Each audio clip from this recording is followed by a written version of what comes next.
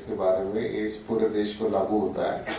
तो इस बारे में अगर केंद्र सरकार ही निर्णय लेगी तो सभी के लिए सुविधा होगी। ये जो किया जा रहा है ये जानबूझ के क्रिमिनल हेट्रेड तैयार करने के लिए, अशांति निर्माण करने के लिए हो रहा है।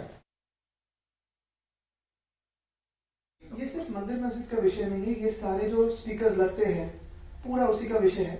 मेजरमेंट हर एक लाउड स्पीकर के लिए जाए तो हर एक धर्म को, हर एक जो सेलिब्रेशन होता है, फेस्टिवल होता है, उसको थोड़ी तकलीफ हो सकती है। इसलिए हमने यही कहा है, सारे जो दल थे वहां उन्होंने यही कहा है कि हम केंद्र सरकार से भी इस पे कुछ बातचीत करें। और दूसरा, क्योंकि ये सुप्रीम कोर्ट का मामला है तो जो भी सुप्रीम कोर्ट की ऑर्डर्स है उसका फॉलो अप होना चाहिए, लेकिन ये फॉलो करते हुए किसी को भी तकलीफ ना हो, यही हमारा मानना है। लॉ एंड ऑर्डर का इशू ना हो, ये भी हम उस पर बात पक्की करके आ जा रहे हैं।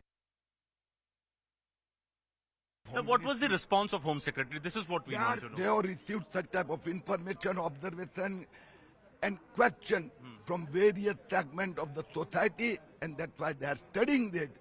And they have told me that first one, in presence of police, if the commandos are attacked, we are going to take this serious. Kirit, a very last question. Aghadi parties are alleging that BJP is escalating this issue unnecessarily only because municipal corporations in Maharashtra are going to pose. What has happened? Everybody has seen through you people, in visual channels. Got it. The Kirit Somaya was attacked in presence of the police officer in police compound. Now Uddhav Thackere's Sala's property are attached. So everybody can see. And that's why they are scared. Everybody knows. Okay. Ma'am, why do you think this all these things are happening? They also have to say that Navneet Rana has written a letter to Om Birla ji asking for his intervention. I was sent behind the bars and sedition charges have been slapped against me. No, she can write to anybody she wants. Did she seek permission from the Lok Sabha speaker to create a disruption of law and order in Maharashtra? Did she ever speak about doing something like this in Amravati? So clearly the law of the state applies, and law and order machinery is part of every state government. And state government as well as the police in Maharashtra is authorized enough, empowered enough, and is not working at the behest of the government to not take action against those people who cause disruption. Hers was an act of disruption, and for her to say that I asked him to accompany me, I think her videos are ample example of how she has continued to misuse her position.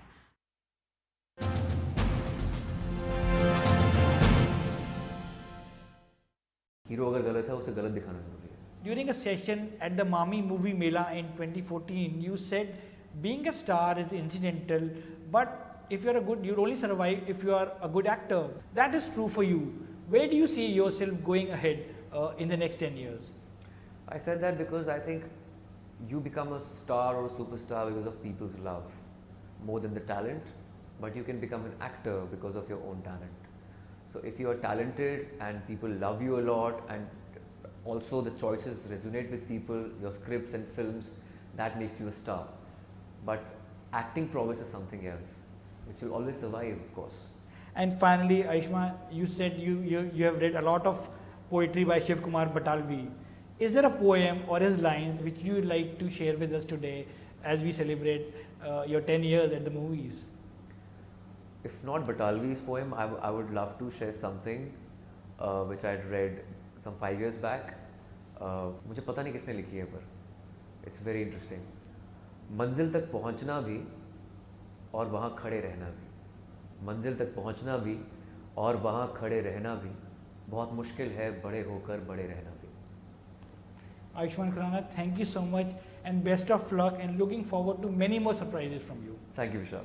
Thank you.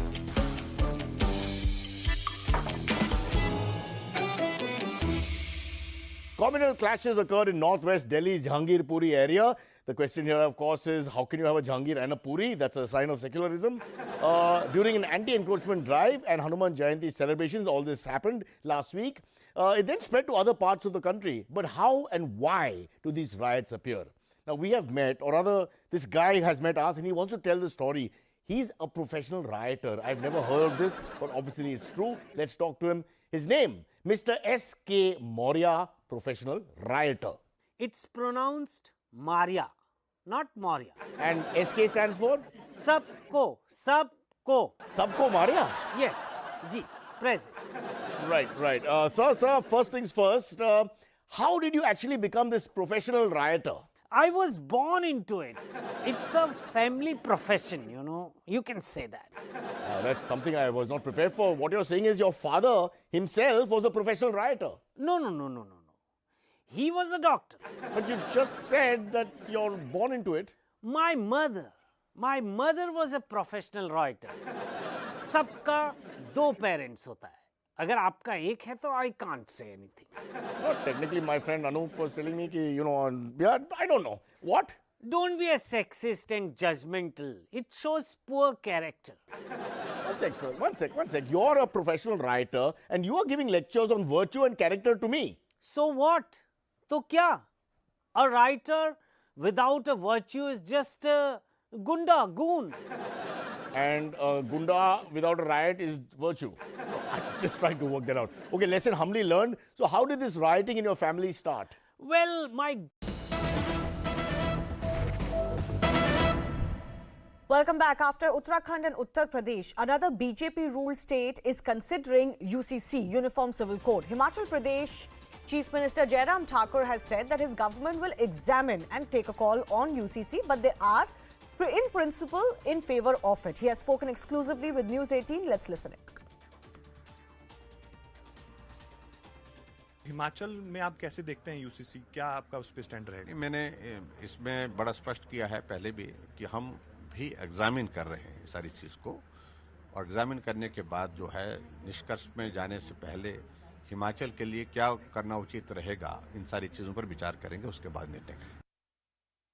And my colleague Arun Dhata is also joining us live. Arun, I believe a little bit of political bickering has also already started on the Chief Minister's announcement that they will look into the option of UCC.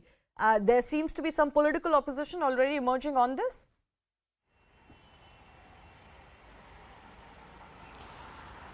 Well, as we all know that Himachal will go to polls in the end of this year, and the Chief Minister of Himachal Pradesh saying this, that they will not go for UCC in a haste, but they will mull all the options and they will try to implement it. Remember, this is coming after Uttarakhand has announced for the Uniform Civil Code. In fact, Union Home Minister Amit Shah had also spoken about the UCC 2 days ago in Madhya Pradesh, where he was saying that we'll see how it goes in Uttarakhand and then we will try to implement it in nationwide. So therefore, when the Chief Minister of Himachal Pradesh sends out signal by saying this that we'll not do in a haste, but we'll try to implement, and we'll see all the nitty-gritties which is needed for the implementation of UCC, then we'll make a decision. But of course, we know that how Aam Aadmi Party is mounting pressure on BJP there in the state, announcing the 300 units of electricity free and water free, and therefore realizing these dangers from the incumbent party in the state. Therefore, we are seeing that various statements coming from the Chief Minister of Himachal Pradesh. He has in fact also announced. Let me in fact take that question to Shehzad Poonawala of the BJP joining us. Shehzad, are more and more BJP ruled states making these announcements just before elections as an election gimmick? Do you think that it is an election gimmick that this has been placed in the constitution under the directive principles of state policy, or is it a gimmick that Mr. Ambedkar advocated for it, or is it a gimmick that was also put in Goa by the Congress party, or it is also that this is a third of women empowerment and gender justice? Now, elections are held in this country every few months. So if elections are an issue, then we should have one election in one time, and therefore we should have elections postponed for 5 years, and we should just have elections one election, one nation. But that being said, is Aam Aadmi Party against what's written in the constitution, or does it, for the sake of vote bank politics, prefer to stand with hardliners and conservatives, and is against the idea of uniform code, which is a way for achieving justice? Shehzad, I have to leave it at that. Your audio, unfortunately, was not very clear either, but I do appreciate your time. We're getting some breaking news coming in from the national capital now, where a house has collapsed in Delhi's Satya Niketan area. We're being told that 6 fire tenders have already been rushed to the site, and it was being said that 5 laborers have been trapped under the debris. You can see that it's a pretty big collapse that has taken place. Efforts are being made to rescue the laborers who have come under the debris of that collapsed building. What we're also getting to know is that this building was under construction, or renovation or repair work was going on. Let me go across to Nikhil, who's joining us. Nikhil, what more updates do you have? Shivani, as per the details, a house has been collapsed in the Satya Niketan building. The building number is 173. This falls in the South Delhi area of the National Capital Delhi. And as far as the other details are concerned, after the collapse of this particular building, total 6 fire tenders have been rushed to that particular site. And what we are getting to know that currently 5 of the laborers who were working inside the building are said to be trapped. And efforts are being made to rescue them. So a call was received by the Delhi Fire Services. So far, 6 of the fire tenders have been pressed in for the rescue operations. And what we are getting to know further is that the house was under the renovation. Some kind of renovation or the repair work was taking place inside that building. But now 5 of the laborers are said to be trapped inside the building, and the efforts are being made continuously to rescue in each and every one of them. Also, we would like to reiterate that this is the Satya Niketan building which falls in the South Delhi area. These are the details currently that we have, Shivani. Okay. So the visuals definitely do tell a picture. There are some, earth excavators that are already on site that we can see. Nikhil, we also see a large presence of the police personnel. This doesn't seem to be a very, very congested area by some standards, but there are, of course, buildings right next to it as well. So certainly would be a matter of concern. As far as those trapped, we only know of 5 laborers, and that is because the work was ongoing. Some construction work was ongoing as far as the site is concerned. But Nikhil, I don't think there's news of any other people also being trapped, and there is, of course, till now no confirmation on it, or is it? Well, as of now, the details furnished by the concerned agencies are just said that the 5 of the laborers who were working inside the particular building, they are only said to be trapped. No casualty as of now officially has been announced. And they have also told us that the efforts are continuously being made. So apart from the 5 laborers who have been trapped inside, nobody else is said to be there inside that particular building. And since it is said to be the renovation of the repairs work was underway, so we are expecting that no other person could be there who were part of that, who could be either the owner of the building or the residents of the building, since it was under the renovation work. So these are the details currently that we are having. But as of now, the local police have also gathered here. The police personnel have been also sent there. It falls in the southwest district of the national capital. So a call was received by the Delhi Fire Services immediately. 6 of the fire tenders have been immediately rushed to the spot, and the rescue operation is currently underway. Shivani. Okay, so these are the visuals that we are continuing to get. Some more pictures up on our screen of what the situation is really. And it does look as a fairly decently big collapse that has taken place of an under renovation property. And there is, of course, work that is already ongoing as far as breaking that slab of concrete is concerned. So, Nikhil, unfortunately, what seems to be the case is that a large slab of concrete in its whole has collapsed. So the pictures we're getting right now is also of drilling machines being used to break that concrete into smaller parts to get to those who may be trapped. Well, clearly, and under this slab, which you can see on your TV screen, inside that particular slab, under the slab, what we are being told is that the 5 of the laborers who are said to be trapped, they are under this slab only. And if you remember, a few months back in the north district of the national capital Delhi, at that time as well, 3 to 4 story building collapsed that time, and in that building also some renovation work was being done. Electric hammer was being used, but nothing more detail as of now has been furnished on this particular building. But as of now, what we can expect is that everybody, all the laborers who have been trapped currently inside, we are expecting that they come out safe and sound. But as for the details, what we are being told is that the efforts are continuously being made to rescue those people, of the 5 people who have been trapped. And also not only the Delhi Fire Services, also the local police and all the concerned agencies who are part of the rescue operation, they are currently there on the site. And as you can see in the visuals as well, this seems to be a big collapse. Slab can clearly be seen on the TV screen, and also the the rescue personals can also be seen on the TV screen. But again, we would say that we can only expect that all those who are feared to be trapped come out safe and sound in the operation that has been undergoing for now. Shivani. Yes, and also Nikhil, for the benefit of our viewers, also give us a sense of the area itself. Well, as of now, Shivani, we are moving towards that location site. These are just the details which have been given to us by the concerned agencies. But what we are told is that it is not a very congested place. This is the reason why the immediate help has been sent at the exact spot.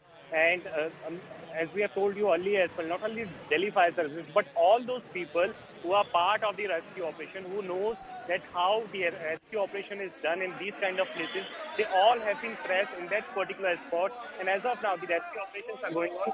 But the details are also coming at that few more people could also be there. So as of now, the first plan of action is to remove that particular slab. Then only the actual number of the laborers, or if the other could also be feared to be trapped inside, the actual number will be known to us. Shivani. Yes, the pictures of course do give a sense of how serious this collapse is. It seems an under construction property has collapsed, and a concrete slab, almost the complete floor it looks like, has just collapsed in one, and it has separated from its joining parts of another building. It could be actually maybe fortuitous in some ways, because the entire slab fell as it is, and those underneath could have sustained limited injuries. The concrete did not break and collapse like that. But what they are doing, as is clear, the fire tender teams are breaking that concrete slab now so that they can get underneath it and actually rescue. There are as many as 5 laborers who are working on this under construction building who are set to be trapped. And Nikhil, any updates on whether this has happened in a commercial area or this is residential? Was this building residential or a commercial building? Well, prima facie, these are the details, Shivani, that are available with us that we have already mentioned. But this is something which needs to be known, whether the building which has been collapsed was a part of the commercial building or was it a part of the residential building. We are, en route to that particular spot. But only these are the details that have been given to us from the concerned agencies. But what we do know is that the renovation work was underway inside the building. And what we can see on our TV screen as well, that the complete slab has been fallen off, and under the debris, under that particular slab, are trapped 5 of the laborers who are currently inside. And what we are also getting to know is that the ambulances have also been pressed into this spot to immediately rush all those people who are currently trapped under the debris to move them directly towards the hospital side. But also the advanced technology has also been reached there, and the efforts are being made to break that slab in order to rescue all those people, all the 5 laborers who are feared to be trapped inside. So the efforts are continuously being made. And for the viewers who are now joining us, currently on the TV screen, this is the Satya Niketan building number 173. This falls in the southwest district of the National Capital, Delhi. And an official call was received by the Delhi Fire Services that a house has been collapsed, and immediately they pressed 6 of the fire tenders immediately on the spot, and this is the building number 1324/1325. So it seems like 2 of the properties were there. It could be 2-story building as well, but now the efforts are being made, and the advanced technology has also been, it has been reached on the spot. The efforts are continuously being made. We have told you earlier as well that not only the Delhi Fire Services, the local police have also been present. Nikhil, we can see in the visuals, and these seem to be the preliminary visuals that have come to us just yet. There are already earth excavators and also some drilling machines, and also large presence of the Delhi police, along with the fire tending units as well. My colleague Anvit is also joining us. Anvit, what more details are you picking up? Shivani, we've just spoken to Delhi Fire Chief Atul Garg, and he has told us that the major challenge before the firefighters during the rescue operation is that what he's telling us that it was a house that was being renovated. The building was under renovation, and the entire concrete slab has collapsed. So there are at least 5 laborers. As of now, the information is coming in that there are 5 laborers who are stuck under the concrete slab, and the major challenge before them is to cut the concrete slab and pull these people out who are buried under the debris. So that will be a major challenge because that will be a time-taking process. They have all drilling machine and everything has been already brought to the spot. Now to drill through the entire concrete slab and remove it and then using cranes and then pull out these people, that will be a time-taking process. So that is one thing which is crucial, and which also makes the operation more difficult, and the chances of survival also become less. But all the police, the local police as well as DDMA staff along with firefighters are at the spot. The moment the call was received, initially fire tenders were also rushed. So rescue operation is underway, and these are the challenges that the firefighters are facing. We hope all 5 will soon be pulled out and sent to hospital. Yes, and what we can see through our visuals, Anvit, is that this has happened in the plot that was empty or vacant, or where this construction was going on between 2 buildings. And it looks like it wasn't, of course, the case that there are any issues in the area, because the other houses seem to be well constructed and they seem to be standing. This seems to be a case of poor construction while this renovation was going on. That's why the entire floor has collapsed. Yeah, see, this area is, to specify the area, is right near Venkateshwara College in South Delhi, near Dwala Kuan. This is South Delhi, and Satyaniketan is an area where there is a residential area. So one challenge also before the firefighter is to make sure that the neighboring buildings are not affected, and no other casualties apart from these 5 laborers should happen, because so that is why the entire area has been contained, and the rescue operation also focuses on that no other slab of the building, when it is demolished further, no other slab falls on the neighboring building.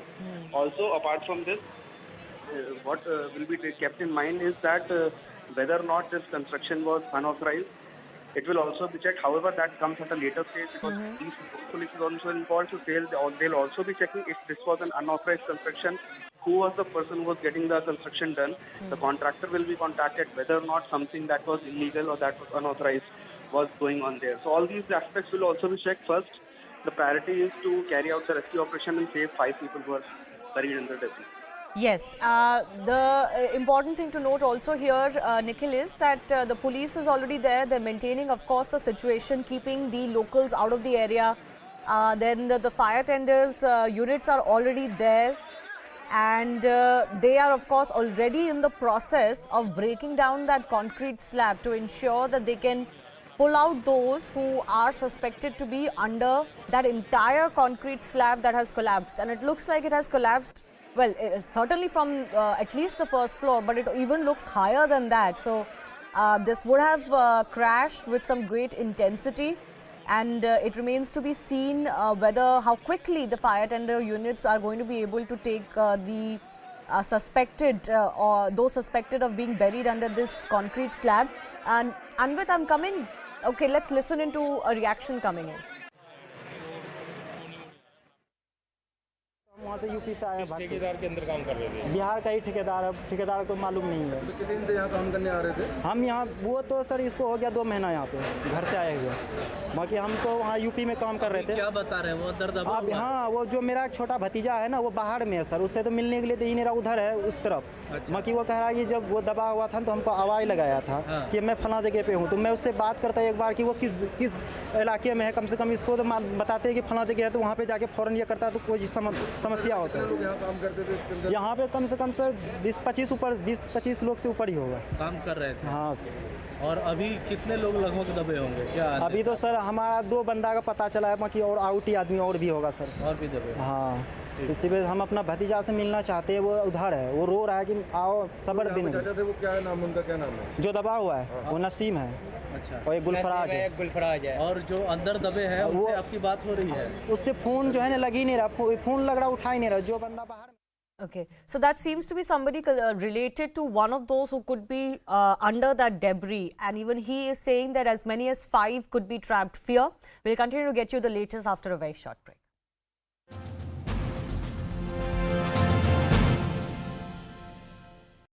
So I made mistakes. I will not call them mistakes. I will call them like learnings, and I'm glad Dum Laga Ke Haisha happened. Talking about Dum Laga Ke Haisha, that was really the next milestone in your film journey. How much into the making of that movie you realized that, okay, this is going to be a game changer for you? I think it was at script level.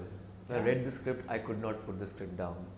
It was that film which I was really sure that it will work, because it was, yes, it was a small film, but it had a lot of heart. For me, it was, I think, a huge film. So it just changed everything, and I was waiting for this film immediately after Vicky Donor, but I was not getting this kind of film. So I'm glad the script writers, they discovered something in them and they started writing films like Dum Laga Ke Haisha and Badhai Ho and Andhadhun and stuff like that. Your character Prem is a fan of Kumar Sanu in the film. It never tempted you while making the film or even during the promotion that you should sing at least one song in that movie? You, of course, are a singer as well. You know, in this film, the setting was the 90s, and 2-3 songs were sung by Kumar Sanu himself, and there was no scope for that. And even Momo Ke Dhage, I guess that song is beautiful, and Papon does great justice to the song. I think he deserves everything for that song. So I think there was no space for me in that film to sing, and it has to come from the director also. You know, you of course have teamed up twice with Sujit Sarkar and Anubhav Sinha. With Anubhav, of course, you're making Anek. How do you define a perfect creative match between an actor and a director? Most important thing is that you should be one with the director in terms of the thought process, because sometimes you are imagining something else and the director has a different vision.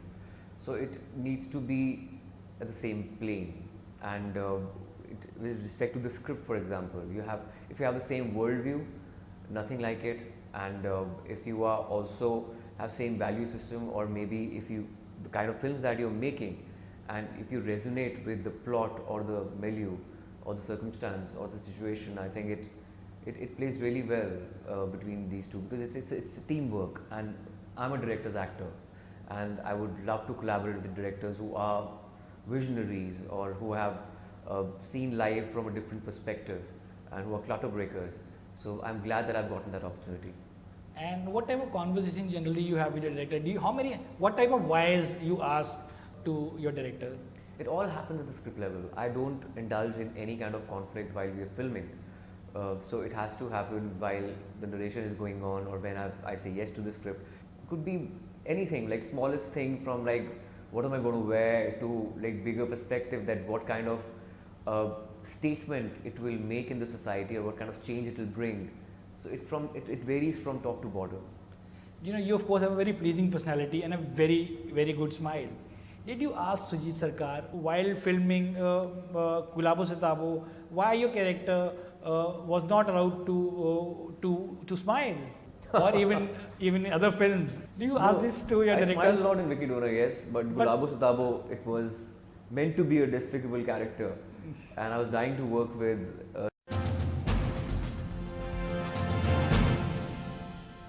Hello everyone, good afternoon. I'm Shreya Dhondial. Our top story, in fact, there's a piece of breaking news coming in at the top of 3, and this is coming from the Bombay High Court that has now started hearing the Rana couple's plea demanding the quashing of FIRs against them. What is this story? We've seen the drama play out over the weekend where an independent MP, Navneet Rana, and her husband, who is an independent MLA, both from Amravati, were slapped with sedition charges in Maharashtra, in Mumbai, and put behind bars. Why did that happen? That happened because the couple, who are independent, as I said, politicians, threatened to read the Hanuman Chalisa outside Matoshri. Why did they threaten to do that? Simply because what they were protesting was, and what they are demanding essentially, is that azans not be allowed on loudspeakers in Maharashtra. Let me go straight across to Harman Gomes, who is joining us live from outside the Mumbai High Court. The hearing Hanuman, has just about begun as far as the Rana couple's plea is concerned. What exactly is the argument that their lawyers are going to make in court today? Well, Shreya, in fact, it is a 40-page petition that has been given before the Bombay High Court, the hearing of which has already begun. What we are told at this point in time, just going through the petition, the main one of the lines is that there, in fact, has been no truth as far as the arrest is concerned, and this the entire sort of the allegation against them that they were in fact trying to create a law and order situation, to which they have clearly responded by stating that they have not, they did not leave their residence on the day the FIR claims that this offence was committed. Besides that, they say that the notice that was served to them by the Mumbai police the day prior, they followed all of it and they continued remaining home. And therefore, this sort of the sort of the sections that have been applied even later on do not stand before the court, such as that of the charge of sedition. So these are some of the key points before which they are the lawyers for appearing for the Ranas would be making before the Honorable Bombay High Court. That is the question, isn't it, Hanuman, as someone who tracks the Mumbai police very closely? What is the Mumbai police saying here? Because slapping sedition charges for threatening, not even reciting, just threatening to recite the Hanuman Chalisa outside Matoshri, how does that even invite stringent action like the sedition charges against them? What is the Mumbai police telling you? Well, we did try to speak to the Mumbai police and as well as to our sources, but so far they have been completely tight-lipped. Just to give you an instance, in previous cases too, we've seen whenever such sort of arrests have been made, you would have detailed replies or even sound bites coming in from the Mumbai police. But when the arrest did take place, it was only a limited statement stating that the names of the accused along with the sections that have been applied. But as far as the top cops are concerned, what they've been stating here, in fact, is that that there was an attempt being made by the Ranas, deliberately was the word used by one of our sources, to create a sort of a tense situation here in the city of Mumbai, to which the lawyers appearing for the Ranas have clearly stated that there was no such attempt because the offence was never committed in the first place itself. And so, therefore, it does not hold any merit in the arrest that was made against them, and subsequently to which even you had more charges being applied, such as that of sedition. High decibel drama that played out yesterday. We are seeing some pictures that came in from yesterday. In fact, what the Mumbai police has also charged the Rana couple is of trying to disrupt government officials from doing their duty. Arman, do stay on with us. You're tracking all the happenings in the Mumbai High Court that has just about begun hearing the Rana couple's plea, which is demanding a quashing of the FIRs against them. Mihir, I'm going to come to you as well.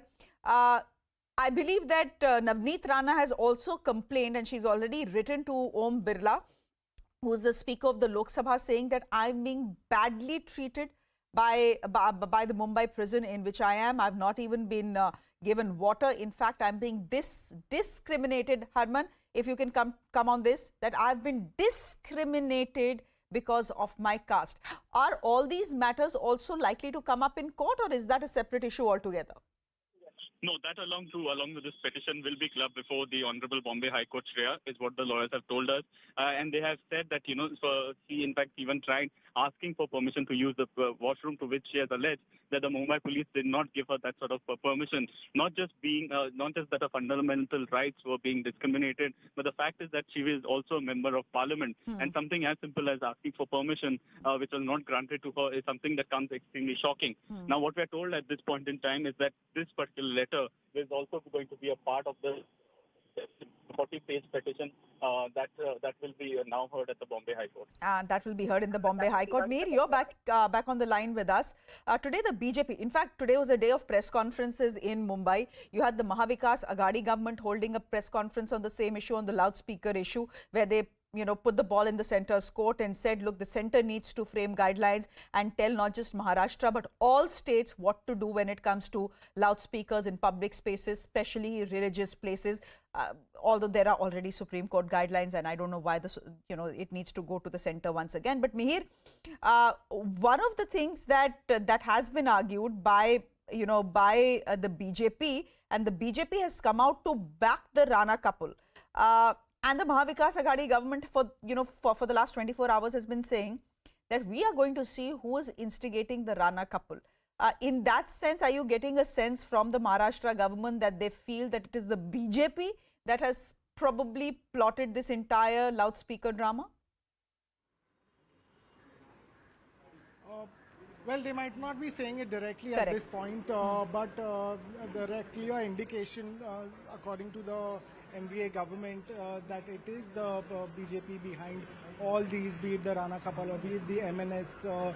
We have seen statements coming from the likes of Aditya Thackeray, where he has categorically gone ahead and said that it is the B player of BJP, be it MNS or other parties. In this case also, the MVA is quite clear about the fact that they will not compromise on the law and order of this city, of the state, and they are seeing that constant efforts are being made by several parties to ensure that there is some sort of instability within the government as well as issues of law and order. However, BJP on the other hand is alleging, and they have a reason to do so, because several of BJP's leaders have been attacked. In fact, Devendra Fadnavis in today's press conference made it clear that it will be tit for tat if this is the way the government is going to behave.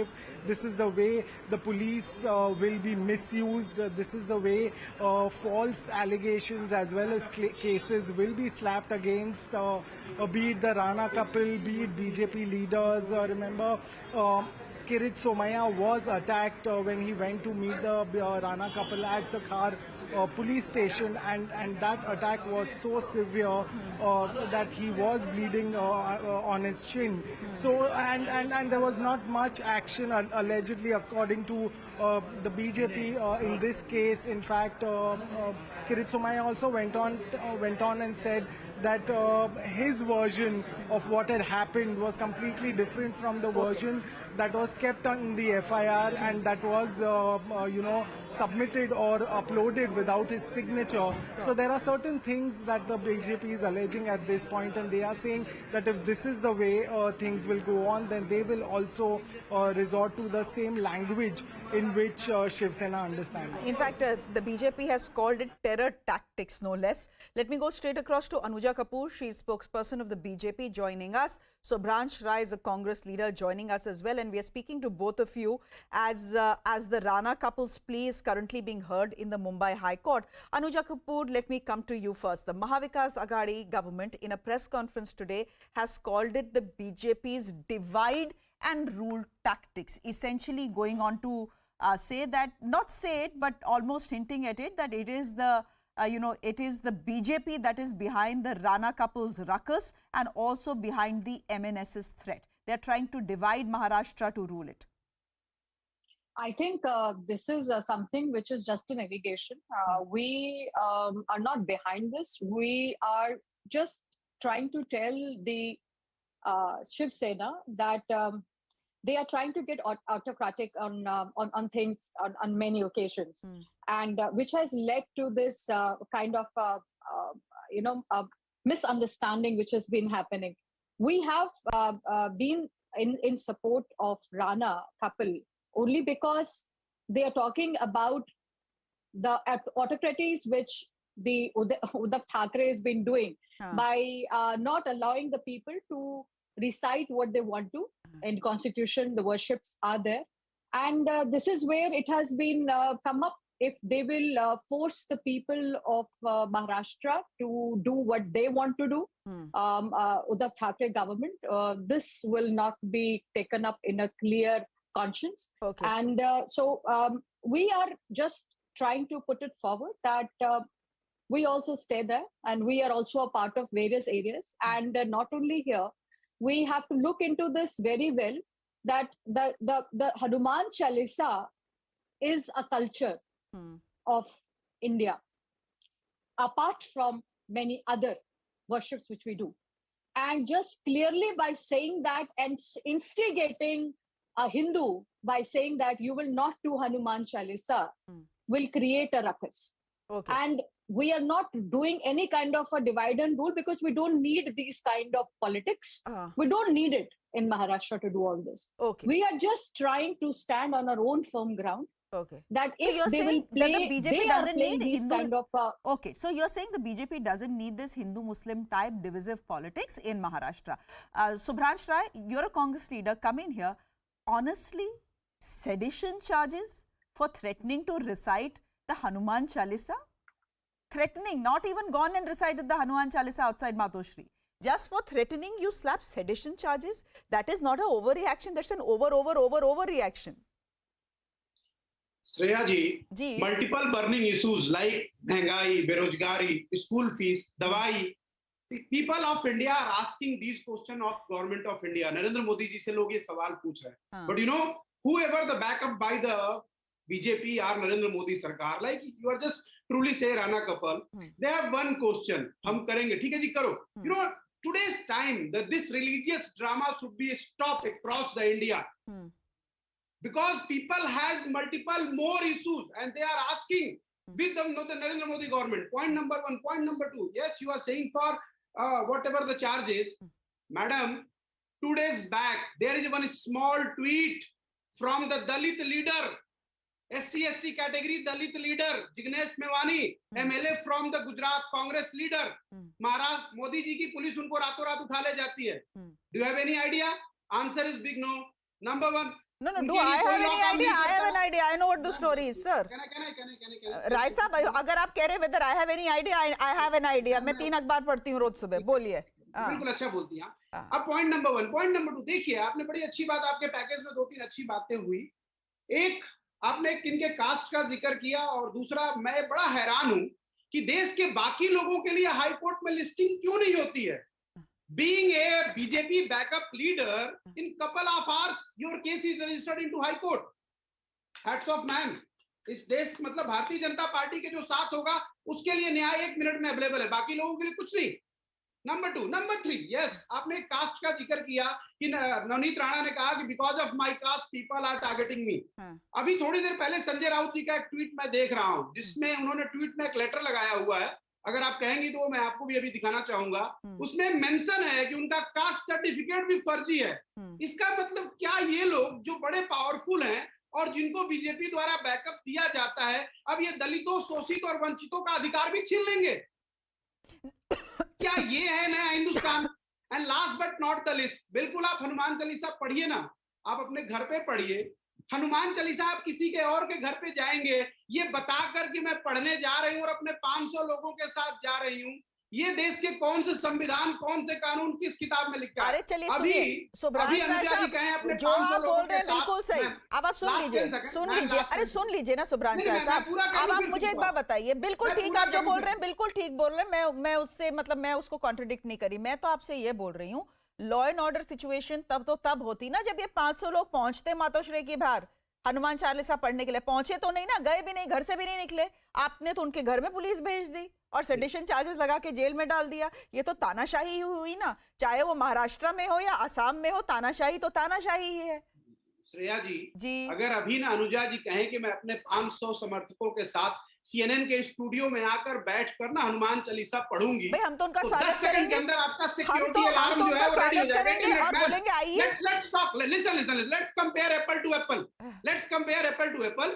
Don't go for the hypothetical situation. अभी आपने hypothetical situation paint किया, बोल रहे don't go for hypothetical situation. Alarms are activated because this is your working place.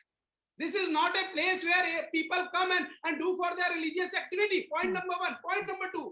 The Rana couple from last 48 hours before they are moving for the Matosri, they are announcing, हम कल train से आ रहे हैं, हम यहाँ उतरेंगे, हम यहाँ जाएंगे, वहां जाएंगे. भैया वो मुख्यमंत्री का घर है, वो दिल्ली नहीं है कि भारतीय जनता पार्टी के कुछ गुंडे उठेंगे और मुख्यमंत्री के घर के बाहर पेंट कर देंगे और उनकी जमानत होने के बाद दिल्ली के प्रदेश अध्यक्ष उनको माला फूल पहना कर उनका भारतीय जनता पार्टी में स्वागत करेंगे. It is a capital city of India. Anuja Kapoor, respond to what Mr. Rai is saying. Law and order is the responsibility of the Maharashtra government.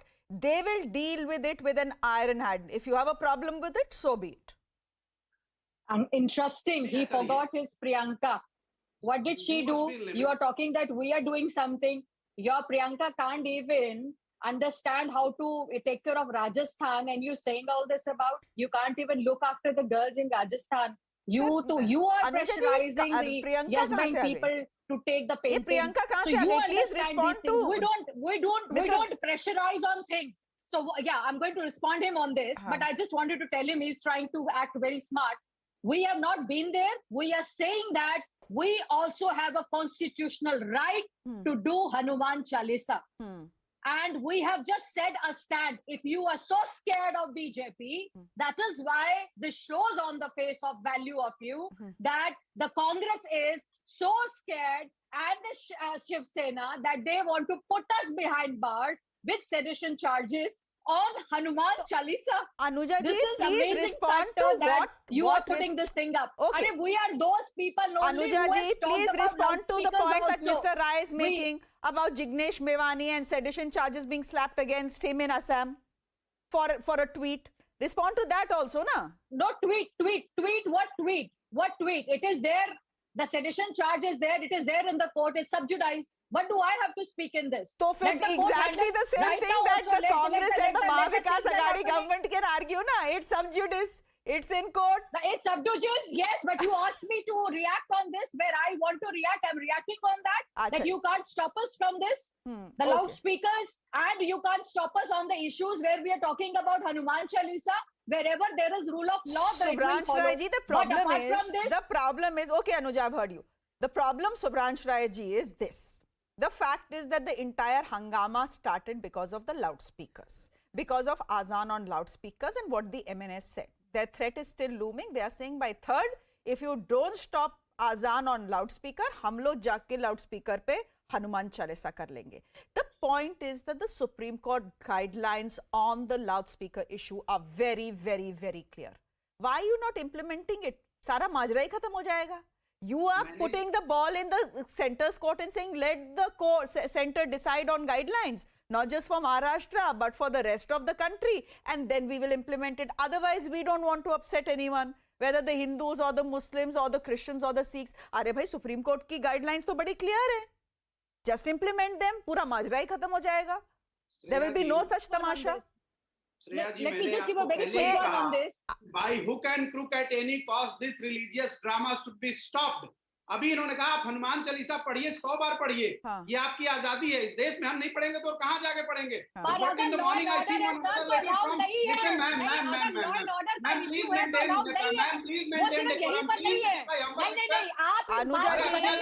Anuja जी हल्ला करने की जरूरत नहीं है सबको मौका मिलता है अभी आपका नंबर ज्यादा है तो आप मुझे बोलने नहीं देंगी अरे आप मेरे अधिकार तो मत छीनिए नहीं हमारे यहाँ किसी का नंबर ज्यादा या कम नहीं है सबका उतना ही नंबर है राय साहब आप बोलिए आपको कौन रोक रहा है भाई ये हम पे लालशन मत लगाइए आप चलिए बोलिए मेरा सिंपल ये कहना था मैंने आपको पहले ही कहा ये religious drama in the name of mike loudspeaker अजान हनुमान चालीसा ये सब कंप्लीट बंद होना चाहिए लोगों की बड़ी समस्याएं हैं आज देश से ऑटोमोबाइल इंडस्ट्रियां कंपनियां छोड़ के भाग रही चाहिए बिल्कुल होना चाहिए आज महाराष्ट्र का मुद्दा 5 सुसाइड होना चाहिए People are asking why medicine is so costly for the older age people. No, people are also asking why.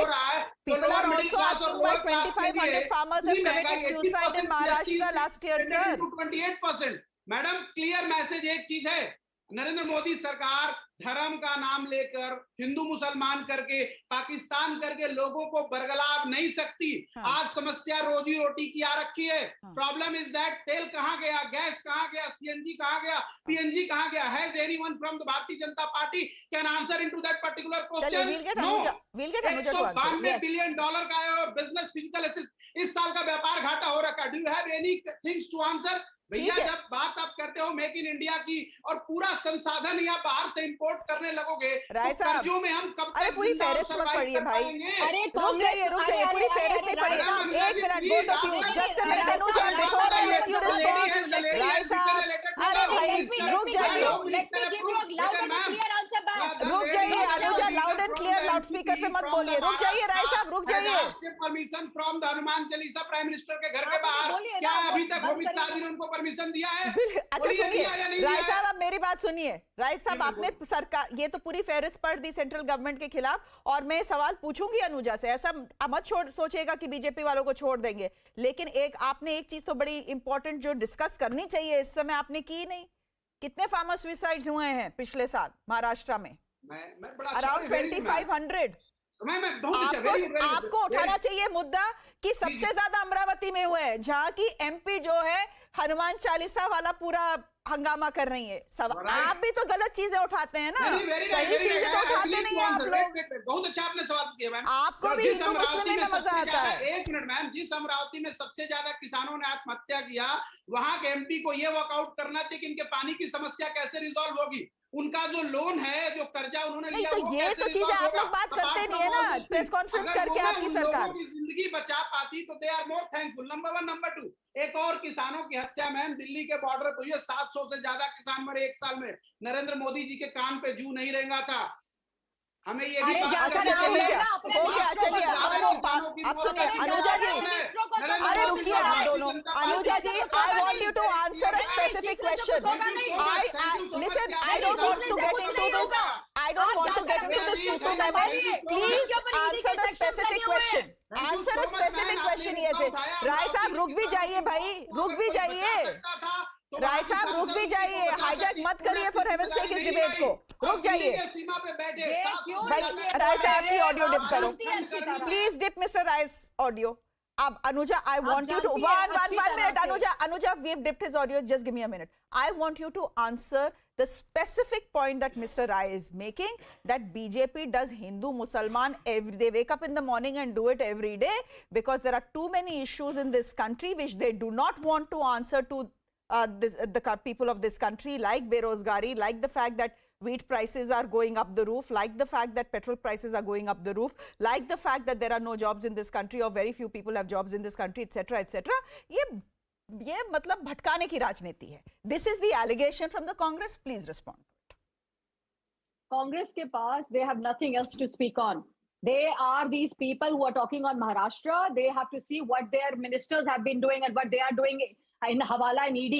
So they stop talking about it. Their unit, their own cabinet ministers are inside the jail. So let them not to speak on these issues. What the next we are talking on in BJP, we are saying that this is not only happening only in India. Every time we have told this. Anuja, and we have respond to the question. A lot of things which have been free, which are being able to, the sustainability. Respond to the question. Also know that इधर उधर की बातें मत करो भाई, respond to the question. 2011, I am doing that. 2011 to 2019. The poverty line is gone below, it's not below zero, it's gone come up. Have you seen that? In 2019, the poverty line has come up. Does he say that? Now he's speaking on this. The 2019, because of the pandemic and so much of the food which has been given, the below poverty line has been come to a total eradication. Does he speak on this? We are still giving a lot of ration to the poor. We are still doing a lot of things. Yesterday also in Jammu and Kashmir, we have been trying to build the things up. So not only this, we are trying to bring the Kha Panchayat, to try to think things on Khabri for this lot of related to law and order. So we are talking not only this, the money and more on the fiscal issue and on the petrol and diesel. The things are not here only in India. It is outside also. The transport is coming up higher, so the vegetables and the anything related to it with the transport will come up higher because the petrols are higher, diesel is high because of the Ukraine and the Russia things we have already told you. Doesn't this thing is already been known in the market and been things around? Okay. Give us some time, give things around. No, wait, hang on. I want to tell him more. It is about loudspeaker. Nobody is above the law. Nobody is above the law. We have not only said loudspeaker thing, this is related to the noise pollution. Everybody does not get their speak and their say, as everybody have a constitutional right. One person will not be doing it, and it is not about Hindu-Muslim. It is Congress who does Hindu and Muslim. When it was the in Kashmir files also, they were the ones who had exodus done on the 6th. They are the ones who have been doing, and now Delhi files are coming up. So they have to understand that. No, Okay, yes. we'll so now leave it they there. have to understand that what the situation is coming. Anuja, done. No, हो गया, time खत्म. He has spoken so भाई much time on this. खत्म. Debate का time खत्म हो गया. I'm not even giving him any time to speak. But thank you very much, Rai साहब. अब ये शाम को debate होगी. अभी के लिए I am completely out of time. Thank you very much, Anuja. We leave it there for the moment. Thank you both very much. Quickly listen in to what all the leaders have said through the day in Maharashtra today.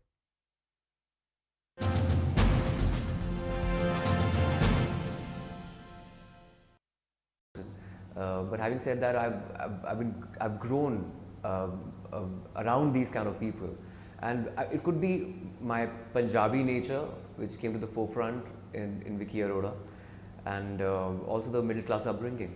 We often hear actors talking about their comfort zone.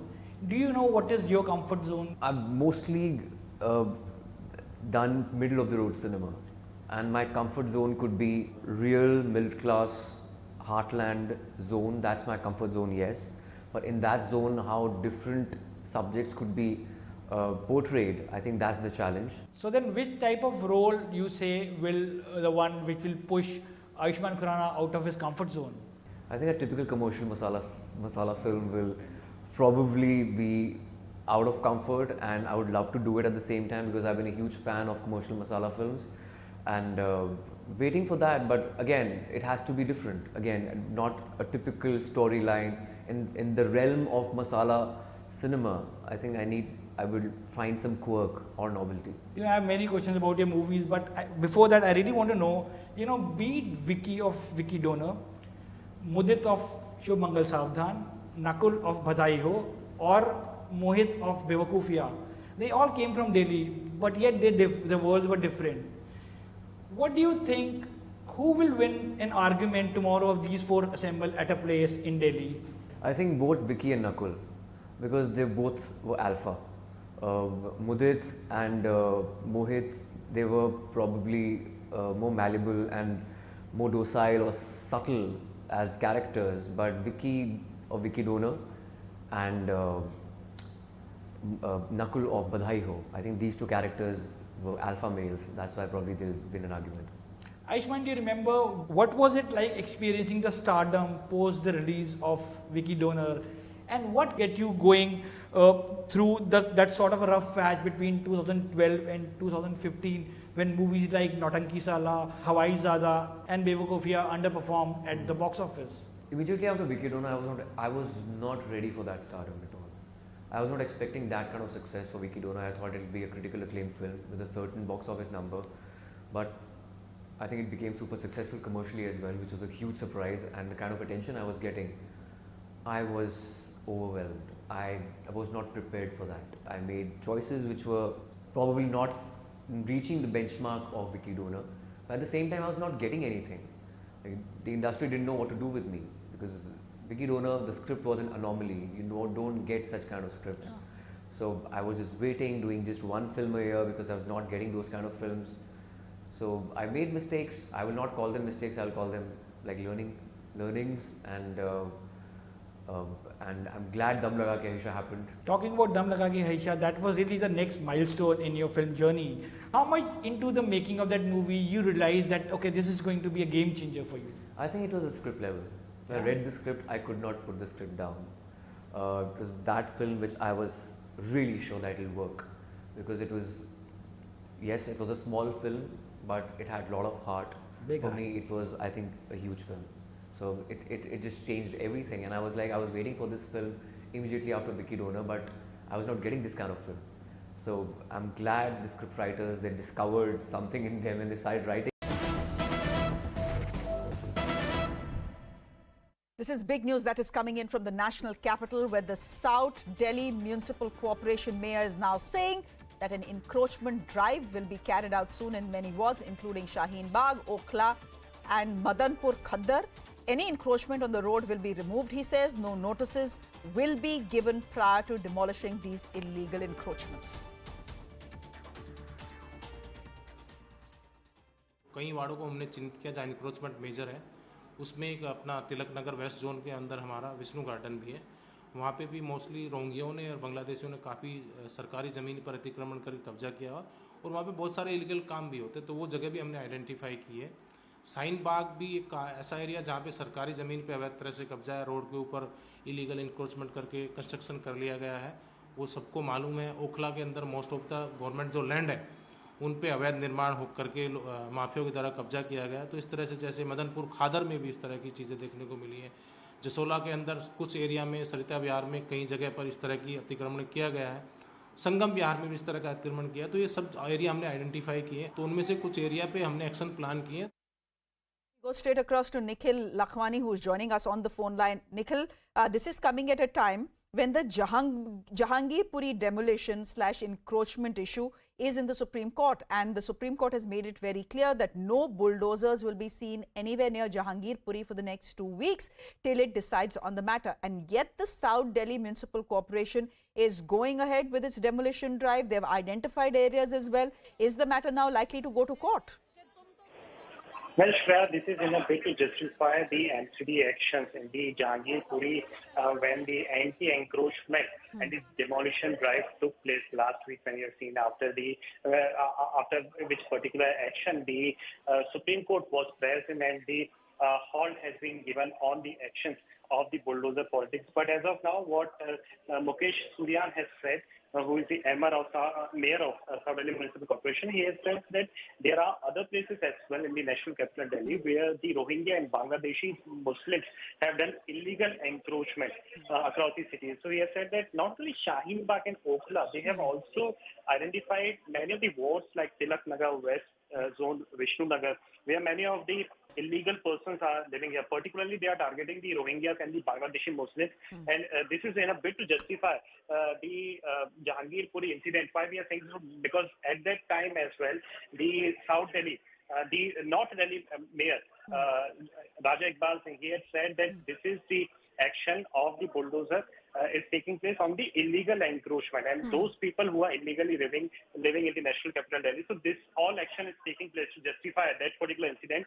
He has also said that there are other places where the illegal encroachment is going to take place, and this is the reason why they have sent the action plan of about 1 month to the Delhi police to assist them in the overall investigation and the overall action which is going to take place. Also, they have said that no notices are given prior to demolish illegal encroachment. This is the exact point what we had raised to Delhi BJP chief Adesh Gupta as well, because he has been a North Municipal Corporation mayor last year as well. So he has said that notices are given prior for some kind of people who have their encroachment for a particular set, but for those people who are illegally encroaching the area, particularly of the government land, no prior notices are given to them. This is the update that we have so far. The update that you're getting us is that the SDMC, which is the South Delhi Municipal Corporation mayor, is saying that the encroachment drive will be carried out in many areas, including Shaheen Bagh, where we saw that sit-in protest against the NRC, Okhla and Madanpur Khaddar as well. Let me go straight across. Do stay on with us, Nikhil, because I'm quickly going to go across to our guest. Abhishek Dutt is joining us. He's from the Congress party. Abhishek, will you have any problems with, with illegal encroachments being removed in different parts of Delhi? You cannot argue against it. Every gully in Delhi has an illegal encroachment. It is a big menace. You need to break down these illegal encroachments. There can be no problem with that. Will you have a problem with what the South Delhi mayor has said? Because he specifically seems to be pointing out to areas where there are Rohingyas, he says, and Bangladeshi Muslims.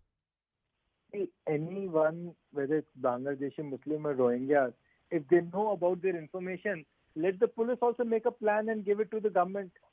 Where illegal encroachment is concerned, let them follow the law, and whichever area that they feel is illegally encroached. No, the police, ये police का काम थोड़ी ना है. This तो the municipal corporation does, ना? Ma'am Rohingya को तो आप और हम नहीं आइडेंटिफाई कर सकते ना, वो तो काम पुलिस का ही है ना. But illegal encroachments को आइडेंटिफाई करने की मैं बात कर रही हूँ. नहीं, illegal encroachment definitely should be identified. Why everywhere, na? See, my only thing is, as per the Economic Survey of India, 80% of Delhi is illegal. Are you aware of this data? I'm aware of the fact that we have a large number of illegal encroachments in the national capital. It's a big problem. Yes, absolutely. And if you enter Sainik Farm, entire Sainik Farm is illegal. Absolutely. I'm not against. See, illegal encroachment must be removed as per law, as per the DMC Act. It should not be done as per liking and disliking of one individual, whether he's the Bharatiya Janata Party president or the mayor of South Delhi Municipal Corporation. And to be very honest, at the moment, South Delhi Municipal Corporation mayor holds no position. All the positions have been dissolved officially on the 31st of March. But that is not the point. The point is illegal encroachment. Make a plan, give them a notice, let them reply to you and take action. Let follow the law, not the letter. Okay, stay on with us if you can, because I have Mr. Khurana from the BJP. This is Harish Khurana from the BJP, who's the Delhi BJP spokesperson, who's joining us on the broadcast as well. Mr. Khurana, अभी तो supreme court ने आपके demolition को / illegal encroachment को हटाने पे रोक लगाई है for 2 weeks. Now you're again talking about taking bulldozers to different parts of Delhi, but more than different parts of Delhi, you're identifying these as Shaheen Bagh, etc., areas which are Muslim dominated. This will again become controversial. See, first of all, the Supreme Court has upheld only Jahangirpuri, not the whole Delhi. Absolutely. Point number one.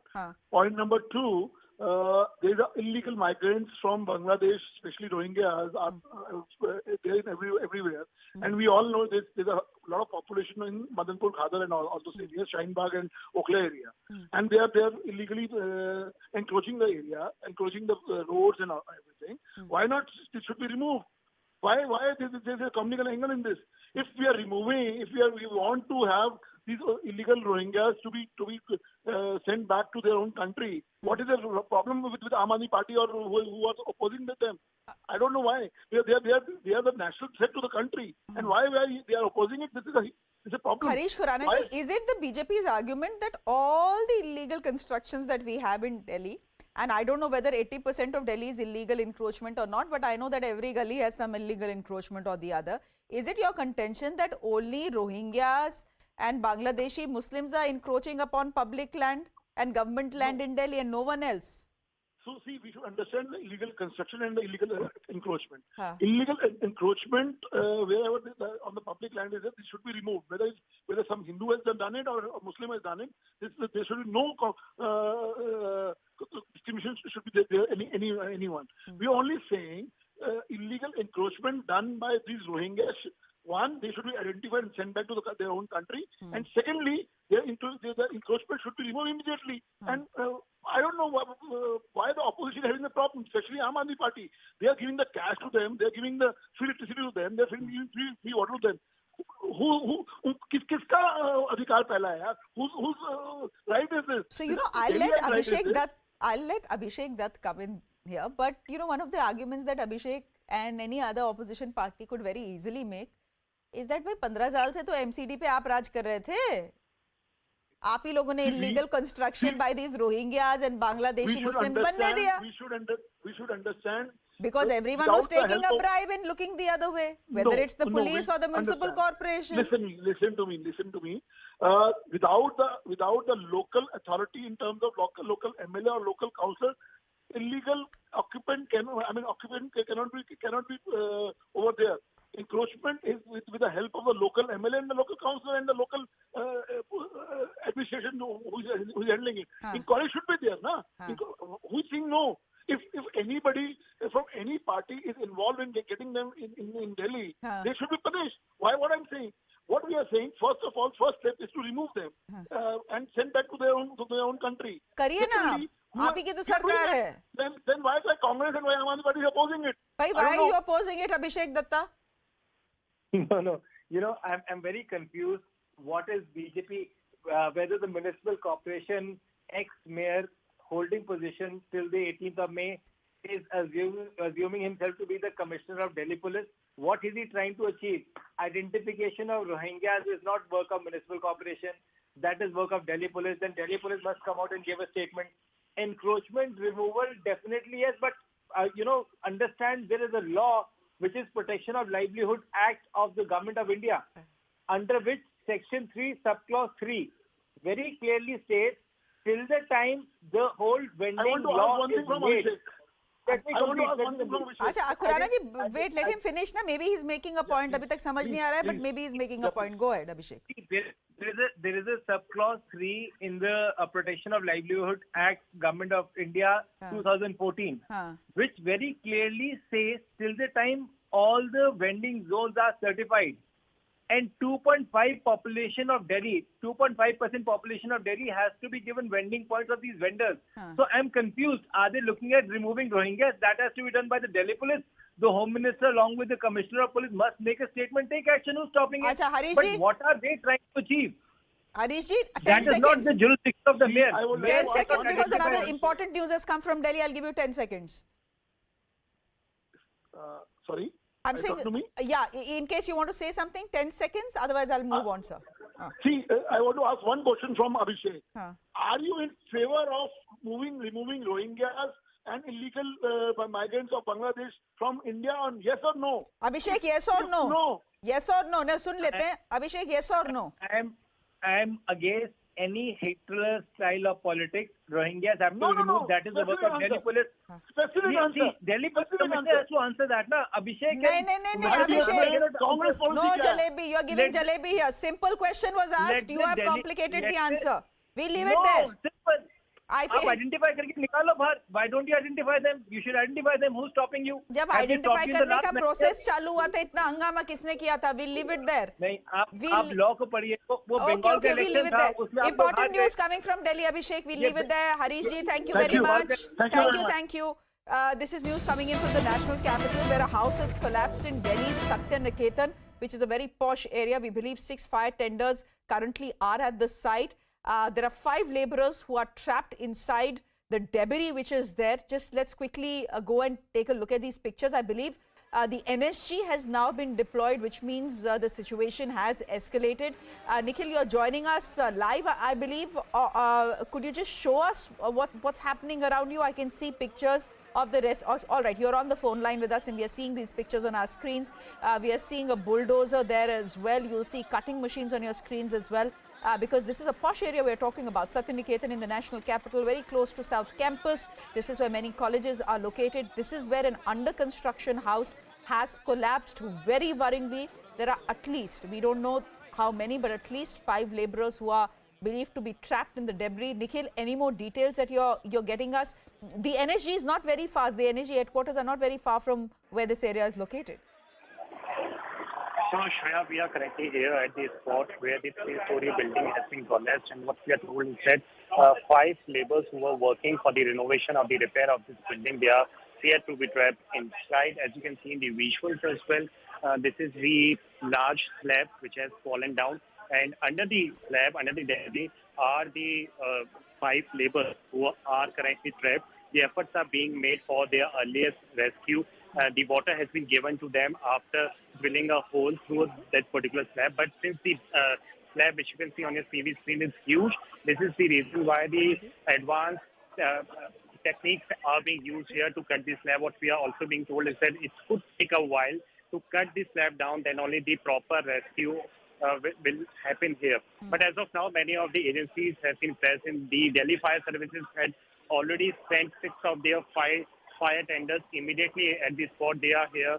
They are main part of the rescue operation. Also, the NDRF team is here. They are deployed here along with the NSG. What we are told is that we have just seen a while back, a team of NSG has just arrived at the spot where the rescue operation is currently underway. There are ambulances. 2 of the ambulances are present here to immediately move all those people who are trapped under the debris, to immediately move them towards the nearby hospital. This is the 3-story building which was under the renovation. Nobody used to live here, but it is surely in the bylanes of the residential property. And what we are also told by the neighbors who are living nearby is that there used to be one Sardarji who had sold the property to another person, and this is the reason why the renovation work was taking place. But the Mukesh Suryan, South Delhi Municipal Corporation Mayor, is also present right here at the spot here. He is talking to the officials and he is telling the media persons that the base of the building was weak, and this is the reason why the efforts were being made to for the building to restand it, to reconvert it. Nikhil, give me a minute, because you're speaking about you're speaking about the South Delhi Municipal Corporation Mayor Mukesh Suryan. He's at the spot, you're telling us. In fact, we are hearing from him as well. Let's quickly listen in. ये जानकारी में नहीं आया. I think मेरी जो जानकारी में आया, मकान मालिक यहाँ नहीं रहते, जो ओनर्स हैं, तो उनको भी कहीं ना कहीं किसी माध्यम से इंटीमेट करने की कोशिश करी गई है अभी तत्काल फिलहाल से, और विभाग के सभी अधिकारी इस चीज़ को कवर करने के लिए, बताने के लिए लगे हुए हैं. मस्जिद बन रहे थे क्या सर इसके अंदर? नहीं, ऐसी कोई जानकारी नहीं है. मेरी जानकारी में आया कि किसी का अपना घर था, वो उसके रिपेयर करना चाह रहे थे, क्योंकि कहीं बजट का अगर इशू था तो उनको लगा कि हम इसको रिपेयर करके, बट निगम ने अपना कार्य, जो बिल्डिंग पूरी खतरनाक जोन में थी, डेंजर जोन में थी, वो अपनी घोषणा करके पूरा पत्रा व्यवहार के साथ में पूरे पत्र के, लेटर के, चिट्ठियाँ करके हमने इसको दिया हुआ था। पहले से 31 मार्च को निगम ने इस पर नोटिस चिपकाया था। उसके बाद में 14 अप्रैल को थाने में, फिर एसडीएम को, इन सबको विभाग ने पत्र देने का, इंटीमेट करने का काम किया गया था। वो सब पत्र की कॉपी निगम के अधिकारियों के पास में, हमारे पास में है। कितने लोग अभी फंसे हो सकते हैं मजदूरों का? अभी 2-3 लोगों की आवाज़ आ रही है। यहाँ पे काम कर रहे थे। हाँ, 15 से 20 लोग, मुझे नहीं मालूम, बट अभी मुझे मेरी जानकारी में पता लगा कि 2-3 लोग अंदर मलबे में दबे हुए हैं, जिनकी आवाज़ भी आ रही है। उन तक पानी वगैरह पहुँचाने का काम भी किया गया है। इसी तरह की कार्रवाई करेंगे, आप लोगों ने कहा है कि हमने पत्राचार जिसके खिलाफ जिसकी भी। Okay, that was Mukesh Suryan, who's the South Delhi mayor, giving details on what happened at that site in Satyaniketan, essentially saying that he believes, according to the information he has on the spot, that there are 2 to 3 people who are still stuck under the debris. The information we have is of 5 laborers stuck there. An NSG team is on the spot as well to try and rescue these 5 laborers out. Atul Garg is the Delhi Fire Service Director. He's joining us on the broadcast. Atulji, thank you very much for your time here on CNN News 18. As you see these pictures, any more details that you can possibly share with us? See, that we have located already where the laborers are. Now we are digging the holes to rescue them, because we cannot use crane or the bulldozer here, because there are chances, because the slab is in a triangle form and it will fall on them and they will die. Okay. So all laborers are safe right now. They are eating, we are talking to them, and we are trying to expand the hole. It will like a well, then we can remove them very easily. So it may take another 2 hours to take them out. Mr. Garg, could you tell us how many laborers you believe are still stuck under the debris? See, as per the report, around 4 to 5 laborers are inside there. Okay, according to reports, you're saying 4 to 5, and in the next 2 hours, you're expecting that all 4 to 5 of them will be pulled out. I believe the NSG has been called in as well. Why is that? Is the situation particularly complicated? We're seeing pictures on our screens, but it's tough to tell from inside a studio, sir. Okay, I am not aware why NSG has been called. In fact, NSG is not equipped to carry out this operation, because this is a rescue operation drilling the holes, removing the concrete. Delhi Fire Service is one of the best suited organization to do this. However, who has called it, I am not aware why it has been called and who has called it. Frankly speaking, we are capable to do it, and we'll do it within 2-3 hours. Okay, so you're telling us that the energy is not really required as of now, because this is a situation that the Delhi Fire Police has, Fire Service has faced before, and you know exactly what you are doing, and the rescue operation will be over in the next 2 to 3 hours, is what you're telling us. Mr. Garg, as we see these pictures, can you please help us understand what exactly happened? How we have come to a situation where we have 5 laborers in the heart of Delhi buried under debris, sir? See, this is a very old building. I was just listening, the MCD has already declared as a, not safe building. But laborers were working, they were renovating it. As per the report we gathered from outside, they were saying they are planning to make it like a hostel, something like that. Because that is a student area, and there is a lot of demand about this. And while doing the renovation, the building collapsed, because it was old building and all laborers were buried under the concrete slab. That is the reason we cannot pull out them easily, because we have to cut the concrete first. If we use bulldozer, that concrete slab may fall on them and they will die. Presently, because concrete is in a triangle shape, so they are safe in this, that the hollow space available with the triangle shape. So this is the best way. We have to cut the concrete and take them out. Otherwise, it will not be able to possible for anybody to take them out if we use a crane or something like that. This is an old building already declared. I don't know how the work was going on. Once it has been declared, it has to be demolished. But renovation work was going on. So it's a really bad situation. Okay. Okay, Mr. Garg, we'll leave it there for the moment. Thank you very much. Hearing again from the South Delhi mayor who's at the spot. Let's listen in. Concern जो थाना है आरकेपुरम, उसको भी notice दिया गया था, SDM को भी नोटिस दिया गया, एसडीएम के यहाँ भी इंटीमेट किया गया, इवन रजिस्ट्रार के यहाँ भी हमने इंटीमेट करने का काम किया था। आप क्या बता रहे हैं, कितने लोग फंसे हैं? मुझे 2-3 लोगों की जानकारी अभी मिली है, तो बाकी विभाग के सारा पूरा डिपार्टमेंट्स में लगा हुआ है। Nikhil, we have 2 sets of numbers that are coming to us. We've just spoken to Atul Garg, who's the Delhi Fire Service Director, who's saying 4 to 5 laborers are believed to be under the debris that we are seeing right now. They are safe because the slab is in a triangle. If you try and use the bulldozer there, well, it will collapse on these laborers. They will die, which is why the rescue effort is taking a bit of time. However, the mayor, the South Delhi mayor who's on the ground, is telling us that there are possibly 2 to 3 laborers. Any fix on the number and where the rescue operations have reached so far? The details, 4 to 5 laborers are feared to be trapped inside, but are there more number of people, or are the number of people not to the level of 4 to 5? The exact figure will be known when the slab is cut out into the pieces. So the efforts are being made, and many of the agencies have already been present. We have told you earlier as well that Delhi Fire Services is the first agency which reached on the spot at the ground zero. Now, as mentioned by Atul Garg as well, who's the director of Delhi Fire Services, and since this is the student area, this is the reason why the efforts were made by the owner of the building to convert the particular premises into the hostel or PG sort of thing. But in that particular effort, the renovation or the repairing work was done, and this is the reason why the building has been collapsed. And it was already mentioned by the South Delhi Municipal Corporation that it is the old building, and the base of the building is already weak, and the owner of the building was already informed about the same. But despite this particular thing, now these are the details which have been mentioned by them only. We have heard those sound bites.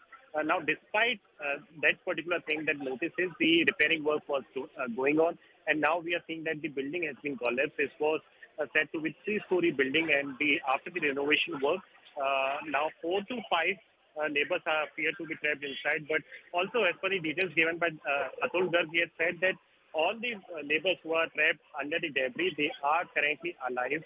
They are speaking to those persons who are into the action for the rescue.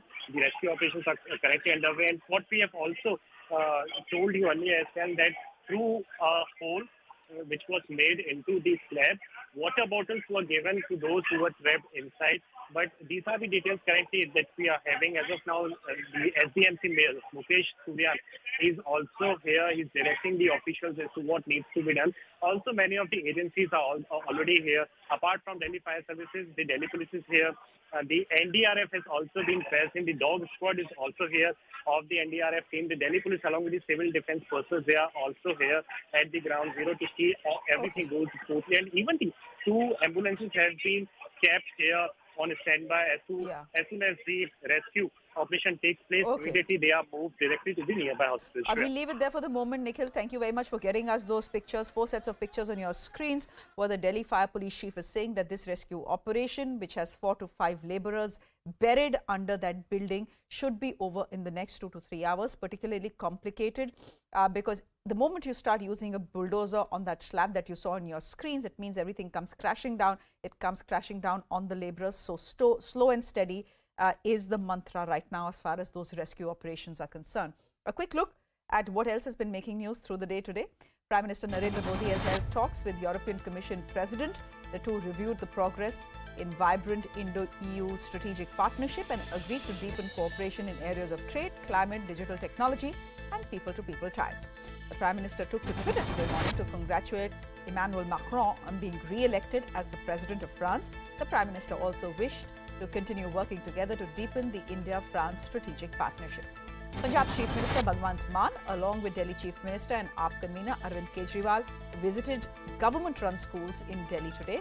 The Punjab Chief Minister is also expected to sign MOUs with Delhi for enhancing the educational and health infrastructure in Punjab. One more AIMIM leader has been arrested by the Hubli police in the Hubli violence case that took place on Hanuman Jayanti. A total of 4 AIMIM leaders have now been arrested so far in connection with the violence that day, which essentially saw a police station being pelted with stones by a mob. AIMIM leader Dada Peer Berthgre is the latest to be arrested in this case. That's the man on your screens. In an apparent tit-for-tat move, India has suspended the tourist visa for nationals of China. The move is coming amidst Beijing's reluctance to permit the return of Indians stuck back home since 2020 when the pandemic began. China has till date refused to let Indians enter China. With that, it's a wrap from me. Thanks for watching.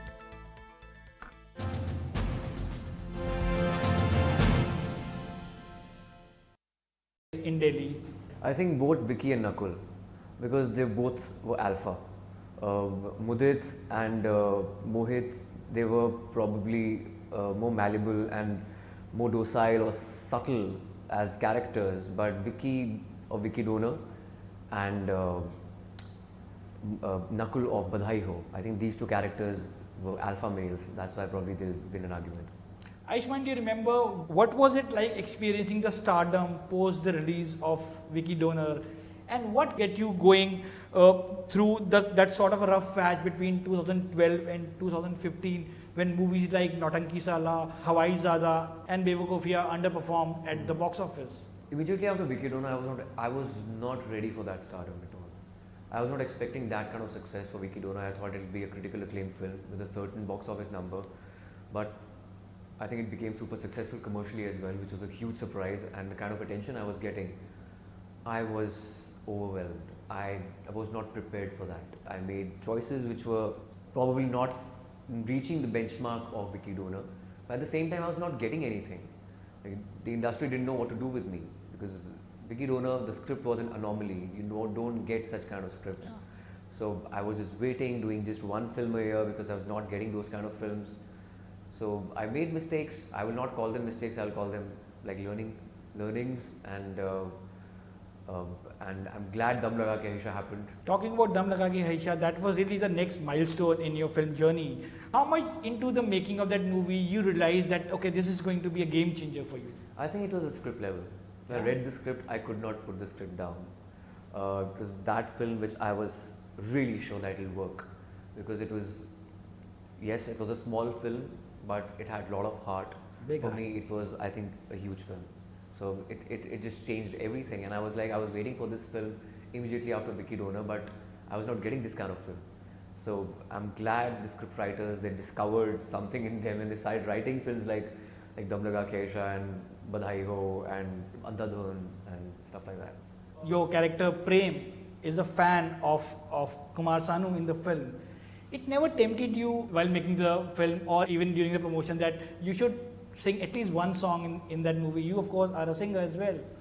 You know, in this film, the setting was the 90s, and 2-3 songs were sung by Kumar Sanu himself, and there was no scope for that.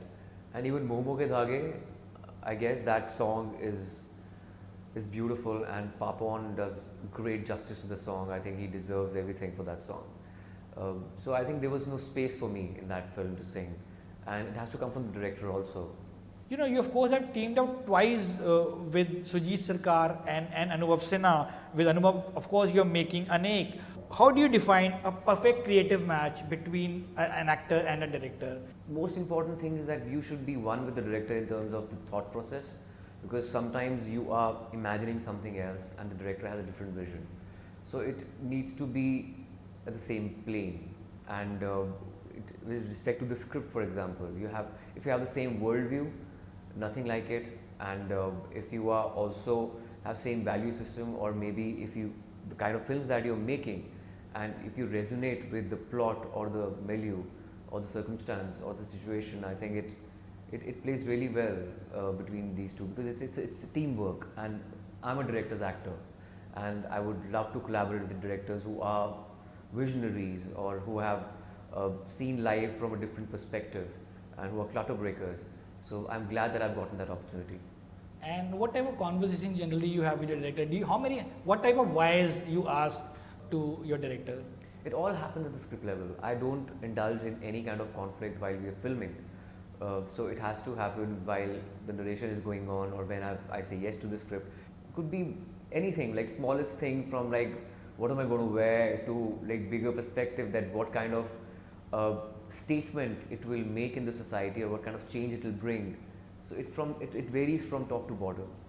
You know, you of course have a very pleasing personality and a very, very good smile. Did you ask Sujit Sarkar why? Hello there, you're with CNN News 18. I'm Maha Siddiqui. In some news that is coming in with regards to a house collapse in Delhi's Satya Niketan area.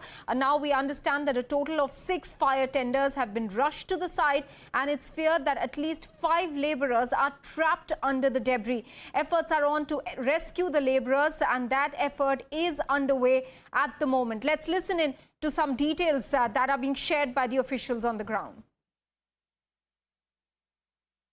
मेरी जो जानकारी में है, मकान मालिक यहाँ नहीं रहते, जो ओनर्स हैं, तो उनको भी कहीं ना कहीं किसी माध्यम से इंटीमेट करने की कोशिश करी गई है अभी तत्काल फिलहाल से। मेरी जानकारी में है कि किसी का अपना घर था, वो उसके रिपेयर करना चाह रहे थे, क्योंकि कहीं बजट का अगर इशू था तो उनको लगा कि हम इसको रिपेयर करके, बट निगम ने अपना कार्य, जो बिल्डिंग पूरी खतरनाक जोन में थी, डेंजर जोन में थी, वो अपनी घोषणा करके पूरा पत्रा व्यवहार के साथ में पूरे पत्र के, लेटर के, चिट्ठियाँ करके हमने इसको दिया हुआ। पहले से 31 मार्च को निगम ने इस पर नोटिस चिपकाया था, उसके बाद में 14 अप्रैल को थाने में, फिर एसडीएम को, इन सबको विभाग ने पत्र देने का, इंटीमेट करने का काम किया गया था। वो सब पत्र की कॉपी निगम के अधिकारियों के पास में, हमारे पास में है।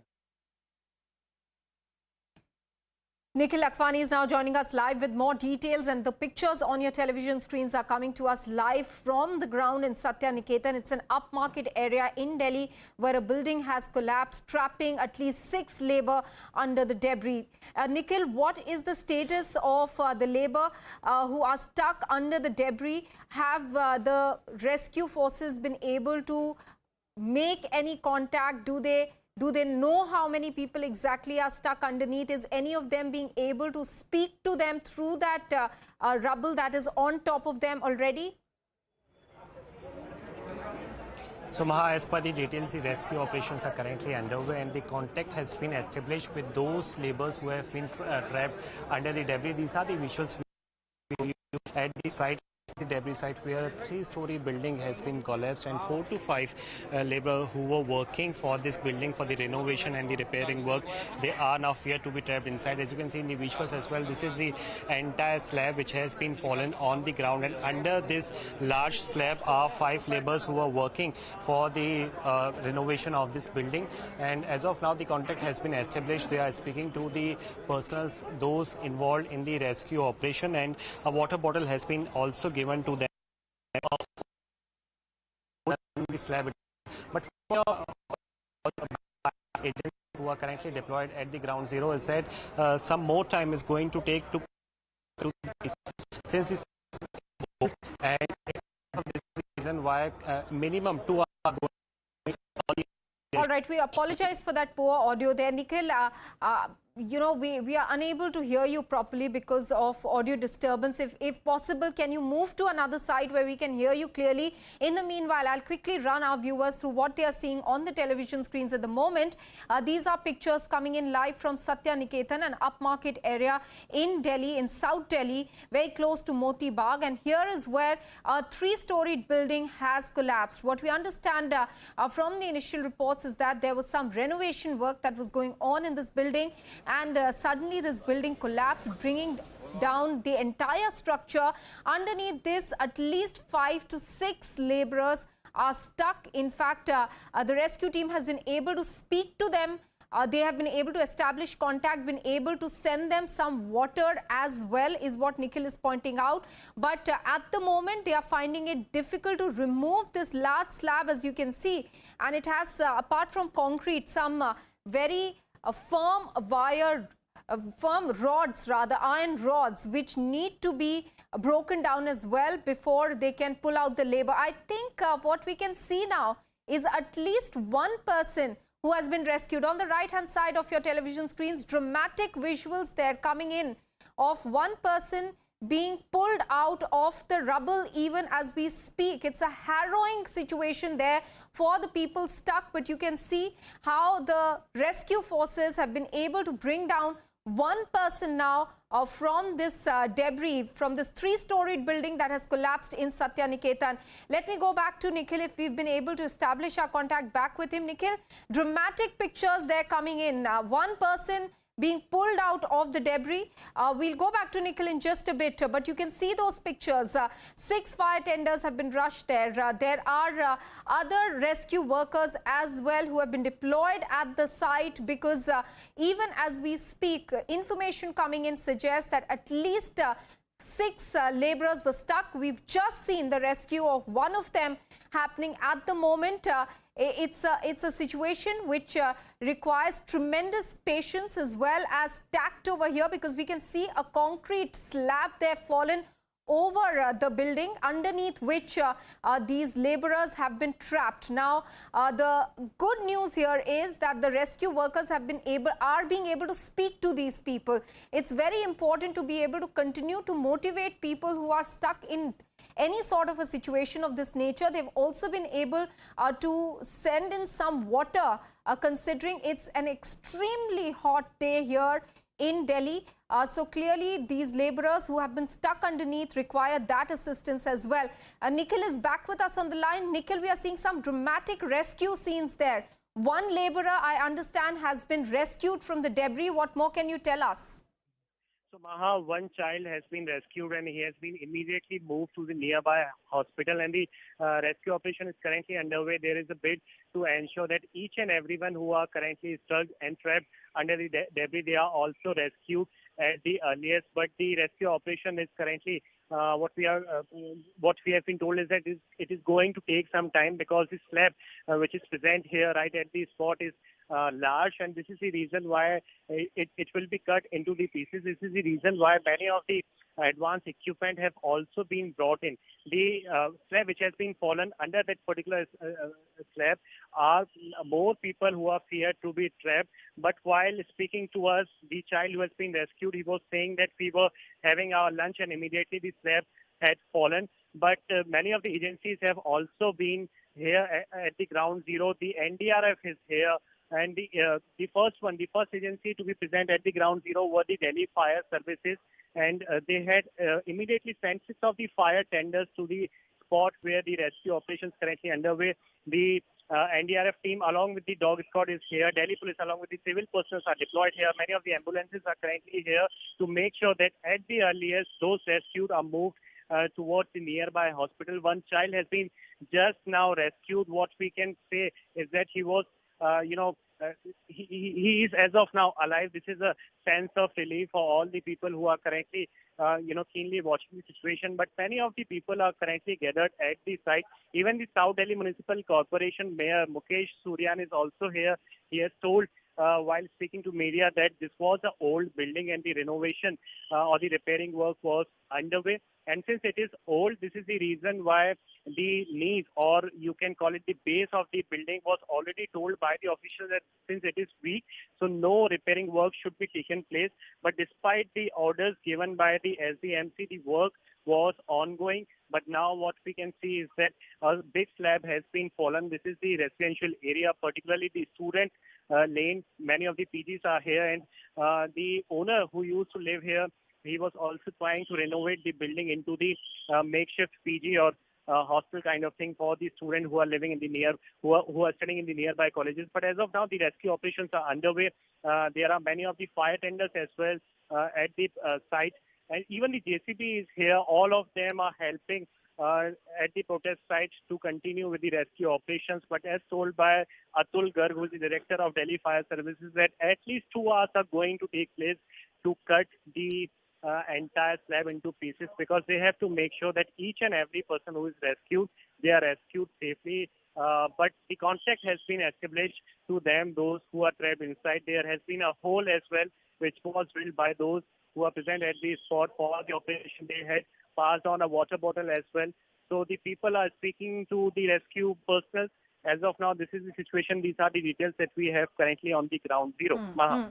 Yes, Nikhil, the pictures on our television screens are in fact extremely descriptive themselves. On the right-hand side, we can see these live pictures coming in of the dramatic rescue operation that is underway in Satya Niketan in Delhi. You can see iron rods there, the concrete slab that has fallen because of the collapse of this 3-storied building, under which there are at least 4 to 5 laborers now trapped. Just a short while back, we saw that dramatic rescue on the left-hand side of your television screens of a young boy being rescued. He's perhaps one of the laborers there who was engaged in the renovation work, was rescued from the debris.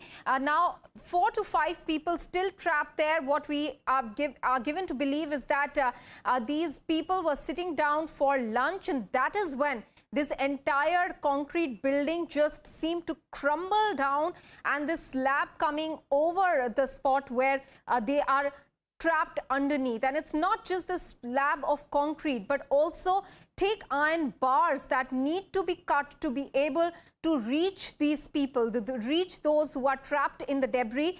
From what the fire department and the rescue workers have been telling media on the ground is that this could take a couple of hours. About 2 hours is required to safely be able to cut the slab so that the rescue workers can then reach the laborers and pull them out of the debris safely. What is important to note here is that a contact has been established with all the laborers who are trapped in this debris. The rescue workers have been able to speak to them. They are being able to speak to them continuously, be able to motivate them to hold on, to be able to give them guidance and assistance, which is also very important in a situation or crisis situation of this nature. They have been able to send in some water as well to these people to be able to hold on in this really hot summer day in Delhi. Left-hand side of your television screens, dramatic rescue visuals of a young boy being rescued from that concrete building that came down on these 5 laborers who were involved in renovation work in that building. Let me go back to Nikhil for more details. Nikhil, you know, it is surprising that in a renovation work, an entire 3-storied structure would come down. Are any of the people on the ground, officials on the ground, talking about this right now? I understand that most of them would be busy and focused on the rescue work. Well, Maha, as per the details, the building has been fallen because of the construction work, despite the order by the South Delhi Municipal Corporation that the base of the building is weak, and this is the reason why it need not to be renovated. It should be completely demolished. But also we are going to show you the visuals. We cannot go near to that protest site to the rescue site because the network of our live view are currently weak. But as you can see in the visuals, the ambulance is currently present here, and as of now, a while back, a young child has been rescued, and there is a bid to ensure that each and everyone who are currently trapped, they are rescued at the earliest. And another ambulance you can see is moving out. We can only hope that a more number of people have been rescued, but this is the bid. As of now, many of the agencies are currently present here. The Delhi Fire Services, immediately after getting a call of the incident, they immediately sent 6 of the fire tenders towards the site where the building has been collapsed. And also in the visuals, you can see that the entire slab has been fallen. This is the concrete slab, and it was already very weak and even old as well. This is the reason why it needs to be delicately handled, and the Delhi Fire Services are currently using the advanced equipments to cut the slab into the pieces to make sure that each and every life which is trapped currently under the debris is rescued safely. So one child has already been rescued. We were told that 4 to 5 laborers were feared to be trapped under the debris. We can only hope that they also come out alive, safe and sound. The communication has been established with them. They are speaking to the personals who are currently there at the rescue site. They are speaking to the members of the NDRF who is present here with the dog squad. Also, the Delhi Fire Services are at the front foot. They are doing the rescue operation in the first place. Every other agency is currently assisting them in the rescue operation. There is presence of Delhi Police. Civil personals have also been present. We have told you earlier as well that even the South Delhi Municipal Corporation Mayor Mukesh Suryan is also present here. He told while speaking to the media persons that this was an old building, and the owner, the officials here on the ground, they are trying to establish the contact with the owner to inform that this is the structure which has now come down, which has been fallen down, and this is the situation at the ground zero. And we are told that since it was the old building, the notices were already given, despite that the construction work was underway, and now the 4 to 5 laborers are feared to be trapped inside. But also you can see these are the visuals and many of the equipments, as we told you earlier as well, Maha, that they are here to cut the slab into the pieces to make sure that each and every life which is currently trapped under the debris is rescued safely. The ambulances are already here, Delhi police is already here, and the owner of the building is being informed.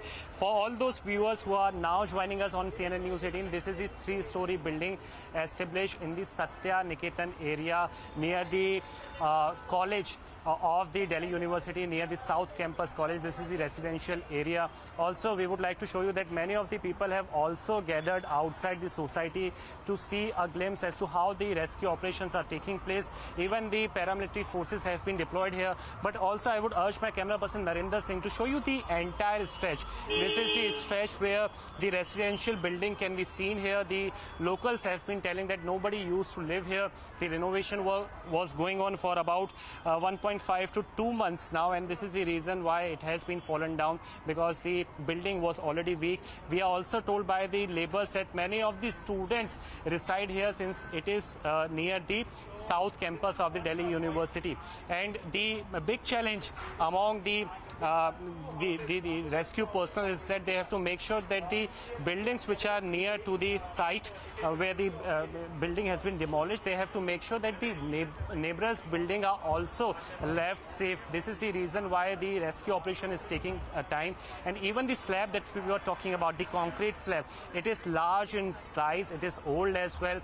Even the minute mistake can cause a loss of life. This is the reason why the Delhi Fire Services is making sure that each and every life is to be brought out safely. As of now, a young kid has already been rescued. He was telling to us exclusively when he was being rescued that when they were having their lunch session, at that time the building has been collapsed. But remember, Maha, a few months back, a building collapsed in the North Delhi area. At that time as well, the renovation work was being done, and that building as well had no permission from the required agencies, and the electric hammer was being used at that site also. So this comes as a message to all those people who try to renovate into their building despite the orders given by the concerned municipalities. So these are the visuals you can see. Many of the people can be seen here at the rescue site.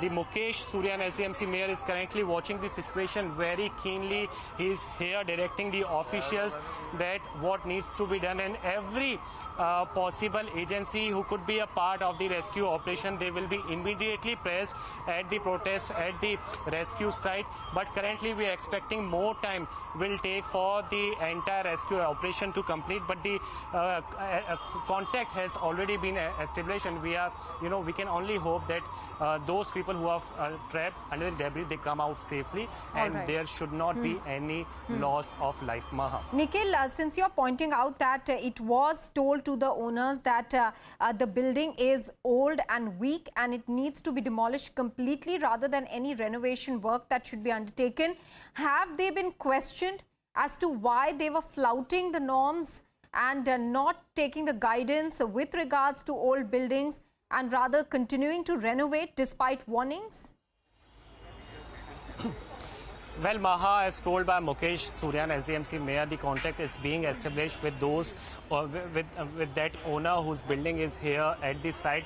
Once the contact is established, then only the further questioning will take place. The officials here on the ground are surely going to ask the owner as to how the, construction work or the renovation work, repairing work could be done despite the orders given by the concerned municipality that the building where the work is being done is old enough. And And even told by SDMC mayor, he has been saying that because of the lack of the budget, he was trying to, make the building stand again. They were trying to repair the pillars as well. It is the base, it is the nave of that building which was already weak. But what we can also assume is that they must be working on the nave, on the base. This is the reason why the building has been collapsed, because the legs must have been chopped off of that particular building. But now the results are in front of us, as you can see in the visuals as well. This is the large chunk of slab, the concrete slab. We can only imagine the plight of those workers, of those laborers who are currently trapped under the debris, what they must be going through. We can only expect and we can only pray to God that they come out safely. And again, to reiterate, for those viewers who are now joining us on CNN News 18, one young child has been rescued. He was surely injured but safe and sound, alive in position, but he has been sent immediately to the nearby hospital. So as of now, the rescue operations are underway. It is surely going to take some time. It could take time to 2 hours as well, but the bid is to make sure that each and every person who is currently under the debris, they come out safely. Also, there could be the number of people could increase. The exact number of people we will get to know once the rescue operation completes, but this is one such delicate project because the building was old, the slab is old and weak. This is the reason why the advanced equipments are being used by the personals, by the rescue agents, to make sure that everything goes smoothly and each and every person who is rescued should be brought out very safely. Minor injury is okay, but there should be no loss of life that should be reported. So these are the visuals. Even the ambulances have been kept on standby, that whosoever comes rescued should be immediately sent towards the nearby hospital. In the visuals, you can see the paramilitary forces have also been deployed here. There are other personals as well. The NDRF is already here. They are here with the dog squad. The JCB can also be seen. So everything has been pressed in. There is fire, Delhi Fire Services. They immediately pressed 6 fire tenders to the spot. The civil defense officers can be seen on your TV screens along with the Delhi police personnel. So many of the concerned agencies who could be part of the rescue operation, they are already here on the ground zero. Even the senior officials, including that of SDMC Mayor Mukesh Suryan, he is keenly watching the situation. He is directing all the officials on the ground to make sure that everything goes smoothly, and if anything else is needed additionally, it should be immediately provided to the rescue personnel. So these are the details that we are having currently. You can see the laborers have also come out of their balcony. Everyone is watching the rescue operation very keenly. This is one such residential place where people of the student are usually located here, because it is the South Campus of the Delhi University, and we are told by the officials as well that the building where the work was going on, there was the motive of the owner was to convert that building, the residential building, into that of the hostel or the PG1. So this is the reason why the these activities are taking place. Many of the personals are already here. Many of the people are here. The ambulances is already here. So now we can only expect and hope that anybody who is trapped currently inside, they come out. Here, also, safely. Maha. Right, Nikhil. Nikhil, also take us through the approach of this building. Is it wide enough for the rescue operations to take place? I understand this is an upmarket area of Delhi, so the roads will be wide enough. Also, how long could it take to rescue all the other 4 or 5 laborers who are still stuck? Well, the rescue operations, Maha, can easily take place. The stretch here is not very much narrow. You can see this is the large gate. This is the place where the ambulances and the JCBs have already entered. So this is not a congested place, but the rescue operation needs to take place very smoothly. They have to make sure, since we have mentioned earlier as well, since the building is very much old, this is the reason why the time taking is going to take more. Also, we have been told by the Atul Garg, who is the Director of Fire Services, that at least 2 hours we have to wait once the concrete part of the slab, once it is cut into the pieces, and only we will get to know that how many number of people were trapped inside. But as per the reports, 4 to 5 laborers who are working inside the building, they are currently under the debris. One has already been rescued, but the number of hours is surely going to take place. It could even take, more time than 2 hours, 2 to 3 hours could take place. But the intention here is, and the objective here is to make sure that every person who is currently under the debris, they should come out safely. The equipments are also brought here in that manner that it should be done in a proper way, because it is one such building which is very much old. Even the base of that building was weak. This is the reason why the building has been fallen. Also, you can see the dog squad is here. They are brought here by the NDRF team to make sure that they are going to tell that how many people are trapped, once they sniff it. So this is the reason why the dog squad is present here at this spot. Many of the agencies have already been brought in. The ambulances have already been here. So the time that you have asked surely is going to take 2 to 3 hours more. But the senior officials are here. They are here on the ground zero. Multiple agencies can be seen here, Maha, and as of now the rescue operations are underway.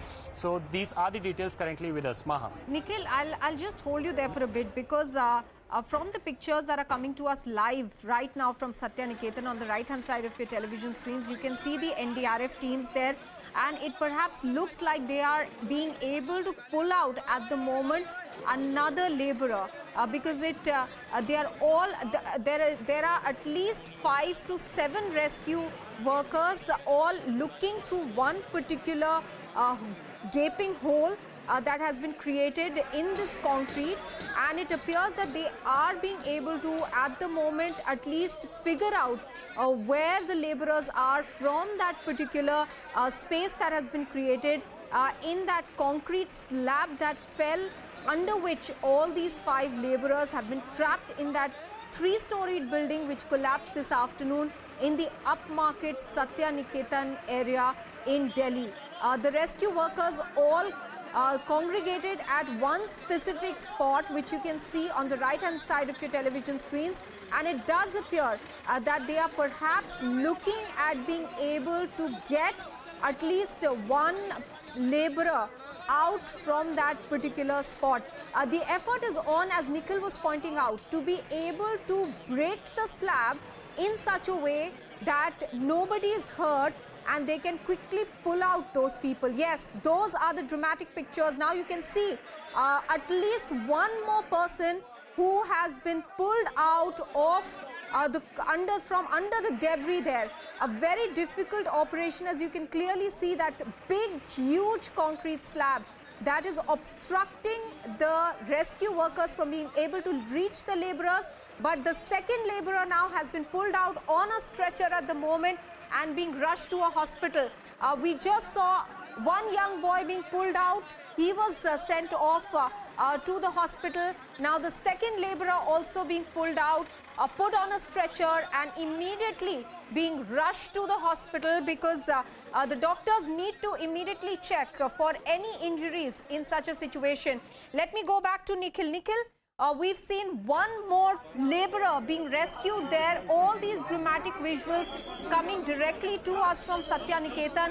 A difficult task there, but 2 people being rescued. Give us more details.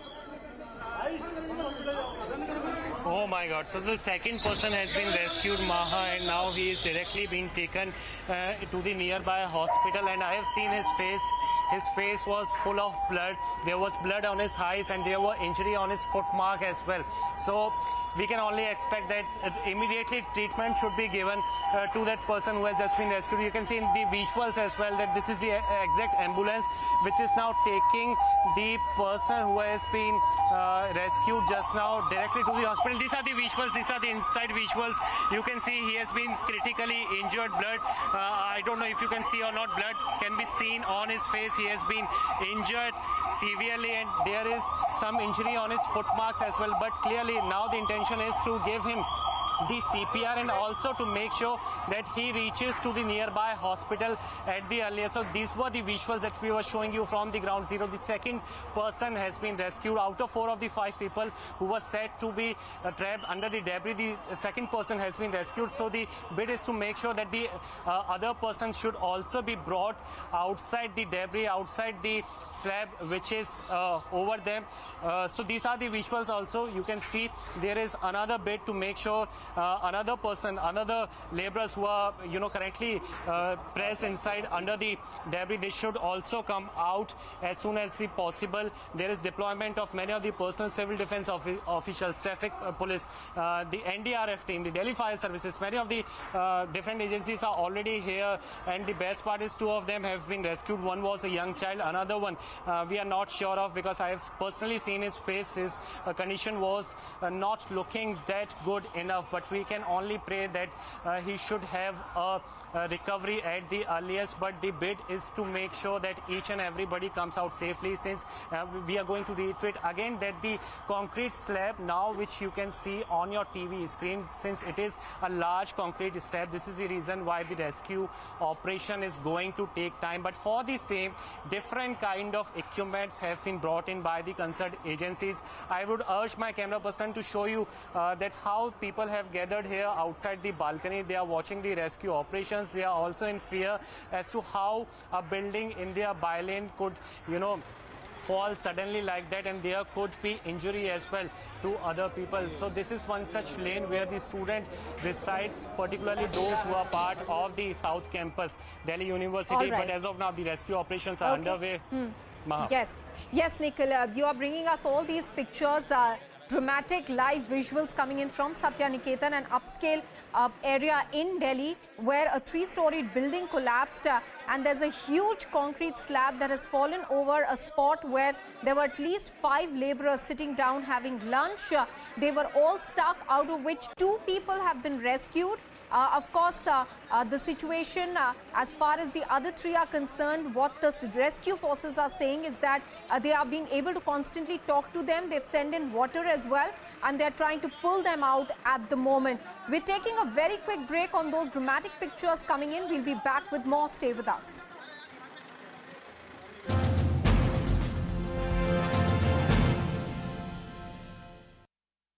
Process, because sometimes you are imagining something else and the director has a different vision. So it needs to be at the same plane, and with respect to the script, for example, if you have the same worldview, nothing like it, and if you are also have same value system, or maybe if you the kind of films that you're making, and if you resonate with the plot or the milieu or the circumstance or the situation, I think it plays really well between these two, because it's a teamwork, and I'm a director's actor, and I would love to collaborate with the directors who are visionaries or who have seen life from a different perspective and who are clutter breakers. So I'm glad that I've gotten that opportunity. And what type of conversation generally you have with your director? What type of whys you ask to your director? It all happens at the script level. I don't indulge in any kind of conflict while we are filming. So it has to happen while the narration is going on, or when I say yes to the script. It could be anything, like smallest thing from like what am I going to wear to like bigger perspective, that what kind of statement it will make in the society or what kind of change it will bring. So it varies from top to bottom. You of course have a very pleasing personality and a very, very good smile. Did you ask Sujit Sarkar while filming Gulabo Se Tabo why your character was not allowed to smile, or even in other films? Do you ask this to your directors? I smiled a lot in Vicky Dona, yes, but Gulabo Se Tabo, it was meant to be a despicable character, and I was dying to work with Sujit Da again, and also Mr. Bachchan, because you don't get these opportunities very often. So it was like a dream come true for me. Looking back, do you remember a moment where you for the first time felt like if I put a little extra effort, the outcome would be better than what director has conceived? I don't know. You can't really think about certain things, because when you are on set, All right, we're getting some updates from Mumbai now that the Bombay High Court has dismissed the plea by the Ranas demanding quashing of the FIRs. This is the latest that is coming in.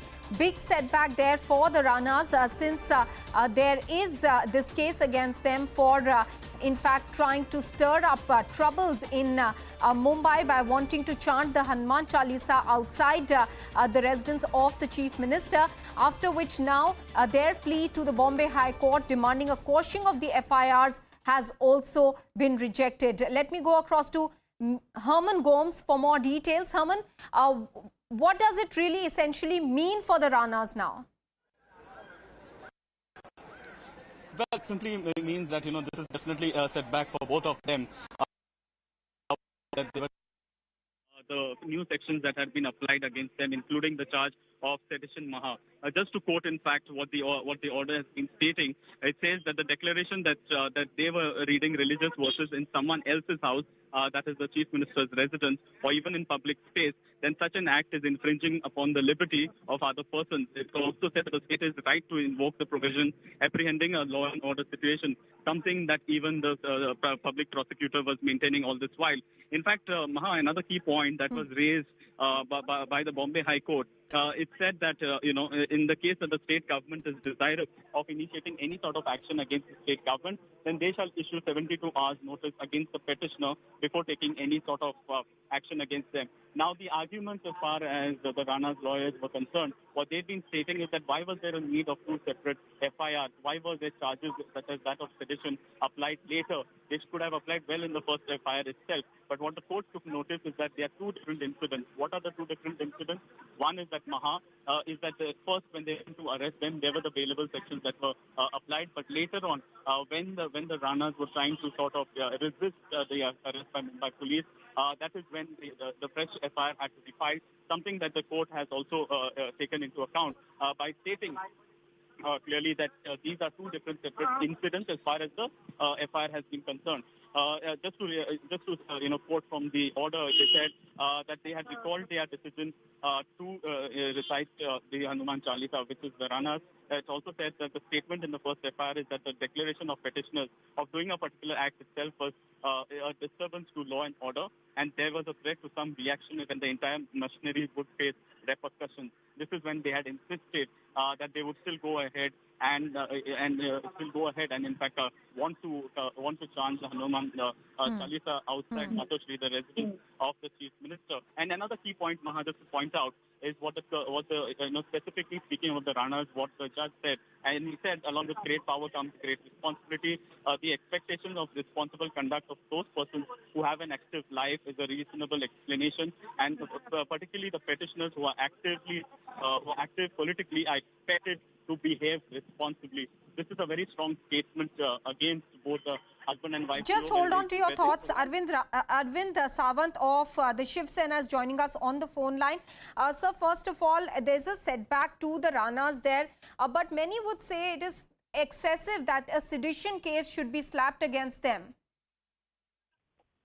I think 353 court has said that should be splashed.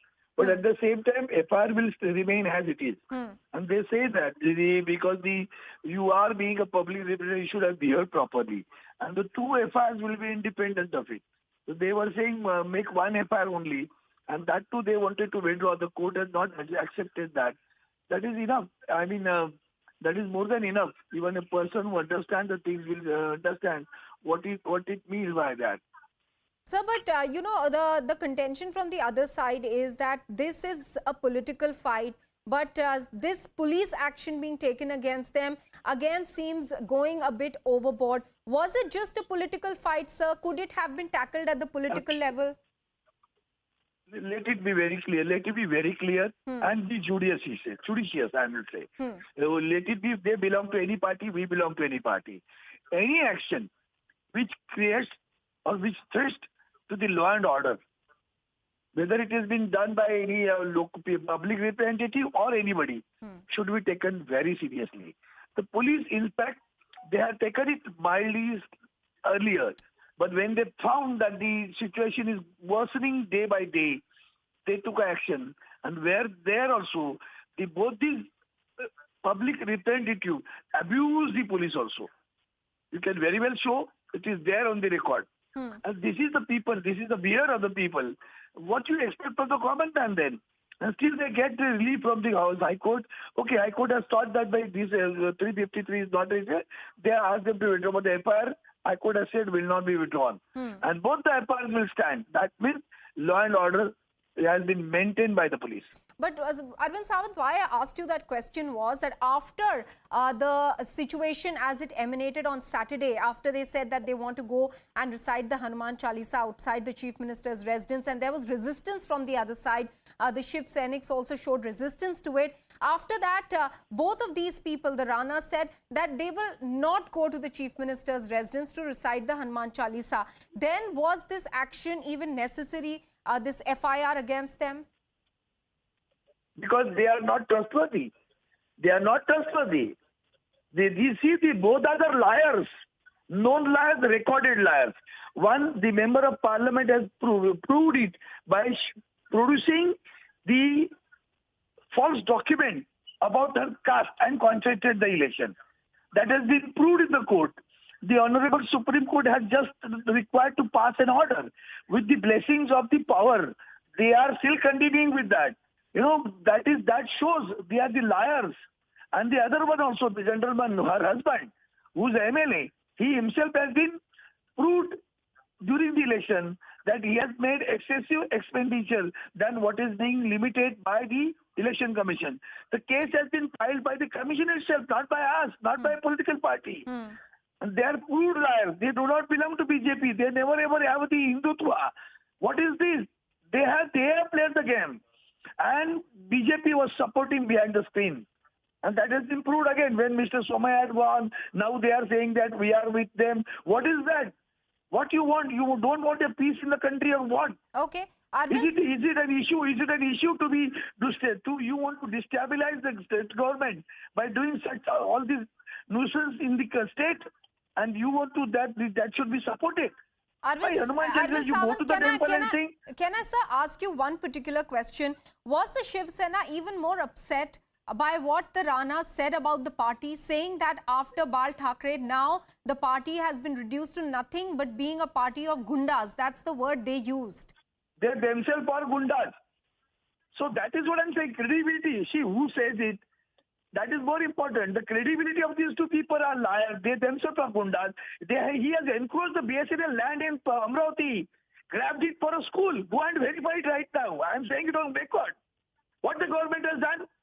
What the central government has done? Just because they are supporting to the central government. But just sir, because your party is in power in the state. You want to ignore all these illegal activities of such person. Who is gunda then? They themselves are gundas. But and sir, your gunda party is in power in gunda. the state. You could have also acted against them. Beg your pardon? Sir, your party is also in power in the state. You could have acted against them if there were cases that you are pointing out now against the Ranas. Sir, that's what I'm saying, madam. It's a good thing. We have acted. The case is pending. Now the judiciary has to give. 3 years have passed. Mrs. Rana's case has been proved to the Supreme Court. Go and verify. Why the Supreme Court is not giving a decision? I'm saying it on record right now. Why Election Commission is not taking the action against Mr. Ravi Rana? I'm saying it on record. What we can do? We abide by rules, laws. And when we abide by laws, we are saying it, we will go to the judiciary only there. We are pursuing it. Okay. They are just giving you just follow the case, what Navneet Rana's case is, and see how many times the Supreme Court has given the dates, and that will give the answer to you. Arvind Sawant, I also want to ask you another question, because this is what you mentioned in one of your answers. You believe that these independent representatives are not acting on their own, but at the behest of the BJP. Is that your allegation? Absolutely. Absolutely. See, who has started this Hanuman Chalisa issue? MNS people, okay? So BJP again said we are behind that. Why you yourself come forward and say Hanuman Chalisa? Who obstructs you to sing that? Who obstructs you to pray that? The only question is that to pray it in the temple or at your home. Vandaniya Hindu Hriday Sabras Balasaheb used to say that religion should be confined to your home, temple, churches and mosques, not on road. On road we are Hindustani. What more you want? This is a patriotism. But what is the What you want to do that? But what would be the motivation of the BJP? Are you alleging that it's an attempt to destabilize the Aghadi government? Absolutely, absolutely. See, right from Kangana's incident, Sushant incident, you take it, number of incidences. Every time they are politicizing issue. And secondly, today morning he said it is a threat to the constitution. They are violating the constitution. Oh my goodness, it's a ridiculous statement made by Somaya, who himself should know that the honorable governor of Maharashtra has not nominating 12 member of legislative council which have been recommended by the state government. Almost a year, more than a year has passed. Who is threatening the constitution? Who is violating the constitution? Okay, Arvind Sawant, sir, can I request you to stay on with us? Let's quickly get in a reaction from a BJP spokesperson as well, since you have leveled the allegation that the BJP is acting behind these people. I'll show you, so many people are sitting in front of me. Please. All right. So we'll let you go. Many thanks, Arvind Sawant, for speaking with CNN News 18. Shehzad Poonawala of the BJP is on the other line with us. Shehzad, Arvind Sawant just leveled an allegation saying that these people, specifically the Ranas, the BJP is behind them, instigating them to take up these issues to destabilize the Aghadi government. I want your party's reaction to it through you. Only Bhoot and Pishach are afraid of Hanuman Chalisa. Why is Shiv Sena so afraid of Hanuman Chalisa? Today in Maharashtra, and I'm sorry that Mr. Arvind Sawant did not wait to engage in a dialogue because they have an emergency mindset, one-way traffic. Mr. Sawant's party allows PFIs, Mateen, Shekhani to make all kinds of inflammatory statements. No sedition is put. Nawab Malik can have links with Dawood Ibrahim's gang. No resignation is taken. But somebody wants to chant Hanuman Chalisa, they put sedition case. So this is the kind of autocratic, dictatorial, almost Mamata Banerjee kind of mindset that Shiv Sena government is having. But the question should be asked that who is it behind the Shiv Sena that has reduced the tiger of Hindutva under Balasaheb Thackerayji to the wet, cowering, shivering cat of pseudo-secularism today? This Shiv Sena used to stand up for Hindutva, for Savarkarji, for all these kinds of values of Hindutva. Today, Savarkarji is abused and insulted. They are in alliance with such people. Those who abuse Hindutva and call Hindu terror, they are in alliance with such people.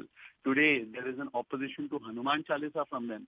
But if loudspeakers are allowed illegally on mosques, no action can be taken by the Shiv Sena government. So I feel pity for them, that I understand what forces are acting on them because of which they have become the cowering cat of secularism from the tiger of Hindutva they once were. All right, Shehzad, many thanks for joining us with your reaction on this. Let me go across now to Mihir, who's joining us live with more details. Mihir, take us through the case as it stands now against the Ranas. Absolutely. As far as today's hearing is concerned, the court is clear on one fact. In fact, it made several observations. Out of that, one which comes out and it stands out is the fact that it does see a merit in the state government having apprehensions, looking at the situation and apprehensions with the law and order conditions of the state. With whatever the Rana couple were trying to do. Also, the court goes on to say that this particular petition devoids merit and that's why it has been dismissed. However, they are stating that whatever observation made during this hearing for this plea will not have any bearing on their bail hearing. Remember, their bail hearing is up on 29th. They have already applied for bail and that will be heard. So the court is clearly saying let's keep these two issues separate. But the court is clear about one fact that the two FIRs will remain. However, if the agency or the police wants to take action, they will have to give 72 hours notice to the couple. So they will get some time if there is action on the second FIR, is what the current status is. Now, of course, we know that there are several sections applied to both Ravi Rana as well as Navneet Rana for this entire stunt they were going to try of reciting the Hanuman Chalisa outside the CM's residence, which is in many ways a very sacred place for the Shiv Senics, and that's why we saw so much of agitation, not only outside the Matoshi where the Shiv Senics were camping since couple of days, but also outside Ravi Rana and Navneet Rana's residence in Mumbai.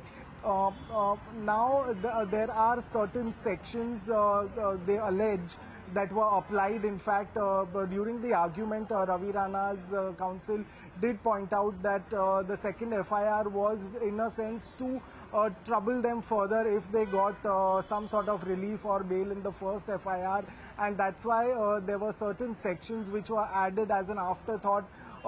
Keeping all the arguments in mind, the court made this decision that though what the counsel of Ravi Rana and Navneet Rana are saying, there is merit in the fact that the government has all the reason to believe that there could be certain law and order problems looking at the current scenario. Remember, apart from Ravi Rana and Navneet Rana who brought up this Hanuman Chalisa row, there is also a loudspeaker issue that is playing large in Maharashtra, and in fact there is an ultimatum given by the MNS of 3rd of May, otherwise there will be consequences. Efforts are being made by the government to ensure that they can diffuse the situation, come to some sort of consensus and amicably sort this issue out. That's why there was this all-party meeting which was not attended by the BJP. So clearly there are attempts made by the government on one side to try and diffuse the entire situation that is in a sense threatening the law and order and also threatening communal unrest in the country, also in the state as well as the city. All right, let me go across to Herman as well. Herman, also the fact that both the couple have been kept in separate jails. Can you take us through more details on that? What are you hearing? Well, yes, it was in fact late last night when the RT-PCR test results had come in as negative, Maha, and Navneet Rana was shifted to the women's prison in Baikala, while Ravi Rana, her husband and the independent MLA, has been shifted to the Taloja jail. Now, they will continue to remain there till the 29th of April, which is when their bail application will come up for hearing. Today, their petition of 40 pages was submitted before the Bombay High Court, the hearing of which began at 2:30 p.m. And they were looking for a sense of relief as far as the second FIR that Mihir was mentioning about. Yes. Because if one just looks at the case details, Maha, clearly, in the first FIR you recollect, there was also all available sections related to Section 153A of the 34 of the IPC as well as 135 of the Bombay Police Act.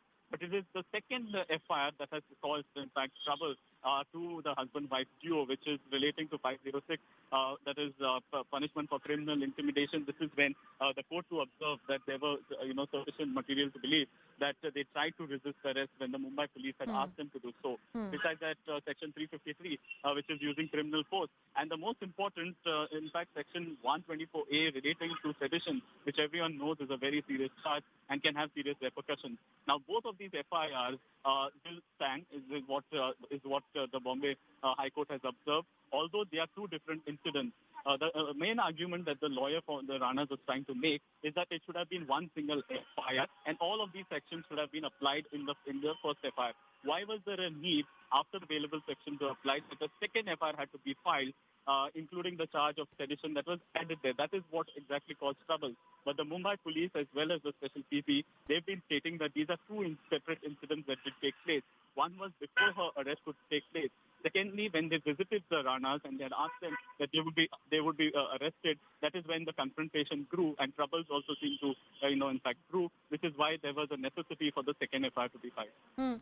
But Herman, what I'm wondering is that on Saturday, when the Ranas had said that they will not go and recite the Hanuman Chalisa outside the Chief Minister's residence, what prompted then the resistance to not want to get arrested, or what prompted the police in arresting them? We'll come back with all those questions in a bit. Do stay on with us. Herman and Mihir both getting us those details there, even though the Ranas are seeing a setback currently from the Bombay High Court. We're taking a very quick break now. We'll be back with more details. Stay with us.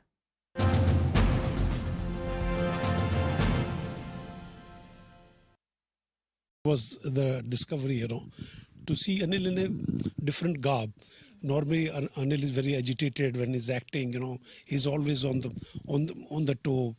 Exciting everyone, screaming, shouting, "Come on!" This thing. Apart from that, he was, he was as a producer, as a production person. So he was totally in control. Sometimes he will go overboard, and production guy will say, "Sir." So one day he said something. "Okay, don't shoot this in 2-3 days. Don't worry. Take your time. Take your time."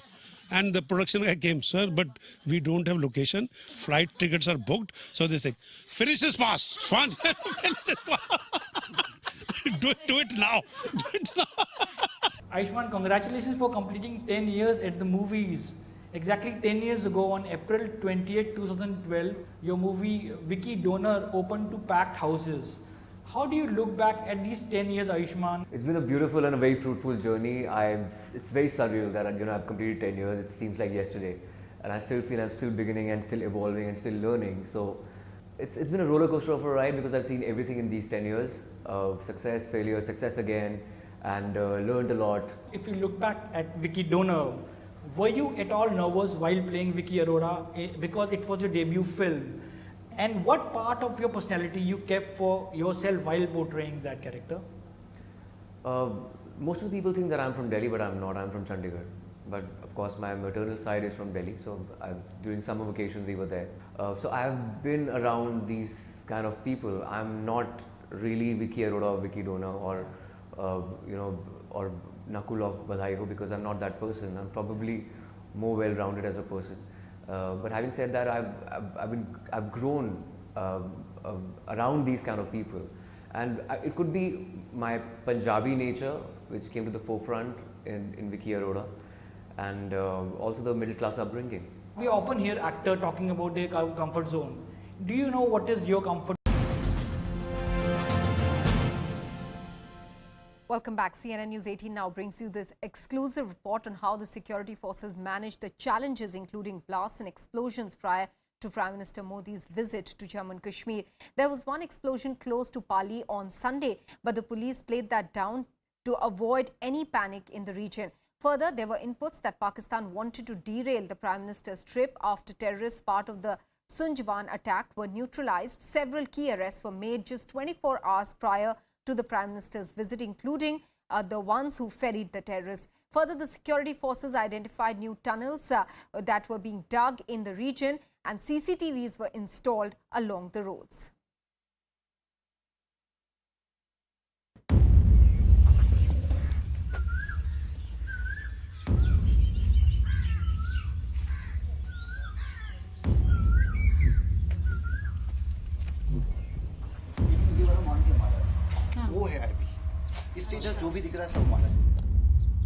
The last border post of BSF on the Indo-Pakistan border. Beyond that is the fence. You can see the border pillars from here.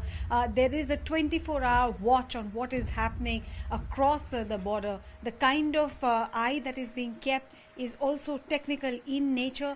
There is now technical surveillance equipment available. You can see the BSF personnel here scanning what is happening on the Pakistani side. So the BSF personnel not just monitoring with the naked eye as to what is happening, but also ensuring that technical surveillance goes on. The fence here is on my right, 196-kilometer long border fence in the Jammu region alone. This 196-kilometer long fence has also been electrified. There are intruder alarms. If any intruder from the Pakistani side tries to come and cut the wire, there are intruder alarms that go off. So the multiple layers of fencing, electrification, intruder alarms that have all been put in place here. Other than that, there are watchtowers that have been placed here. On that watchtower, you can also see a CCTV camera to keep an eye, and there are also personnel who keep an eye through those watchtowers. There are thermal imagers that are used in case of any human being trying to come near this fence or trying to cut this fence. As you cross the fence, you would feel that, there is maximum effort that has been put in. But the big challenge that has come up is that of drones is that of tunneling. That is the new challenge that has emerged in multiple terror attacks, be it Pulwama, be it the Ban Toll Plaza attack, or be it the now Sunjuan attack that has happened. The suspicion is that the tunnel route has been used by Pakistani infiltrators, by Pakistani terrorists. What is this tunneling challenge? That is what I'm going to show you ahead. The point that I'm standing at, this was the mouth of a tunnel that was discovered on the 21st of November last year. On the 19th of November, there was a Ban Toll Plaza encounter that happened, and subsequently this was discovered. This has now been covered. The mouth of the tunnel has been covered using a tin sheet, and mud has been put on it so that this can't be used by the terrorists again. But this is where the Ban Toll Plaza terrorists infiltrated from. Now, the worry of the investigators is that after they had closed down this tunnel and at least 2 others, has a new route been uncovered by the Pakistani infiltrators. The Border Security Force and the local police are all on the hunt to figure out how did the latest round of infiltration happen by the 2 Fidains who had entered Jammu.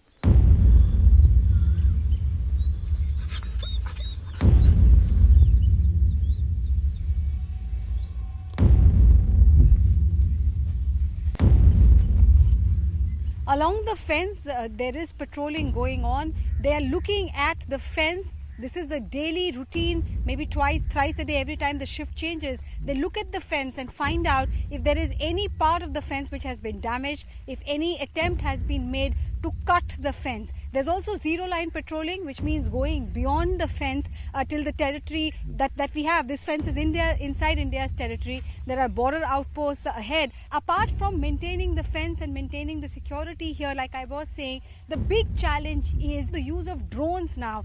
Drones are not just being used to drop arms and ammunition. In the case of Jammu Air Base, drone was used to drop an IED on the airbase, which exploded, led to casualty, damaged the property there. Joining me, Inspector Shambhu Singh, he's also part of the patrolling party. Inspector साहब, ये बताइए सबसे बड़ा जो challenge है आप लोगों के लिए यहाँ पे क्या है? क्या टनल सबसे बड़ा चैलेंज है? जी, टनल और ये ड्रोन का जी है। ड्रोन और ये टनल जो है ये सबसे ज्यादा डिफिकल्टी करता है, क्योंकि ड्रोन पहले साउंड करके आता था, अभी वो काफी हाइट और बिना साउंड के आता है, इसलिए उसको भी थोड़ा जजमेंट करना भी मुश्किल होता है। अच्छा, और टनल को कैसे आप लोग डिटेक्ट करते हैं?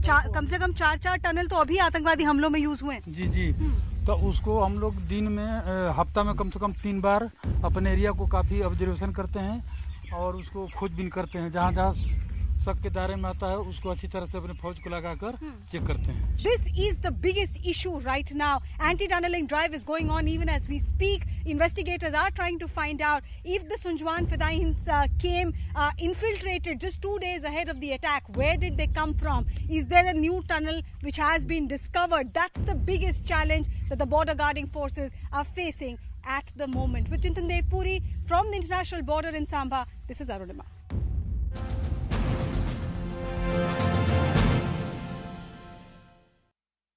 Then what director has conceived? I don't know. You can't really think about certain things because when you are on set, director expects something else and probably you'll give him something else. And you come on the same plane or that congruent area, you reach that space because I'm a kind of an actor who doesn't really think about everything. Like, well, if I'm reading a script and conceiving a scene, and I won't think about how my hand will go, I'll walk towards that side, I will not block, like I don't do blocking while I'm reading my lines. So I'll go on set and then discover different props and work accordingly, or probably discover the other actor. More than acting, I'll react. So I would love to surprise my director, and till the time you're real and earnest and you're one with the character, I think the director will always be happy. So which scene, if I can request you to pick, which you felt like, you know, it was this and I brought it here? I think Andhadhun, there was a scene in the cop station where he's about to sign, and before sign he thinks about it, dreams about he thinks about a parallel reality where he just confesses कि ये देख सकती है, झूठ बोल रही है, मैं देख सकता हूँ ये झूठ बोल रही है, इसने खून किया है. I think that particular scene, because I was not prepared for that. That was a last minute improvisation by the director. That's Sriram Raghavan for you. He always does that. So there were no lines. He was like, तुझे बताया गया कि तुम्हें अब बोलना है कि मैं देख सकता हूँ. And I rattled everything which is coming out of my mouth. It was not scripted. So I think that was a particular scene where I was just high on energy. मैं देख सकता हूँ, ये इसने खून किया है. And then suddenly next moment I am just signing. So I think that was the scene which was... What is that one thing that you will never do in a movie? Maybe because it's against your ethics, or it takes you to a place that you never want.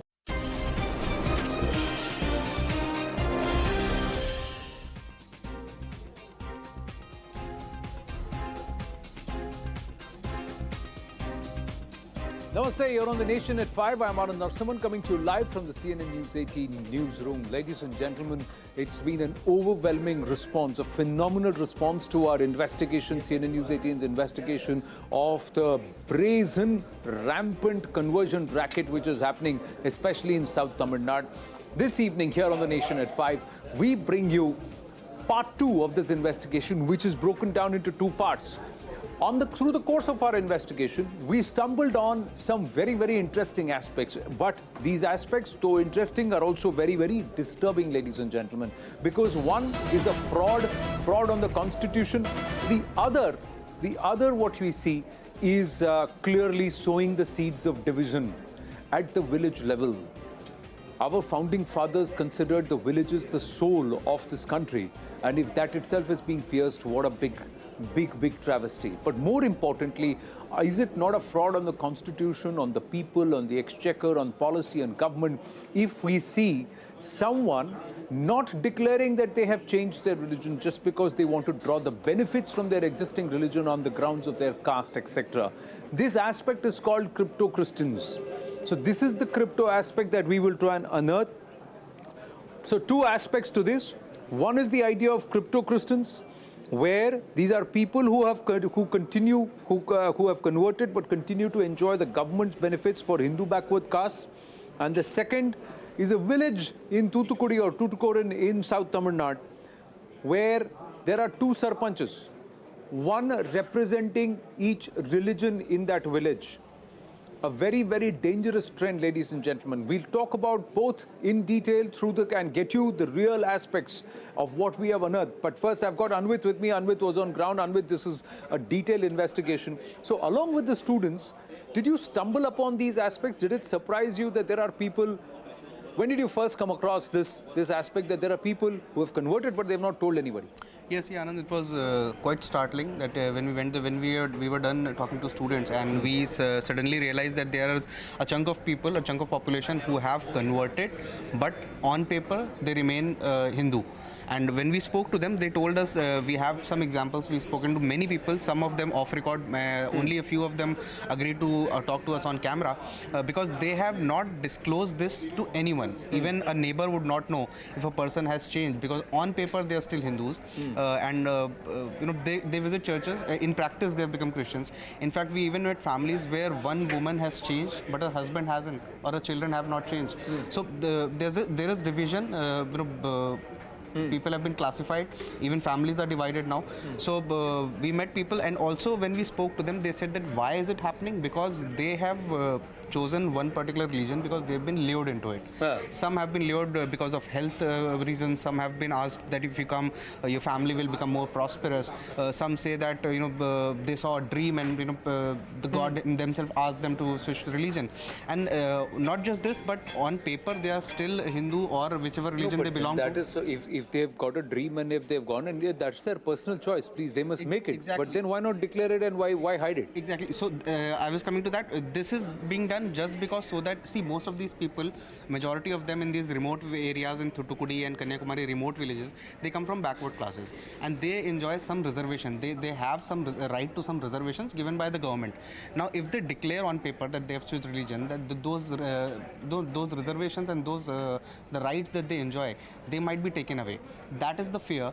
And no, but that also tantamounts to a huge fraud, because we'll come to that in just a bit. Let's try and show them them the full investigation. Anvit continues to stay on with us. So this is a level of crypto, ladies and gentlemen, that goes way beyond cryptocurrency. This is crypto Christianity which we are seeing on ground. And this is not just about, and this is about the conversion racket, like we said. They have converted to Christianity. They have taken the holy vows, and having fallen to the allurements and promises held by the missionaries, and have availed to many of that benefits. But they continue to draw the existing benefits as far as the reservation is concerned. So they and their families get all the benefits from the government at the cost of the exchequer, at the cost of fraud on policy, at the cost of fraud on census data also. And they continue to show themselves as backward classes. They have been termed as cosmetic Christians. They want to enjoy government quotas, but don't want to be Hindu in faith. Listen in to one such example. This is the sting operation. Listen to the conversation in detail. நீங்க இப்போ உங்களுக்கு இப்போ சர்ச்சில் தான் இருக்கீங்க, மதமா இருக்கீங்களா? ஏமா மதம் மாட்டீங்க? ரொம்ப உடம்பு சரியில்லை. ஓகே. குடும்ப சூழ்நிலை. சரி சரி சரி, அதனால மதம் மாறீங்களா? அவங்க ஏதாவது ஹெல்ப் பண்றா அப்படின்னு ஒண்ணுமே தெரியாது. சரி சரி சரி. எனக்கு ஒரு சூழ்நிலை, எங்க வீட்டை விட்டு வெளியேறி போற நிலைமை, சாக போகணும் நான் கிளம்பிட்டேன். சரி சரி பேசுறேன். ஓகே ஓகே, அவர் பேசுவார். ஓகே சரி சரி.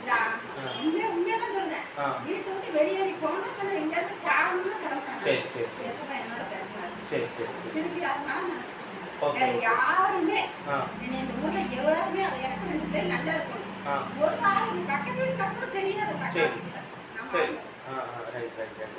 ஆனால் நீங்கள் ரெகுலராக சர்ச்சுக்கெலாம் போகிறீங்க, சர்ச்சிலலாம் எந்த இது எதுவும் இல்லை, அதெல்லாம் உங்களுக்கு வழிபாடு எல்லாமே வந்துட்டு எதுவும் பிரச்சனைலாம் வந்துட்டு இல்லை உங்களுக்கு. இந்த இப்போது நீங்கள் வந்துட்டு, ஆனால் இப்போ பர்த் சர்டிஃபிகேட் உங்களுக்கு வந்து இந்துவாக தான் வந்துட்டு இருந்துருக்கு.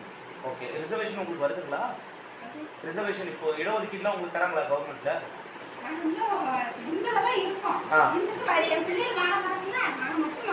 நீங்க மட்டும் மாறி இருக்கீங்க. உங்க ஹஸ்பண்ட் ஹஸ்பண்ட் மாறிட்டாருன்னா ஆட்டோமேட்டிக்கா உங்க பிள்ளைங்களும் கிறிஸ்டியன்ஸா தானே வருவாங்க.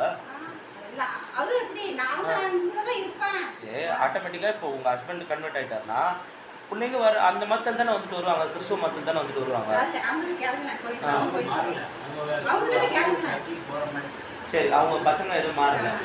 ஓகே ஓகே சரி சரி சரி சரி சரி ஓகே. ஓ, உங்களுக்கு பர்த் சர்டிஃபிகேட்டு நீங்கள் இந்து தான் ஆனால் ஆக்சுவலாக? சரி ஓகே ஓகே ஓகே. சரி சரி சரி.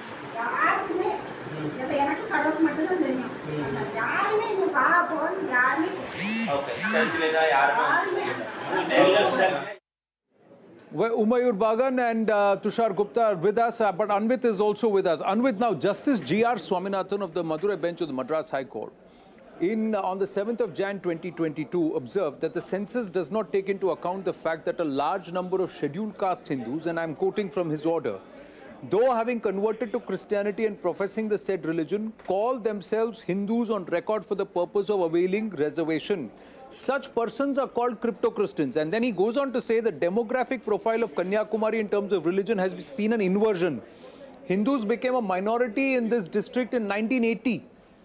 But the 2011 census gives an impression that Hindus are the largest religious group, with their number pegged at 48.5%. That may not represent the ground reality. Did you see this manifest on ground? We put out one of the conversations. See, we met some activists, researchers and analysts also. It's not just that we met the families who have converted to get the entire perspective of the story. Right. And they told us that over the past 1 decade, the most of the demographic change has taken place in past 1 decade. They told us that in Kanyakumari and nearby villages, there are some villages wherein population of Christians has grown up to 70%. 70%? 70%. Okay. And so this they said has happened only in last 10 to 15 years. Earlier the population was much lesser, and these missionaries and these groups have become active in past 1 decade. So most of the conversion that has taken place based on allurements and which we are calling as forced conversions is in past 1 decade that has happened. It's happened in the last 1 decade. Umayur Bagan, do you agree, disagree? Is this reality on ground that although on paper the 2011 census shows it's a 48% Hindu population, Kanyakumari Hindus are a minority in this Kanyakumari region since 1980? Yes, sir. Yes, sir. Yes. I don't think whether it is 70% or something around 60 to 65%. But we have to take into account the crypto Christians also.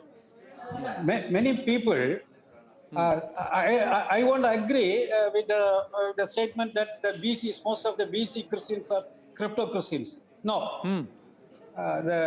Most of the backward community Christians, they enjoy the backward reservation. There is no, they don't lose anything if a backward community man converts himself from Hinduism to Christianity. But the question is in the scheduled caste as well as scheduled tribes. If he remains in a Hindu religion, a scheduled caste, he enjoys all the reservation for scheduled caste as well as in the case of ST also. But once, when he converted to Christianity, he loses the SC reservation and ST reservation, and he will be bracketed as a backward class community. So most of the crypto Christians are Dalit Christians. Second, most of the representatives, village representatives, maybe MLAs or MPs, if they have the SC reservation, they can compete, they can contest in the seats reserved for Dalits, SC as well as ST. Once if they declare their religious identity, they cannot contest in the constituents which are reserved for the Dalits. So the crypto Christians is not among the students alone. For employment also, they use the SC code, and for the promotion also they use the SC code, and admission also they use the SC code. But contesting Mr. election Bagan, this is a the fraud. How can you have, what is the concept of a Dalit Christian? The fact is that you convert because you want to rise above caste. Isn't that the promise that is made? That whatever you are facing because of casteism in Hinduism, you will escape that if you convert to Christianity. Then what's this concept of DC? How can you have Dalit Christian? What's the logic there? And if you are continuing to hold on to B so that you can avail benefits as an ST and the SC and ST quota, then you are also committing a fraud. The person who is doing it is committing a fraud. The irony in the southern part of Tamil Nadu is some community, if they remaining as Hindus, they are bracketed as forward community. Once they converted to Christianity, they enjoy the backward community facilities. In a religion where they declare, they insist that there is no classification on the basis of caste, they enjoy the backward community reservation. But if he remains in the Hindu religion, he is denied. I cannot understand the logic behind these reservation policies that is given to Christians. No, and not just that. If you have become a Christian, then you don't use your caste-based benefits and you don't draw the caste-based benefits that is given to you as a Hindu backward class or a Hindu SC, ST. So either you are a Christian or you are a Hindu. You can't be both, and you can't say, no, on paper I will be this, but in faith or in practice I will be something else. That is committing a fraud. That's what the courts have also said. Then this is not the only person, the lady we spoke to. There is another. There are many more voices. Listen to one more voice. One important trend that has over the years become very prevalent is of crypto Christianity.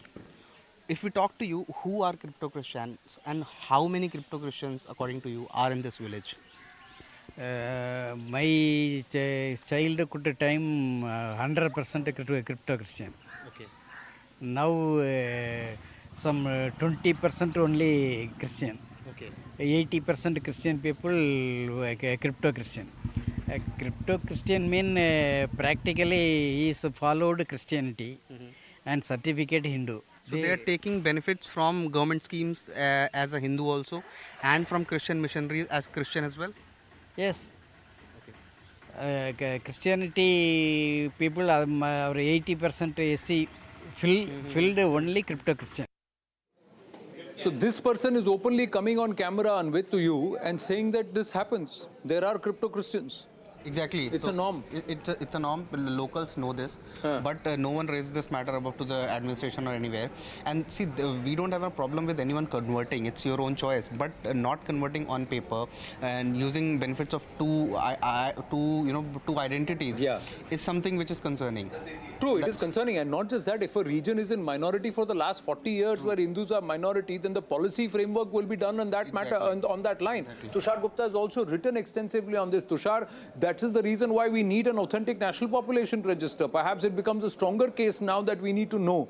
And more importantly, if people are doing this rampantly and they're being advised to continue in the same vein, then it's a fraud. Anand, one state is Tamil Nadu. It was Punjab also, a News18 investigation, if you remember, just a couple of months ago. We were discussing the same problem. Now, again, I read Anvit's very elaborate report on news18.com just before the show. I'll start with Punjab's example, which mirrors very much what is happening in Tamil Nadu. The official population of Christians within the state, as per the 2011 census, is less than 1%. But the unofficial population today stands at 10%. When the electoral calculations were being made, when the whole analysis was being done, it was factored at 10%. Look at the gap there. Look at the harm that is being done to policy framework. Look at the number of benefits these crypto Christians are extracting in the name of being Dalits, backwards, Hindus, whatever. Look, they want to convert. They are very well allowed to. The constitution gives them that power, that right. None of us are, even eligible to give them that right. But if you are willing to believe that the one God you want to believe in is Jesus Christ, very well so, why do you want to stick with being a Hindu on paper? That is the challenge. Even if you were to do a census today, the challenge is, Anand, even if they are Christians, within their practices, within their beliefs, within their whole conduct at a personal level, if they continue to identify themselves as Hindus on paper, what can the government also do? How do we undo this entire charade that is going on? That is the first problem. The second problem is we've seen that the network of crypto Christians and the ones who are going on converting them, the whole missionaries, the whole network of it, it's very, very extensive. The question is, what are the NGOs behind this entire funding? Because none of it can happen without money. We've seen the gatherings in Punjab also, now in Tamil Nadu also. These are gatherings of hundreds and hundreds of people. Who are the ones sponsoring? Who are the ones in Punjab promising them visas to European nations? Who are the ones in Tamil Nadu promising them better careers? Who are these people? Where are they getting the money from? And more importantly, how are they smuggling that entire financial network into India? That's the second question. Anvit's report also highlighted one very important aspect, Anand, that how students were being encouraged to believe that the only one God was Jesus Christ and that would help them academically. This is religious wokeism downgraded to the student level. You cannot cancel students for believing in certain ideology or certain religion. So now you're telling them that if you have to score well in your academic careers, or if you have to make somewhere as a student, you need to believe in a certain religion. Well, the NCPCR has taken cognizance. We put this story out on Friday, and the NCPCR has taken cognizance. They've sought a response. But the fact of the matter is that this is so brazen, that it's so commonplace, that people are saying, "Ye to hota hai, what's the big deal?" Plus, there is a certain level of protection that they're getting, or patronage that they're getting. There is a big group that is giving all this entire lot cover fire because they are so far embedded. Imagine 40 years in this entire region. Hindus are a minority, but they've been projected as a majority. So somebody has got a free run there, Mr. Bagan. Is that true? That this group has now got such a free run that they are so strongly embedded, it's going to be very difficult to even make a policy change here and even get people to come and own up. Sir, even the church encourages them to be crypto Christians, because most of the crypto Christians, the marriages are not even solemnized in the church. If the marriage is solemnized in the church, people will know they are Christians and they will lose their reservation facilities. Moreover, if there is a change in the government, it may be DMK or ADMK or Congress or Communist, whatever may be the party, but the system is with them. Wherever you go, whether it is education institution or it is a bureaucracy or it is a police, wherever you go, the system is dominated by them. So to change this situation and this atmosphere is very, very, very, very, very, very difficult. Moreover, the crypto Christians, they can mingle with the other Hindus yet to be converted. Any Hindu, they consider them as a prospective convert, not as a Hindu, prospective convert. If he doesn't convert to Christianity, they get agitated. They think that this fellow should be redeemed. It is their duty, because they have to install the kingdom of God here so quickly. They are intolerant, they are impatient. So with a warlike speed, with an energy, motivation, they do this proselytization work. So it is very difficult to fight these sort of irreligious, unspiritual behavior of this. No, but There is this no is something spirituality in it. that the policy makers need to take serious cognizance of, because this is also a fraud with the exchequer. This is a fraud with the entire census, and how nations will look at, and we are looking at numbers, and we are looking at our own population dimensions at multiple levels. Before we move on to the second part of our part 2 of the investigation, just want to play out what the two people came out and told CNN News 18. One of them very openly saying, yes, we are there. This is how it is. Crypto Christians are there. The other person saying, no, I have not told anybody. Did not want her face to be shown on camera. Listen into the two bites. Like you said, and I would like to reiterate that there are two heads in this village, and one manages the Christian population, another one manages the Hindu population. And you said that it is also because a majority of the population in this village, they have converted over the past years. Do you think it's good to have two heads for the administration of the village, being a senior resident of this village? Yes, sir. No, avoid friction. Hindu people arranged and organized Hindu head. Christian people organized his school teacher. Okay.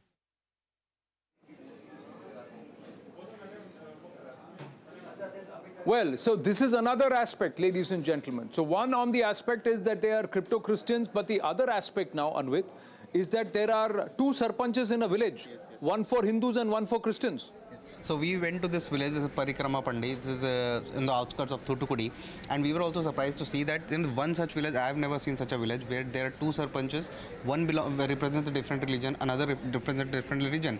Because what the senior residents of the village has told us is that over the past 1 decade, the demographics of the village have changed so dramatically that at least 50 to 60% people have changed to Christianity. Now when they've switched religion, now they want the sarpanch to be their representative, while the other group wants them to be Hindu representatives. So the villagers, the senior residents of the villages, they have resorted to this practice that let's select two sarpanches. One manages the Christian population, the other manages the Hindu population. And when we spoke to them that how does it not cause any conflict, they said that this has only been done so that there are no communal clashes, so that there's harmony in the village. And the only method they can resort to was selecting two sarpanches, which I have never seen ever in any of the villages. But how can you do that? Tushar, are you okay with this? So every place will now start having two representatives. It starts from the panchayat and then it will be in the council elections and MLA, etc. Today you'll say one village, two sarpanches. Then you'll say let's have two villages, each for one religion. And this is how you're going to start dividing. Absolutely, Anand. Anand, you said it's a policy problem. You know what I fear? More than a policy problem, it's a law and order problem, which will tomorrow have political consequences. Already they have found a way to divide the village administration at the lowest level, which is one of the hallmarks of a democracy. Tomorrow they will say that we need separate set of laws within the state assembly. 10 years, 15 years from now, we'll have the problems nationally. Now, the two aspects where the most impact would be felt is one political, the other is cultural also. And then connect the dots. You have the same problem in Punjab. You have the same problem in the Northeast. You have the same problem in Telangana, Tamil Nadu, and several other states. Then pin it together with all the other acts that are happening against Hindus across India. This entire practice, this entire charade being carried out is a process to weaken the Hindu cultural integrity within this country. You want to weaken the Hindu ecosystem. From the children who are trained to understand that Jesus is the only God if they have to score well, to the old people who are told that if they want the rations, if they want the free medical treatment, they have to convert. This is an entire process to weaken the Hindu ecosystem within this country, and that is what my major fear is. And it's a law and order problem. The government, apart from doing all the analysis on the ground with respect to the population, with respect to who's the last mile person doing all this, they need to understand where the money is coming from. That is what's driving this entire network. And once they have that understanding of where the money is being rerouted, that is where they can solve this law and order problem, which is bigger than a policy problem.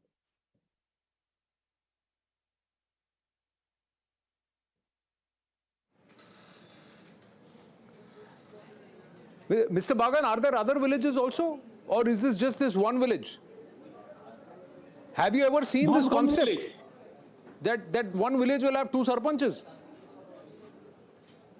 Yeah, here in most of the villages, in administration purposes, Hindus are on their way and Christians on their way. There is no meeting place. Moreover, as one of the panelists says, it is a cultural problem. It is a cultural threat. The Hindu students, whether they belong to any communities they belong to, they are very slowly, steadily, effectively taught to be more secular. All the Hindu practices, they are brainwashed. It is backward. It is paganism. So to be secular is modern. So the Hindu children, they are made to feel ashamed to show their Hindu identity. It is a problem. Another thing, the converts, that to the neo-converts, the history starts from the day one, from when they convert to Christianity. They don't have any emotional attachment to the past of this country, to the tradition of this country, to the roots of this country. So when these roots of this country, tradition of this country, the rituals of the land is celebrated, they quarrel. So for a Hindu, he cannot remain or he cannot live in a Muslim-dominated place or a Christian-dominated place. But in a Hindu-dominated place, the Christian as well as Muslim, they can remain there, they can reside there, they can slowly proselytize the people also. So we can say it is a secular place. No, it is not a secular place. Actually, there are theocratic pockets are there. In these theocratic pockets, your constitution has no value. Their own rules and their own laws, they are effective. That is. No, but why is this being allowed? Why is this being allowed? What is the district collector or the district magistrate doing? What is the local MLA and councillor doing? What are the local cops doing? Collector, you can change the district collector. What about the other officers? The district collector has to see the problem only through the eyes of his PA, his RDO, his BDO, other village officers. So 75% of the officers, they are Christians. So they are religious Christians. They are fanatics. How can you expect a collector or a magistrate to behave normally or neutrally? That is very difficult. Because he sees the problem, he views the problem only through their eyes. So they will give only jaundiced reports, one-sided reports, prejudiced reports. So he cannot take any decision. No, I have now, Tushar, I have experts and I have viewers who are watching this and they are saying then link it to what happened with the Kudankulam project, with the trouble that we have seen with the corporates in Thoothukudi, especially along the coastlines, because these lobbies were there. Were they actually people who were coming out, or were there actually these lobbies behind this entire conversion mafia which wanted to continue to hold sway and control over these areas? Then it's a serious problem. And if you are saying that at least more than 75% of the people in the administration, 60% of the population is non-Hindu, how is it that the government on its records is looking at this place as a Hindu majority area? No. Moreover, the policymakers, how can you expect the policymakers to be neutral, to be fair? Because the policymakers, there are some Christians are there in the policymakers. Most of the representatives, they are given pressure by the Christian groups. They are very dominant. They are very powerful. Monetarily as well as they have the vote banks. But the Hindus, they don't have any vote banks. They are ignorant. So it is a fight between very intelligent Christians and ignorant Hindus. So the fight is not an equal fight. No, but there is also there is also policy, there is also the population register, there is also the aspect of public policy and tailor-making policy. You may have whatever the fights on ground between two groups in terms of religious groups and religious entities, etc. But there is a larger fraud which is happening in terms of the country, whose interests are being compromised, Tushar Gupta. That's a larger policy issue also. Mr. Bagan, I'm just going to bring in Tushar and then come back to you, sir. Yes, Tushar. Absolutely, Anand. It's cheating the state. How else I can put it? It's cheating the state. Now the problem is any MLA or MP who wants to really tackle the situation, they would be immediately branded as anti-minority. That's how these lobbies work. And about the projects that you mentioned, a lot of the projects have been stalled because of these lobbies. Because if there is a lack of development in these regions, the people become easy fodder for these missionaries to convert. That is very important. If there is a lot of progress and development in this region, the people would be difficult to convert, which would make the work of the missionaries difficult. So that's the second aspect. But what these people are doing essentially, they're cheating the state at a state level, at a national level. They're extracting benefits they are not eligible for. Now the challenge is how do you map this change in the national population register? How do you map this change in the census? I am curious to see the numbers from Punjab when they come out. Will we actually get the real numbers of the crypto Christians here, or will they continue to identify themselves as Dalits or Sikhs or backward Hindus just to extract the benefits? And if they're going to do so, what can the government do next? That is what we need to watch out for. Well, Tushar Gupta and Umayur Bagam, thank you for your input. Anvit Srivastava with the investigation on ground. Before we take a break, ladies and gentlemen, we want to put out the details and what we have unearthed on ground. Two aspects as part 2 of the investigation on this conversion racket is the rampant presence of crypto-Christians and also the seeds of division being sown at the village level, where villages now have had 2 sarpanchs, one representing each religious cluster. Have a look at this. நீங்க இப்போ உங்களுக்கு இப்போ சர்ச்சில் தான் இருக்கீங்க, மதமா இருக்கீங்களா? ஏமா மதம் மாட்டீங்க? எனக்கு ரொம்ப உடம்பு சரியில்லை. ஓகே. குடும்ப சூழ்நிலை. சரி சரி சரி, அதனால மதம் மாறீங்களா? அவங்க ஏதாவது ஹெல்ப் பண்றாங்க ஒண்ணுமே ஒண்ணுமே தெரியாது. சரி சரி சரி. எனக்கு ஒரு சூழ்நிலை, எங்க வீட்டை விட்டு வெளியேறி போற நிலைமை. சாக போகணும் நான் கிளம்பிருந்தேன். சரி சரி சபாயத்தை பேசினாங்க. ஓகே ஓகே, அவர் பேசுவாங்க. ஓகே சரி சரி. உண்மையதான் சொல்றேன். வீட்டை விட்டு வெளியேறி போனா எங்க இடத்துல சாகணும்னு கிளம்புறாங்க. சரி சரி. பேசப்பா என்னோட பேசினாங்க. சரி சரி சரி. திருப்பி அதனால யாருமே இந்த ஊர்ல எல்லாருமே அதை எனக்கு 2 பேர் நல்லா இருக்கணும். ஒரு ஆள் எங்க பக்கத்து வீட்டுக்கு கூட தெரியாது. சரி சரி. Right right right. ஆனால் நீங்கள் ரெகுலராக சர்ச்சுக்கெலாம் போகிறீங்க, சர்ச்சிலலாம் எந்த இது எதுவும் இல்லை, அதெல்லாம் உங்களுக்கு வழிபாடு எல்லாமே வந்துட்டு எதுவும் பிரச்சனைலாம் வந்துட்டு இல்லை. உங்களுக்கு இந்த இப்போ நீங்கள் வந்துட்டு, ஆனால் இப்போ பர்த் சர்டிஃபிகேட் உங்களுக்கு வந்து இந்துவாக தான் வந்துட்டு இருந்துருக்கு.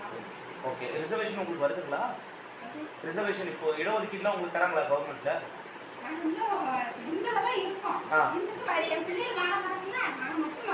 நீங்க மட்டும் மாறி இருக்கீங்க. உங்க ஹஸ்பண்ட் ஹஸ்பண்ட் மாறிட்டாருன்னா ஆட்டோமேட்டிக்கா உங்க பிள்ளைங்களும் கிறிஸ்டியன்ஸா தானே வருவாங்க. ஆட்டோமேட்டிக்கா இப்போ உங்க ஹஸ்பண்ட் கன்வெர்ட் ஆயிட்டாருன்னா பிள்ளைங்க வர அந்த மதத்தில் தானே வந்துட்டு வருவாங்க, கிறிஸ்துவ மதத்தில் தானே வந்துட்டு வருவாங்க. சரி, அவங்க பசங்க எதுவும் மாறல. ஓகே ஓகே சரி சரி சரி சரி சரி. ஓகே. ஓ, உங்களுக்கு பர்த் சர்டிஃபிகேட்டு நீங்கள் இந்து தான் ஆனால் ஆக்சுவலாக? சரி ஓகே ஓகே ஓகே. சரி சரி சரி.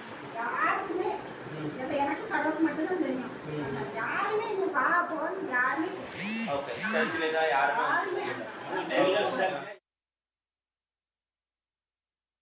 One important trend that has over the years became very prevalent is of crypto-Christianity. If we talk to you, who are crypto-Christians and how many crypto-Christians according to you are in this village? My childhood time 100% crypto-Christian. Okay. Now some 20% only Christian. Okay. 80% Christian people crypto-Christian. Crypto-Christian mean practically is followed Christianity and certificate Hindu. So they are taking benefits from government schemes as a Hindu also, and from Christian missionaries as Christian as well? Yes. Okay. Christianity people are 80% SC filled only crypto-Christian. Like you said, and I would like to reiterate that there are 2 heads in this village, and one manages the Christian population, another one manages the Hindu population. And you said that it is also because a majority of the population in this village, they have converted over the past years. Do you think it's good to have 2 heads for the administration of the village, being a senior resident of this village? Yes sir, no, avoid friction. Hindu people arranged and organized Hindu head. Christian people organized his school teacher.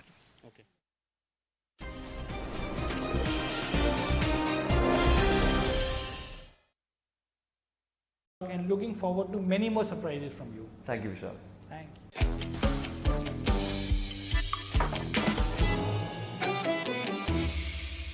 Communal clashes occurred in northwest Delhi's Jahangirpuri area. The question here, of course, is how can you have a Jahangir and a Puri? That's a sign of secularism.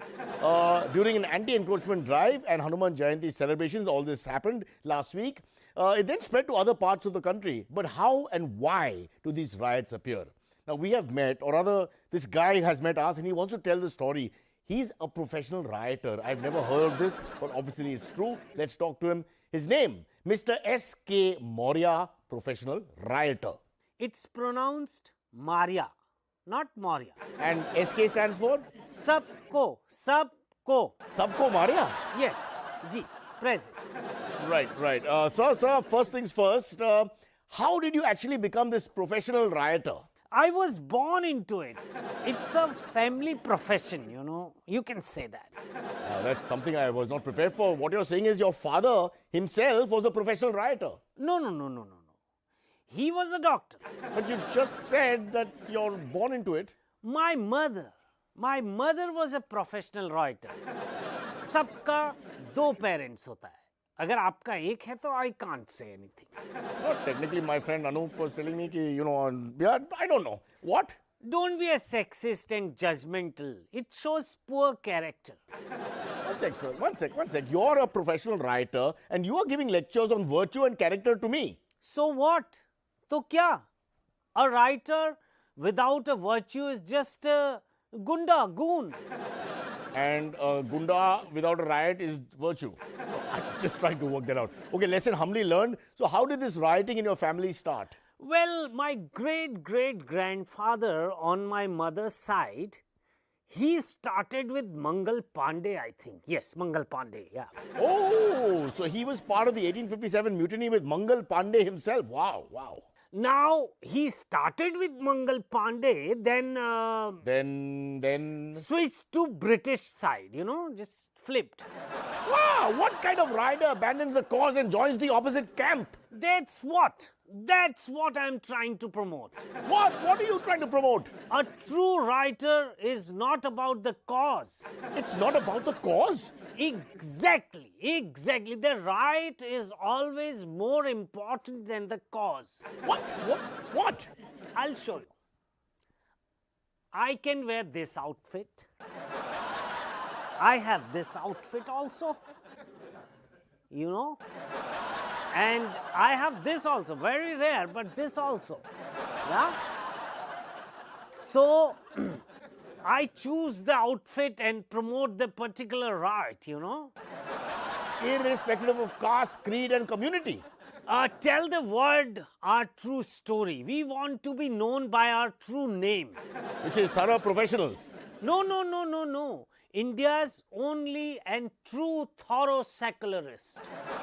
Secularist? Hello. See, I know you're Parsi, so contact me for Parsi agitation. The only agitation we have at the moment is say no to vegetarian, but at the moment we...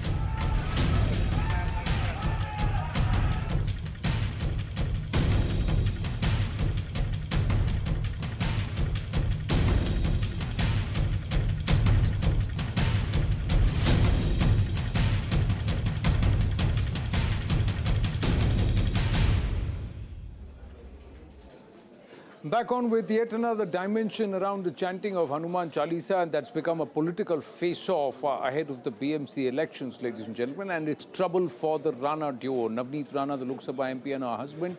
Now they've found no relief from the Bombay High Court, with the Bombay High Court quashing their petition, which sought to quash the remaining FIRs against them. That have been lodged by the Mumbai police. The Bombay High Court levying no holds barred in its order and declaring that Maharashtra government was right in invoking action against the petitioners. The order further stated that not only did the Ranas refuse to pay heed or cooperate with the police authorities, their threat to chant religious slogans would infringe upon personal liberties of others. The High Court, however, has gone ahead and said that the police, now going forward in any of the other FIRs, if they get bail in the first of the FIRs, will have to give them a 72-hour notice. This is what the High Court said, and I quote, "Those who are active politically must behave responsibly." Remember, Navneet Rana moved the petition to quash the FIRs against the duo, citing discrepancies in the police report. Meanwhile, the loudspeaker row continued to rage, and the Maharashtra government holding an all-party meet to resolve the issue. But this meet was skipped by the BJP, and Raj Thackeray also gave it a miss, although his members, team members from the MNS did go ahead and attend this meeting. उनकी मांग थी कि उनके खिलाफ जो ये दूसरा गुनाह रजिस्टर किया गया है वो खारिज किया जाए। ये मांग थी, वो आदरणीय न्यायालय ने स्वीकार नहीं की। वो जो आज न्यायालय में आए थे, वो जो दूसरा गुनाह है वो खारिज करने के लिए उनकी पूरी कोशिश थी कि वो न्यायालय के सामने जो दलील रखे, वो दलील जो उनके खिलाफ ये 124A का जो गुनाह है उसकी तहत रखे और न्यायालय का मन दूषित करे।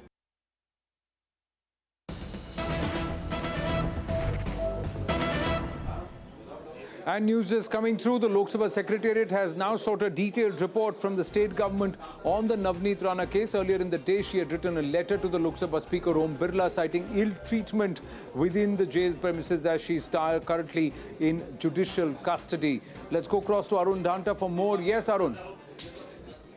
Well, that's right, Anand. As we know that Navneet Rana and her husband have been booked under the Section 124A, which is sedition, and also that 153A, which is the promoting enmity between different groups and religions.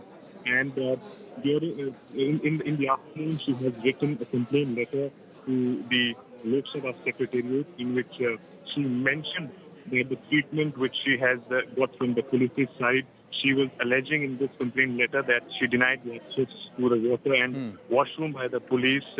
And she's also saying that if this happened to her, she belongs to the scheduled caste community. She also said that the treatment meted out to her was worse than the animal, and therefore Lok Sabha Secretariat has asked the Maharashtra government to submit the report in the entire matter as to what Member of Parliament, independent Member of Parliament Navneet Rana is alleging, and therefore Maharashtra government will have to submit a report within 24 hours, which can be tabled before the Lok Sabha Speaker. Well, so in 24 hours, the government will have to submit the report. This is a copy. We'll try and get a hard copy of it. I've just got it on my phone right now. It says the Ministry of Home Affairs are requested, and let me just go this way. Yeah, the Ministry of Home Affairs are requested that a factual note, both in Hindi and English versions in the matter, may be kindly obtained from the government of Maharashtra and furnished to the Secretariat within 24 hours for being placed before the Honorable Lok Sabha Speaker. So that's the message that's come out after that long email letter. Asif Bhamla and Ravi Srivastava are with us. Arun Dhanta, thank you for your inputs. Now, the team here just getting me. This is the letter. This is the Lok Sabha Secretariat, which has gone ahead and talked about immediately through email that this is the letter that we need to see. And this is the long letter that had come on email complaining of ill treatment of Navneet Rana in the jail by the jail authorities. Now, Asif Bhamla with us, Ravi Srivastava with us. Ravi Srivastava, how would you see the development? The court saying that you cannot arrest somebody immediately, you have to give them a 72-hour notice, but they've also turned around and said you have to behave responsibly if you are elected representatives. Anand, as far as I think Mumbai High Court decision today is concerned, that matter is practically over because they have quashed that particular request of the Ranas. And this part I agree that, that Navneet Rana making complaint that, she was not given the water and there was some caste discrimination at the Baikala jail. I think these issues must be looked into, and this is a part of the overall jail reform. So the Ministry of Home Affairs should take a cognizance of that and see to it that the condition in the jail in entire India should be, investigated and seen that, this kind of things should not happen. So that True. request and that But report the we fact think is good. that you had Shiv Senics also protesting outside her house. She's also an elected representative. Then the cops should have lodged an FIR against the Shiv Senics who were protesting vociferously outside her house also.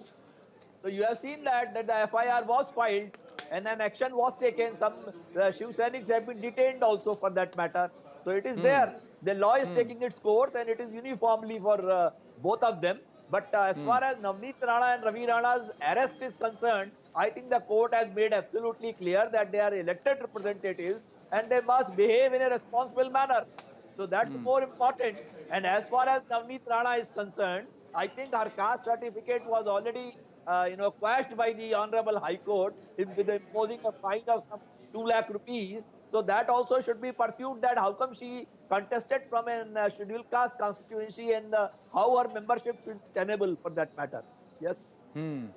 Well, contesting with hiding your caste and your religious identity, we've just done a huge story on it as to what is happening in Tamil Nadu, where more than 80% of a particular region is already since the 1980s in minority, but still the census shows that it's a Hindu majority area. So those frauds are being committed and they should be investigated, but that's not the issue. The issue is about chanting Chalisa, the political face-off that's happened and the action that's been taken against Navneet Rana and her husband. Asif Bamla, where do you stand? The courts have turned around and told the Ranas, no, we're not quashing the remaining FIRs. You see, chanting Hanuman Chalisa doesn't come under the ambit of sedition. We all know that, you see. And Hanuman Chalisa is what? It's just nothing but the praise of the Lord, the praise of the Lord Ram and Hanuman. And outside whom? It's outside the house. It's in a way a temple. It's considered a temple, So if it's chanted outside a temple and if it's not affecting anybody, why create such a huge ruckus? Why the entire administration, machinery for just 2 people to be taken for ransom? And why a truckload of activists below the house of Navneet Rana and the concerned so-called MLA? What I'm trying to say is that these, if a thing like this is there, if you also saw that 153A and 124A is not the sanction in which this should be falling on. And if you see, it was falling on loose ground, and that is why a second FIR was slapped on them, if you know. You see, a single, and if you see by the public prosecutor, a single word was not uttered, which could show that they were utterly involved. Pradeep Garat could not. No, let me finish my point, and then you can come in between. Don't interject. Don't interject till I've not finished. Okay. What I'm trying to say, because what I'm trying to say is, Pradeep Garat was not able to show a single thing that is wrong against the couple, which was showing that was going wrong against the state government. Doing a Hanuman part, but the fact is the courts have said, courts have opined otherwise, but does this tantamount to sedition and rioting, that you decide to go ahead and chant Hanuman Chalisa outside somebody's residence? It's a peaceful chant. It's a peaceful chant. You should have been more giving and said, okay, I would like to myself participate in something like this. Ravi Srivastava, respond. It's not something wrong. It's not. He's not going and speaking anti-India statements. Let Ravi Srivastava respond. He's not speaking, or he's not a part of the Tukde gang. He's going there as he's a member of parliament. There's an MLA, so they're going there. They're public servants, so they can always go and peacefully do their chant and leave. Okay, let Ravi Srivastava respond. Asif Bamla. Yes, Ravi Srivastava. Mr. Bamla, first of all, I have not seen any Tukde gang in my lifetime. If you have seen it, make a complaint against them. Now my second question is that why you are doing a backfire, cover fire for Rana's? Why don't you go, your party goes and sings the Hanuman Chalisa opposite the Matoshri? Why are you so sympathetic to them? Why are you not going there and doing this, holy recital there? Why? What stops your party? Why your Mr. Fadnavis, Mr. Somaiya, everybody is going to Home Ministry and the Lok Sabha speaker everywhere? Why don't you do yourself and see this, that how it works out? Now my question is, you cannot take the law in your hand. They were making provocative statements, Facebook Live and social media messages everywhere to try and poke the Shiv Senics in the government. I don't subscribe to Shiv Senics retaliation action.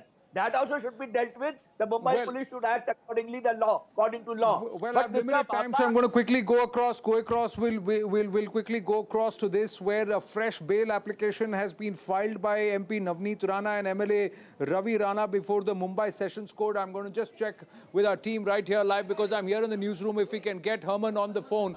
Herman just getting us the information that a fresh bail application has been filed by MP Navneet Rana and MLA Ravi Rana before the Mumbai Sessions Court. So once again, they will try and do whatever they can in terms of the legal recourse they have. She is in judicial custody, so she has to apply for bail. On the first FIR, they first moved for quashing of the FIR. That was rejected by the High Court, so now they'll have to go FIR by FIR. So on the first FIR, she's been arrested. She's been now sent to judicial custody. So then she'll have to apply for bail. And then, but the courts have directed the cops that are on the other FIRs, they have to give them at least 72 hours notice. Yes, Herman? Well, yes, Anand, at this point in time, we have confirmed news from the lawyers of the Rana stating that they've moved for a bail application before the Sessions Court. It is true that they had first applied for their bail application at the Magistrate Court in Bandra, but that is up for hearing on the 29th of April. But since they have been sent to judicial custody, they had the option of moving to a higher court, which has now taken place, which is in fact the Sessions Court in Mumbai. But at the same time, today we have seen what a setback it was for the Rana duo when they moved for the quashing of the case before the Bombay High Court, which upheld, which in fact dismissed the petition of 40 pages. But now we know that the husband-wife duo has applied for a bail before the Sessions Court. Right. Thank you. Thank you for your input, Herman. We're going to take a very, very short break. Asif Bamla, Ravi Srivastava, thank you very much. Stay with us, ladies and gentlemen. Big development in Tamil Nadu on the conversion racket. The details when we come back. Stay with us.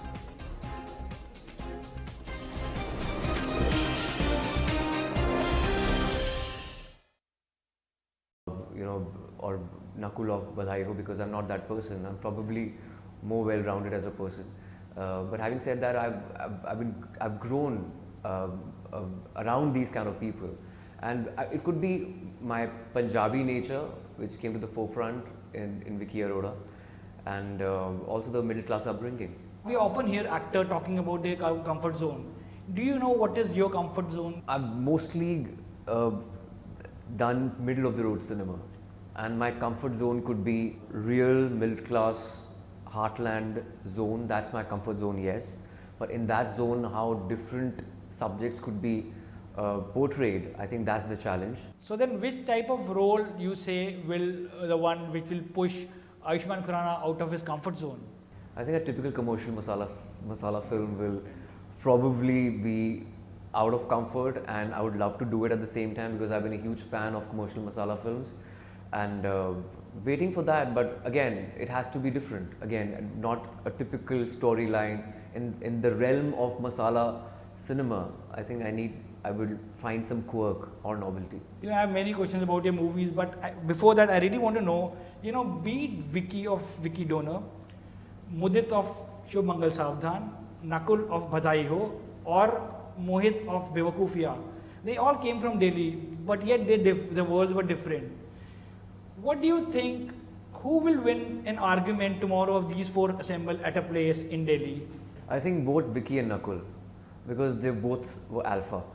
Mudit and Mohit, they were probably more malleable and more docile or subtle as characters, but Vicky of Vicky Donor and Nakul of Badhai Ho, I think these two characters were alpha males. That's why probably there's been an argument. Aishman, do you remember what was it like experiencing the stardom post the release of Vicky Donor, and what get you going through that sort of a rough patch between 2012 and 2015 when movies like Nautanki Sala, Hawai Zada and Bewakofia underperformed at the box office? Immediately after Vicky Donor, I was not ready for that stardom at all. I was not expecting that kind of success for Vicky Donor. I thought it would be a critical acclaim film with a certain box office number, but I think it became super successful commercially as well, which was a huge surprise, and the kind of attention I was getting, I was overwhelmed. I was not prepared for that. I made choices which were probably not reaching the benchmark of Vicky Donor, but at the same time I was not getting anything. Like, the industry didn't know what to do with me because Vicky Donor, the script was an anomaly. You don't get such kind of scripts. Oh. So I was just waiting, doing just one film a year because I was not getting those kind of films. So I made mistakes. I will not call them mistakes. I'll call them like learnings, and I'm glad Dum Laga Ke Haisha happened. Talking about Dum Laga Ke Haisha, that was really the next milestone in your film journey. How much into the making of that movie you realized that, okay, this is going to be a game changer for you? I think it was at script level. When I read the script, I could not put the script down. It was that film which I was really sure that it will work, because it was, yes, it was a small film, but it had a lot of heart. For me, it was, I think, a huge film. So it just changed everything, and I was waiting for this film immediately after Vicky Donor.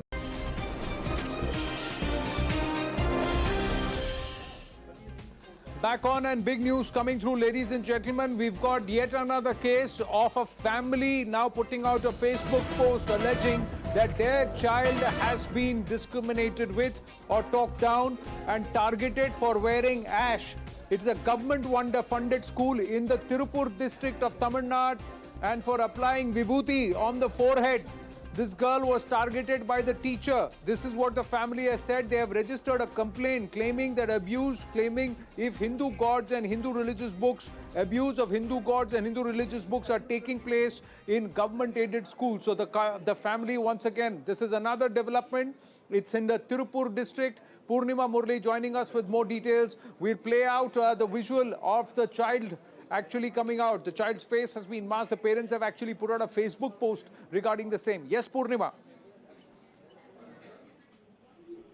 Well, Anand, in less than a week, another case now coming to light. Once again, the family filing a complaint saying that the teacher had allegedly forced the girl to believe in Christianity, and also while in the handwriting she mentioned Hindu god names, the parents say that the teacher had criticized her and abused her for mentioning Hindu gods instead and promoted Christianity. Therefore, in the complaint they say that it's quite an open secret that such conversion techniques are used in government-funded schools, among children being the most vulnerable targets, and also abusing Hindu gods. These are the things that they see in government-funded schools.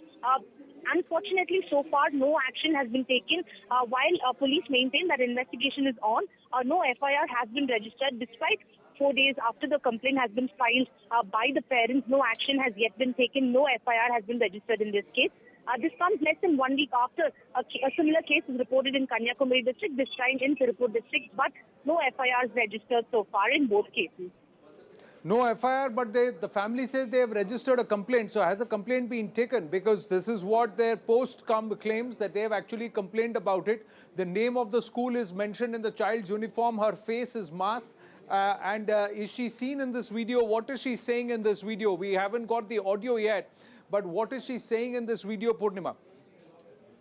Well, in the video, she says two things. One, of course, she says that her teacher had asked her as to who saved their lives, and also said that it's Jesus who they should believe in, and they should believe in Christianity. And the second part, she talks about how in her handwriting practice class, she had in fact written names of Lord Muruga, but that did not go down well with the teacher, who in fact abused her for mentioning the names of Hindu gods and not Jesus Christ. So these are the things that the girl shares on in the Facebook video. And as I said before, a complaint has been filed. Police sources maintain that they are still investigating the case, and they will only register an FIR if they get more details. Unfortunately, so far, no FIR has been registered, even after the girl and the family had openly spoken about how a teacher had approached them, trying to force her to convert to Christianity. They say that they do not have enough evidence just yet to file an FIR on him. Well, Purnima, so this is yet another case, and this time around, this is from the Tirupur district of Tamil Nadu. This is the girl whose parents have actually filed a complaint. The parents have filed a complaint. They put out the video. We will take this story forward later tonight as we continue our investigation into the rampant conversion racket in Tamil Nadu. Part 2 of our investigation, and of course this latest revelation of yet another student coming out and saying that teachers in government-aided schools are talking down children who are practicing the Hindu faith. We'll take this story forward. For the moment, winding up this edition of The Nation at 5. Viewpoint with Zaka up next. Stay with us.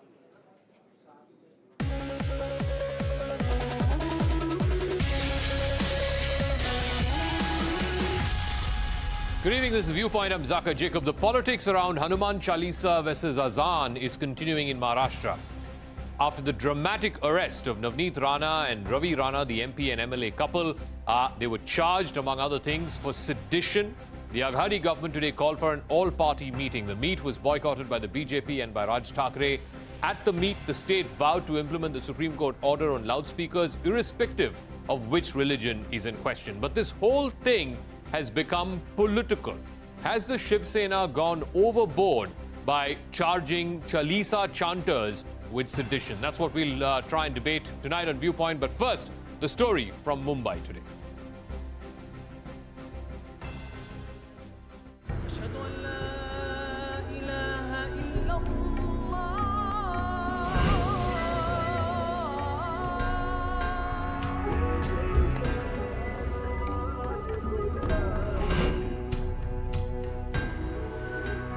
तारखेपर्यंत जर ऐकले नाहीत तर देशामध्ये जिथे जिथे मशिदी असतील, जिकडे बांग सुरू असेल, तिकडे हनुमान चालीसा हे लागलंच पाहिजे, अख्ख्या देशभर लागलं पाहिजे.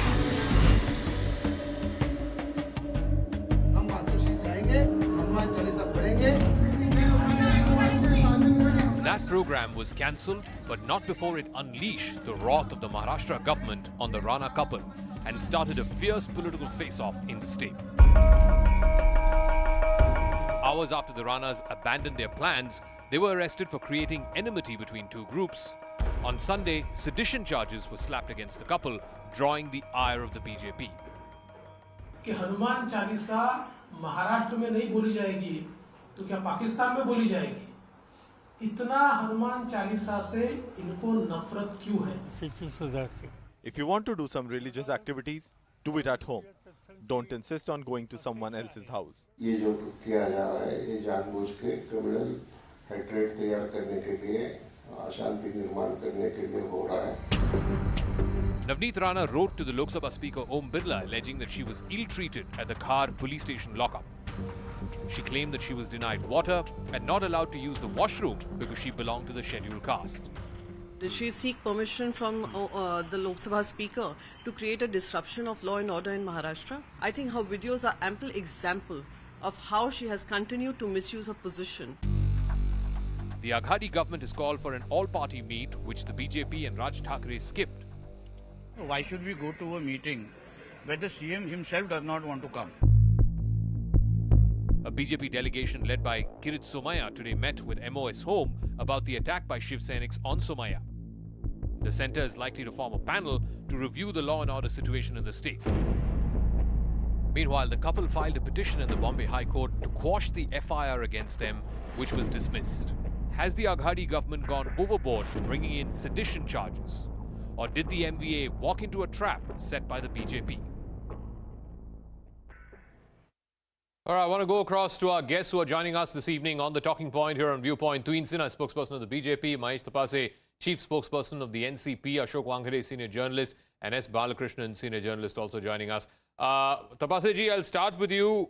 Is it seditious in this country to chant Hanuman Chalisa, even if it is outside the residence of the chief minister? It's just a prayer song to Lord Hanuman.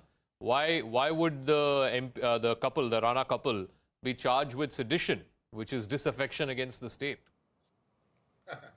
Rana couple is definitely trying to incite disaffection towards the state, and by chanting Hanuman Chalisa, that this is not an offense to chant Hanuman Chalisa. Like the Honorable High Court of Mumbai has said today, that anybody wants to chant any kind of religious words, they are free to do so in their own respective homes or in temples or mosques, wherever it is permitted. But in doing so at somebody else's residence, and that too at the residence of the Chief Minister, and by calling him names, by belittling his stature, by bringing down or trying to bring down the government of Maharashtra, I think that is the reason why the seditious charge of 124A has been framed, and not because of reciting the Hanuman Chalisa But Tapase ji, to criticize a state or to criticize a chief minister, उसमें भी क्या sedition है? It's a free country, no? It's a democratic country. I mean, आप लोग यही बोलते हैं कि BJP doesn't allow anybody to criticize them. You accuse them of being intolerant. अभी आप लोग भी वही कर रहे हैं.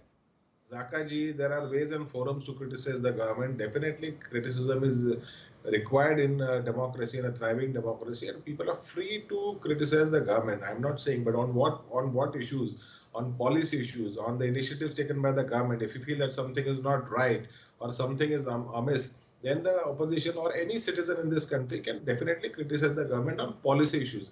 But here one gentleman from the MNS, Mr. Raj Thackeray, he said that please remove all the loudspeakers from all the mosques in the country, and if they are not removed by 3rd of May, on 3rd of May when Eid is going to happen, then he will be playing Hanuman Chalisa across in front of all the mosques. So, I mean, the Supreme Court judgment regarding the loudspeakers is very, very clear.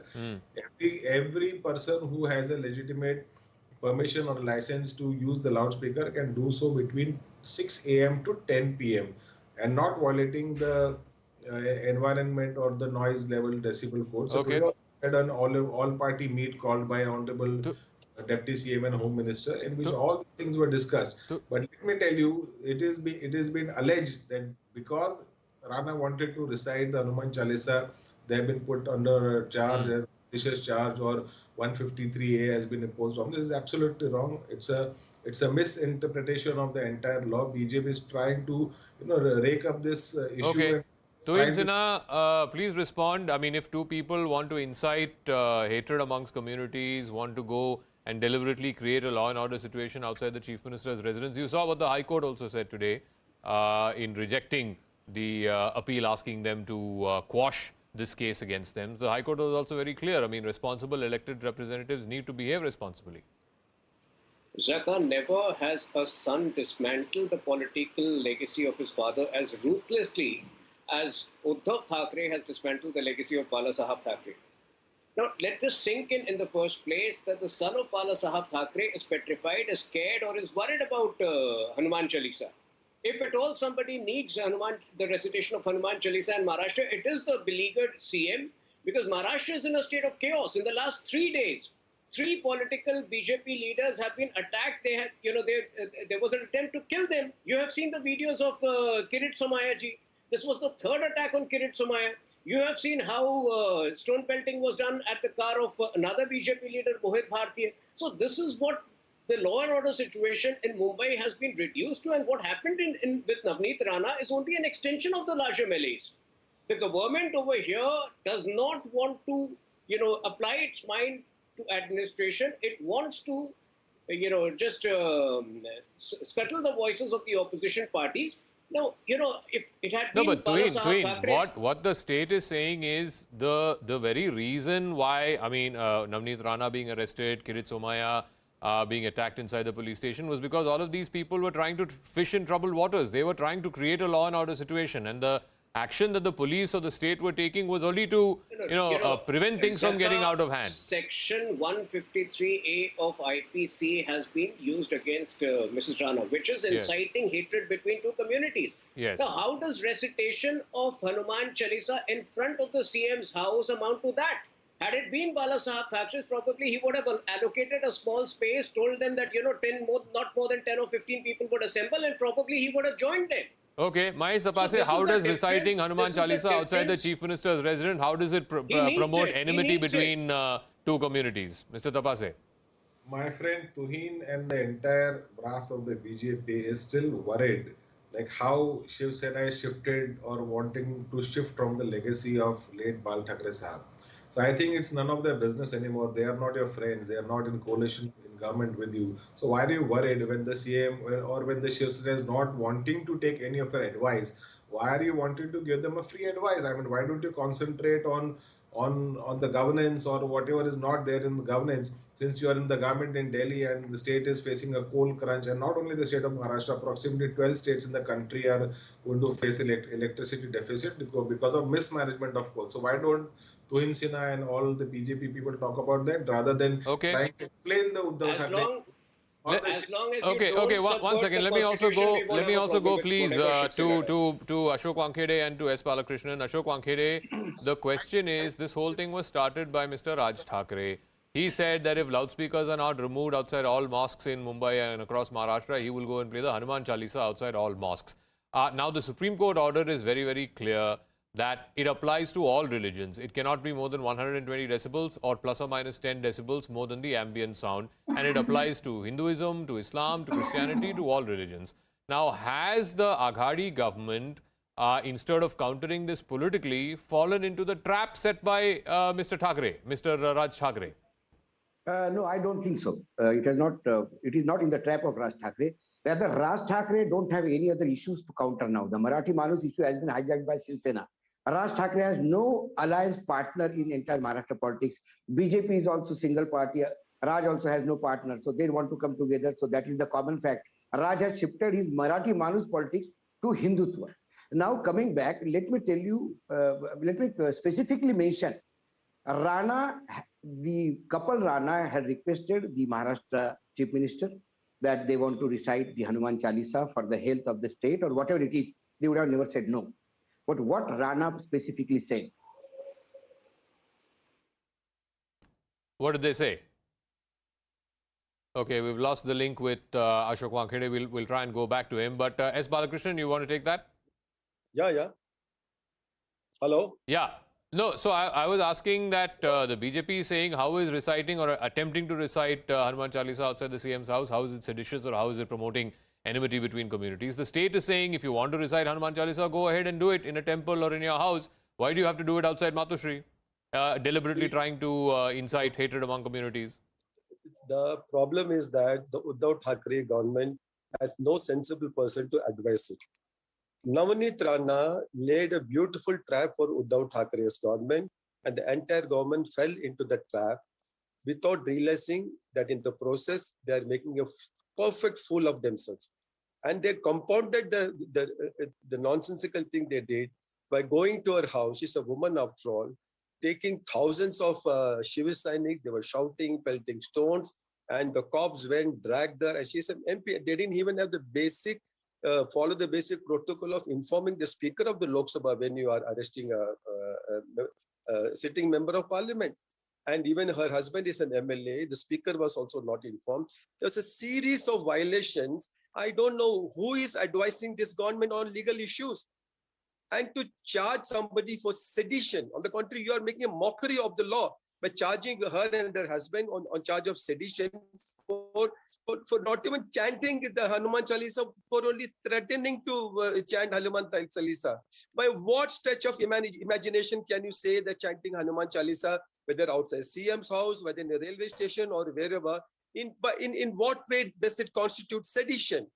Okay, I'm just getting a piece of breaking news. I'm going to come back to Mr. Balakrishnan. This breaking news again concerning Navneet Rana, and sources have said that the Lok Sabha Secretariat has now sought a detailed report from the state government on Navneet Rana's case. Mr. Balakrishnan is right that whenever a sitting MP is to be arrested by a state police, then notice needs to be sent to the Speaker's office. In this case, we're given to understand that the notice was not sent. Also, a fresh bail application has been filed by MP Navneet Rana and her MLA husband Ravi Rana before the Mumbai Sessions Court. That is likely to come up tomorrow.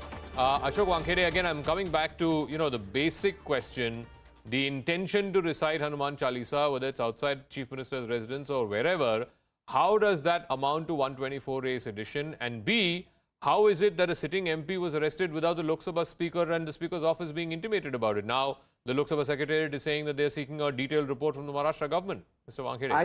I think we'll have to wait for the Maharashtra government's report to come. There are incidences. There is a provision.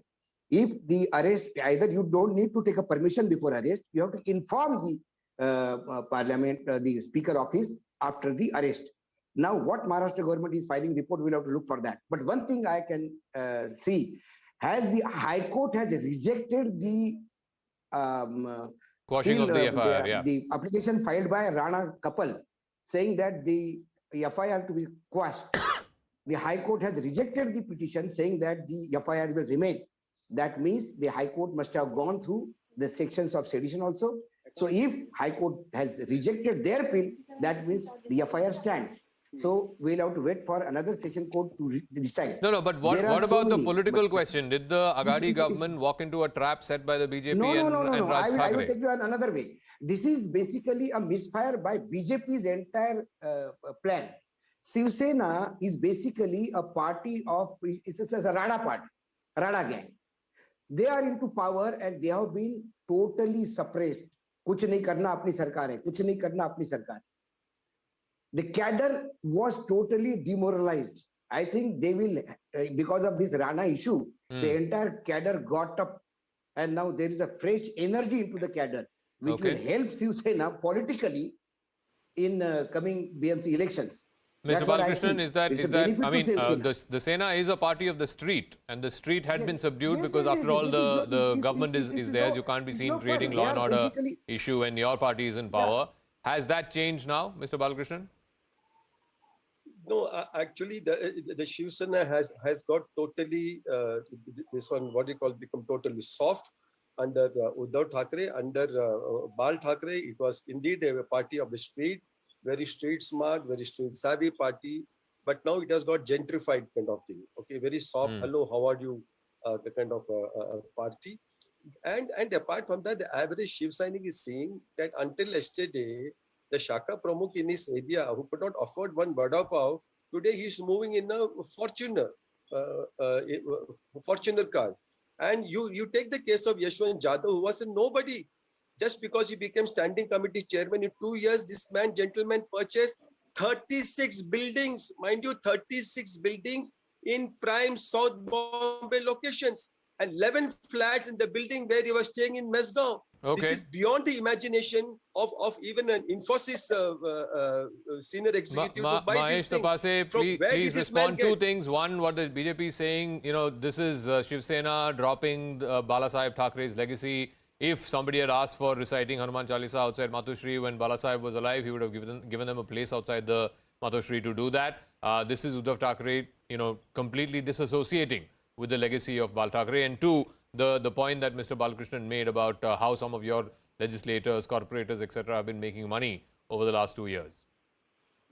I still fail to understand why BJP is still interested. What is the legacy of the Shiv Sena?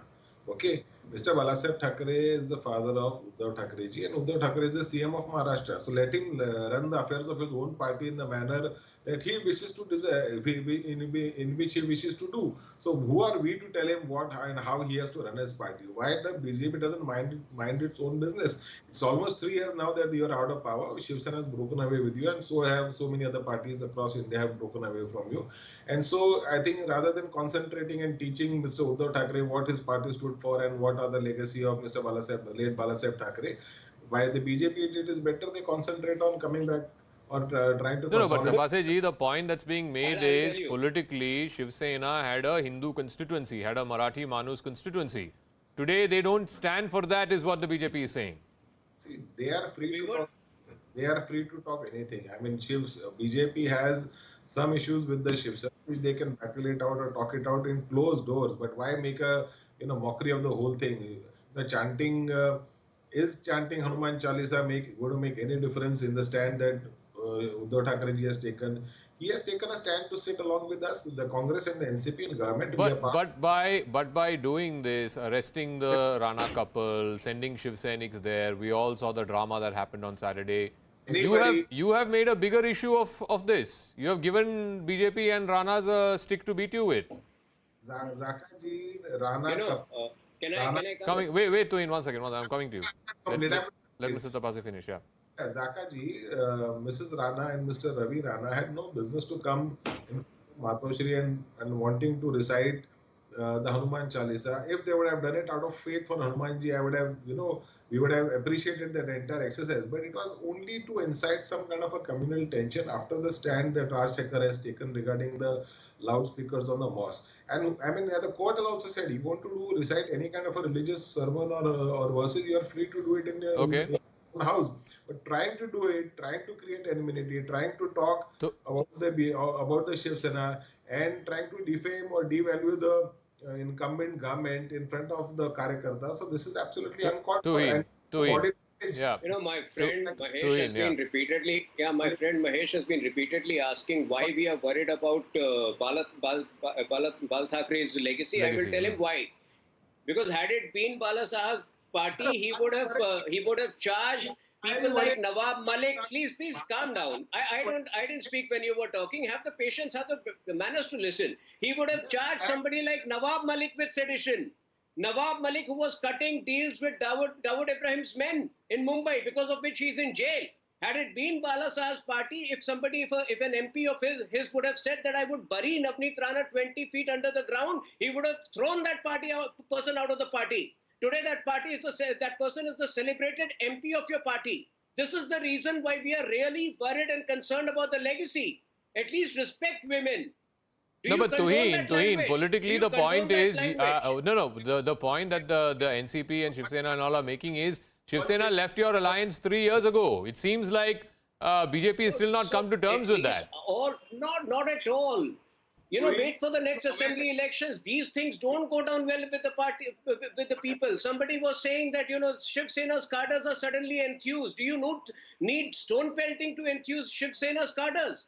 This is a new generation. People don't appreciate this violence. Okay. Please try to understand that. When you use language like I will bury this lady 20 feet under the ground, people don't appreciate that language. Okay. All right. I'm going to wrap up the chat. I want to go across to another piece of breaking news. I want to thank all our guests. This breaking news coming in, and this is, of course, going to be hugely impactful across the world, and whether it's for public policy, whether it's for news organizations. Twitter is now poised to accept Elon Musk's best and final offer to purchase the company. The offer was about $46.5 billion, $54 a share is what Musk had offered. And now both Reuters and Bloomberg reporting that Twitter board is all set to accept Elon Musk's offer. Pallavi Ghosh has more details on this. How may this change, though, the social media platform?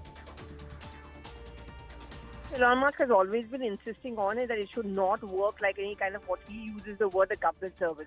He said it should work like a corporate. People should be able to use their platform freely. There should be a freedom of speech and expression. And that's the turnaround which he's essentially talking about. So when that deal comes through formally, Zaka, that's essentially the first thing which he'll try to change to make it more accessible. You know, he also said, I remember at one point of time, getting that blue tick should not really be a problem, which means verifying the accounts is something which should become easy. So those are big ticket changes that he's looking at. And very quickly, one of his pet problems with Twitter has been this idea of moderation, who gets to control what is free speech and who gets to control what is not.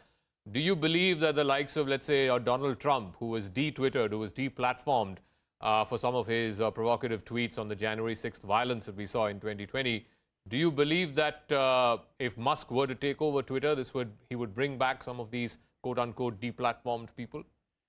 Absolutely, Zaka. In fact, I was coming to that because Elon Musk in a series of interviews has also made this point that Twitter should not be a privilege of few. It is something which should not actually be monitored. People should be allowed to use it freely, freedom of speech and expression, and no third person should decide what you should be saying, what the platform should be made. Well, essentially, there should be no kind of a, like a schoolmaster kind of an approach as far as the use of Twitter as a social media platform for expression is concerned. All right, we'll see how this deal progresses. As of now, both Reuters and Bloomberg reporting that the Twitter board looks all set to accept Elon Musk's offer of $46.5 billion to acquire the social media platform. Finally, as we wrap up, Emmanuel Macron has broken the jinx and gotten re-elected as the French president for a second consecutive term after defeating the far-right leader Marine Le Pen. Here's a full CNN report. Je ne suis plus le candidat d'un camp, mais le président de toutes et tous. Emmanuel Macron, a pro-European centrist, is now the first French president to win re-election in 2 decades. winning for a second time against the nationalist Marine Le Pen. This time amid growing support for his opponent's far-right agenda. And I know that for a number of my compatriots who chose the far right today, the anger and the discord which brought them to vote for her project also merits a response. It will also be my responsibility and the responsibility of those who surround me. The French president addressing a more polarized France on Sunday. After a narrower runoff than in 2017, this time Macron took less than 60% of the vote. 5 years ago, he took 2/3. The shrinking margin appearing to invigorate Le Pen, who promised supporters on Sunday the game is not completely over. This result constitutes for our French leaders, as well as for European leaders, the sign of a great defiance from the French people towards them, which they can't ignore. Le Pen came within 5 percentage points of Macron in the first round of voting 2 weeks ago, narrowly beating the far-left candidate Jean-Luc Mélenchon. As Macron focused on the war in Ukraine, Le Pen seized on the war's economic spillover into Europe, presenting herself as the candidate of the people. She promised tax cuts to combat inflation, targeted those discontented with Macron's economic policies. After Sunday's election, he can breathe a sigh of relief. But with parliamentary elections for his party on the horizon in June, that feeling may not last very long.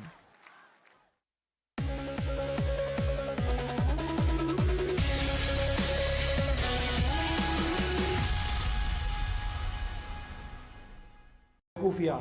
They all came from Delhi, but yet the worlds were different. What do you think? Who will win an argument tomorrow if these four assemble at a place in Delhi? I think both Vicky and Nakul, because they both were alpha.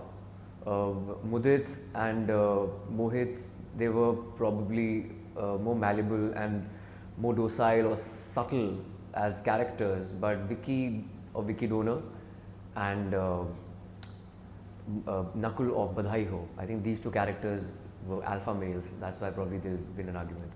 Aishman, do you remember what was it like experiencing the stardom post the release of Vicky Donor, and what get you going through that sort of a rough patch between 2012 and 2015 when movies like Nautanki Sala, Hawai Zada and Bewakufia underperformed at the box office? Immediately after Vicky Donor, I was not ready for that stardom at all. I was not expecting that kind of success for Vicky Donor. I thought it would be a critical acclaim film with a certain box office number, but I think it became super successful commercially as well, which was a huge surprise, and the kind of attention I was getting, I was overwhelmed. I was not prepared for that. I made choices which were probably not reaching the benchmark of Vicky Donor, but at the same time I was not getting anything. Like, the industry didn't know what to do with me, because Vicky Donor, the script was an anomaly. You don't get such kind of scripts. Yeah. So I was just waiting, doing just one film a year because I was not getting those kind of films. So I made mistakes. I will not call them mistakes. I'll call them like learnings, and I'm glad Dum Laga Ke Haisha happened. Talking about Dum Laga Ke Haisha, that was really the next milestone in your film journey. How much into the making of that movie you realized that okay, this is going to be a game changer for you? I think it was at script level. When I read the script, I could not put the script down. It was that film which I was really sure that it will work, because it was, yes, it was a small film, but it had a lot of heart. For me, it was, I think, a huge film. So it just changed everything, and I was waiting for this film immediately after Vicky Donor, but I was not getting this kind of film. So I'm glad the script writers, they discovered something in them and they started writing films like Dum Laga Ke Haisha and Badhai Ho and Andhadhun and stuff like that. Your character Prem is a fan of Kumar Sanu in the film.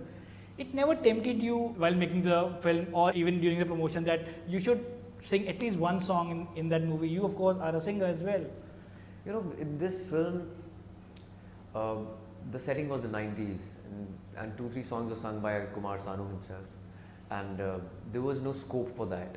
And even Momo Ke Dhage, I guess that song is beautiful, and Papon does great justice to the song. I think he deserves everything for that song. So I think there was no space for me in that film to sing, and it has to come from the director also. You know, you of course have teamed up twice with Sujit Sarkar and Anubhav Sinha. With Anubhav, of course, you're making Anek. How do you define a perfect creative match between an actor and a director? Most important thing is that you should be one with the director in terms of the thought process, because sometimes you are imagining something else and the director has a different vision. So it needs to be at the same plane. And with respect to the script, for example, if you have the same worldview, nothing like it, and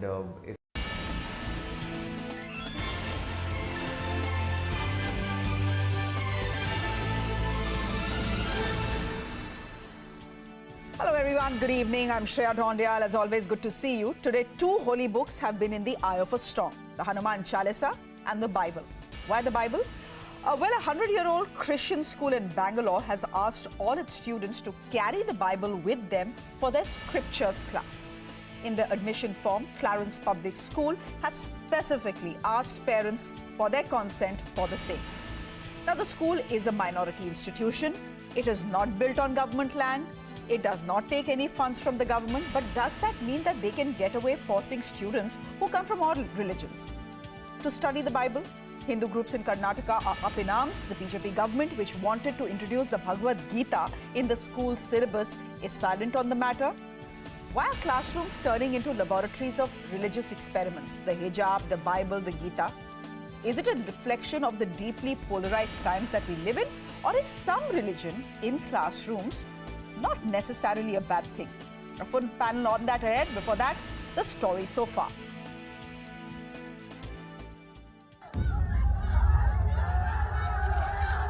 After hijab, a fresh debate is rocking Karnataka. Whether the Bible is necessary in classrooms. A Bengaluru school has taken an undertaking from parents that they should not object to their children carrying the Bible to school premises. In the admission form, they had given Bible study as mandatory. So we cannot object to it anyways. I don't mind studying it because they don't really force it on us. Class 10 also we have the subject, but there's no examination. But the move is facing stiff opposition from right-wing groups. ये जो non-Christian student वहाँ बच्चे पढ़ते हैं, उनके लिए जबरदस्ती एक पर्टिकुलर कम्युनिटी का शिक्षा लेना, बाइबल पढ़ना, बाइबल सीखना, बाइबल कैरी करना, उनके ऊपर धार्मिक राइट्स का हरण का एक conspiracy है. The ruling BJP says making the Bible compulsory in school will not be in the state's best interest. The people of Karnataka is not in such a mood that they will accept every conditions imposed by Christian schools or the madrasas. Under fire, the school defended its stance. I want to affirm also that we are a peace-loving and law-abiding school. Therefore, we have consulted our advocates in this matter and we will follow their advice in keeping with the law of the land.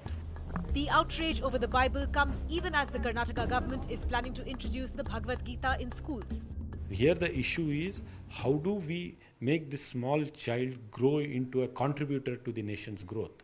That should be the emphasis, and we should make the society together. The children should not have any differentiation between religions and caste. Whether it is the hijab controversy or the Bible backlash, it comes down to this: should religion be kept out of classrooms? Let me go straight across to my guests who are joining me this evening with the question, should religion be kept out of classrooms? Let me straight away take that question to Dr. Kavita Reddy, who is joining us from the Congress Party. We'll also be joined by two other guests. We have Ganesh Karnik, who is the BJP spokesperson of the Karnataka unit. He'll be joining us in just a bit. And Pastor Sunil Mahade is the president of the Hubballi Taluka Pastors and Christian Leaders Association. We are expecting him to join us. And Chambi Puranik is a retired Dean of the Karnataka State Open University in Mysore, will be joining us in just a bit. So as I promised, a full panel ahead. Dr. Reddy, I am starting with you. Do you see this as problematic? I understand this is a Christian institution. I understand that the land that they have been built on, it's a 100-year-old school, that the land the school is built on is not given by the state government. They don't get any funds from the state government. But it is simply wrong to ask a Hindu child to carry a Bible and take it to the scripture class or have a scripture class at all. Do you see this? What do you see this as? I think is, as you said, it's just pure polarization tricks by the BJP and the Sangha Parivar. But how they just don't have anything to demonstrate in the state in terms of progress and in terms of development. So they pick on all these things. First thing, the Clarence School is a 100-year-old school. There are hundreds of schools which are run by the minority institutions. And for example, B.S. Yediyurappa, CM, ex-Chief Minister B.S. Yediyurappa's son himself studied in one of those institutions. So in no minority institution or any institution for that matter, nobody is forcing any religious scripts on any of the students. In this school, Dr. Reddy, in this school, very clearly, I've seen the admission form. It is asking for parents' consent, saying that you will not have a problem with kids carrying a Bible to school every day and taking it to their scripture class. That is forcing them, right? If you are not giving a consent, then you will not force them, as simple as that. So this is part of the legality. They've been there for 100 years now, as you yourself said. That if you're not giving consent, it's fine. Like in many schools, Christian schools, they have a mass. Every week they have a mass. Only most of the Christian students attend. Some of the Christian students themselves don't attend the mass. So it is a choice given. But here the choice is not given. But here the choice is not given. The parents are saying either accept it or get lost. The choice is not given. No, I don't think so. That is, then in that case, if you look at the national education policy, you're also trying to put in other, religion, this thing also, scriptures also into the education, right? So the same discussion happened with the state government where you wanted to teach Bhagavad Gita and Mahabharata also part of it. So far, as a student, I myself have read all the scriptures. I read the Bhagavad Gita, which was done by the BHP in my own school. I've read the Ramayana, which was done by the BHP. We had the Bible Society of India coming and teaching us Bible. We had even a Quran session happening in our school. So all these schools have part of the social development and a moral thing. They have these kind of programs running throughout the year. So Captain Ganesh Karnik, Captain Ganesh Karnik, what is the problem? Okay, Dr. Reddy. Okay. So, Captain Ganesh Karnik, you're joining us from the Karnataka BJP. What is the problem then? Ask Dr. Reddy. This is a Christian school. Good evening, sir. No, this is a Christian school. If they ask for children to carry Bible so that they can study a bit of scriptures, what's the problem? The school can very well say, we are asking for a parent's consent. We are not forcing anyone. If you don't give consent, take your child out of the school. I convey my greetings to co-panelists. I don't even know who are there because I joined just now. Okay. And I don't know what is the discussion at this stage. Okay, the discussion has just started. Discussion has just started. Dr. Kavita Reddy was the one speaking before you. She's the Congress spokesperson. Go ahead, sir. That's okay. That's okay. Fine. Good evening to Dr. Kavita Reddy also. See, we have been talking loudly about so-called secularism, which was introduced in this country surreptitiously in '76 without much discussion.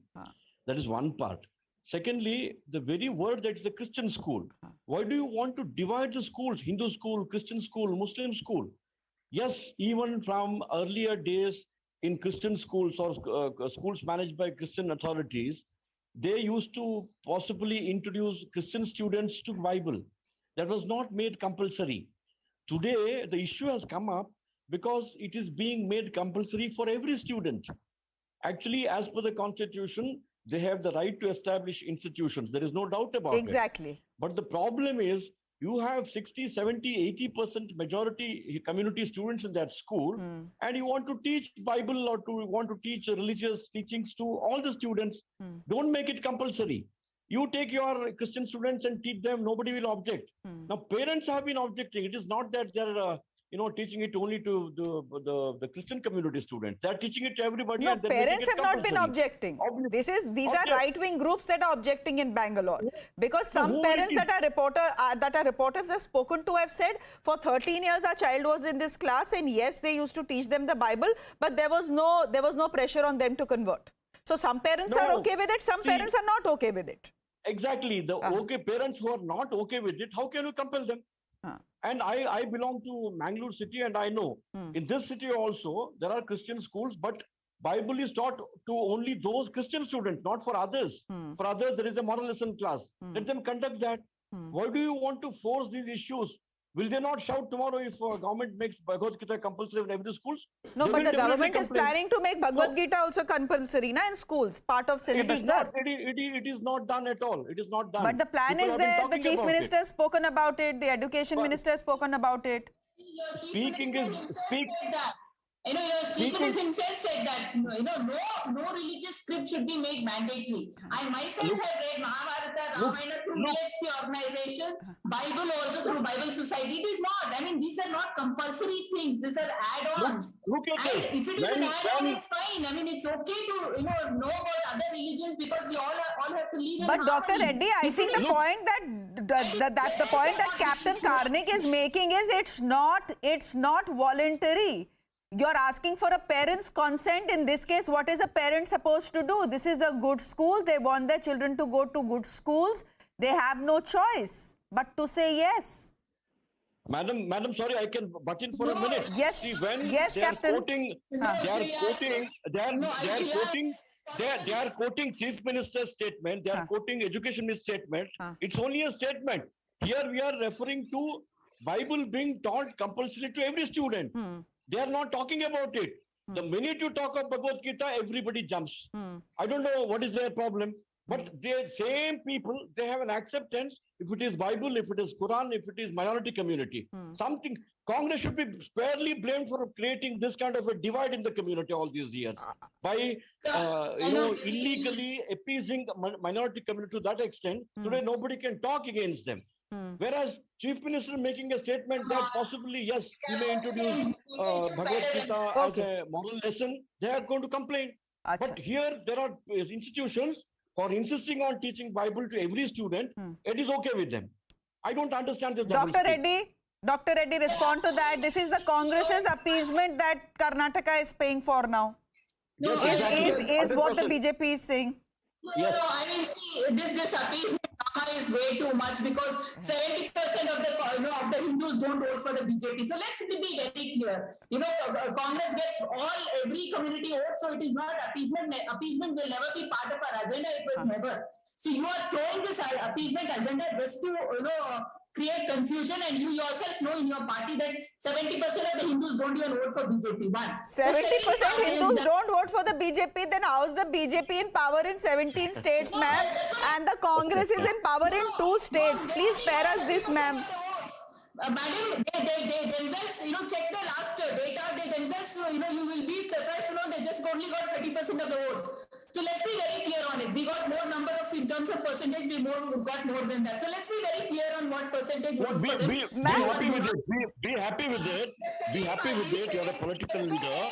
Be happy with what is happening. Ma'am, let's not get into that. Let's not get into who the Hindus support, whether it's the Congress or the BJP. I think since 2014, the message is loud and clear, but go ahead. The charge on you is on appeasement, that it is the Congress's appeasement that Karnataka is paying for now.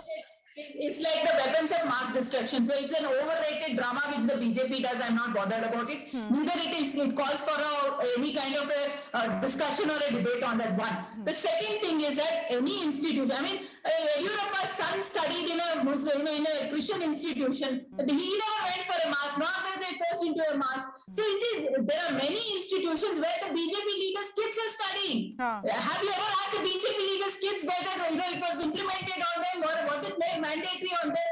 See, you cannot go by what a fringe groups like this Bajrang Dal and Shiv Sena, this Ram Sena talks about. You shouldn't be talking about them. They're the fringe groups. Ram Sena, what does Ram Sena know about education? What do they know about education? What does a Bajrang Dal knows about education?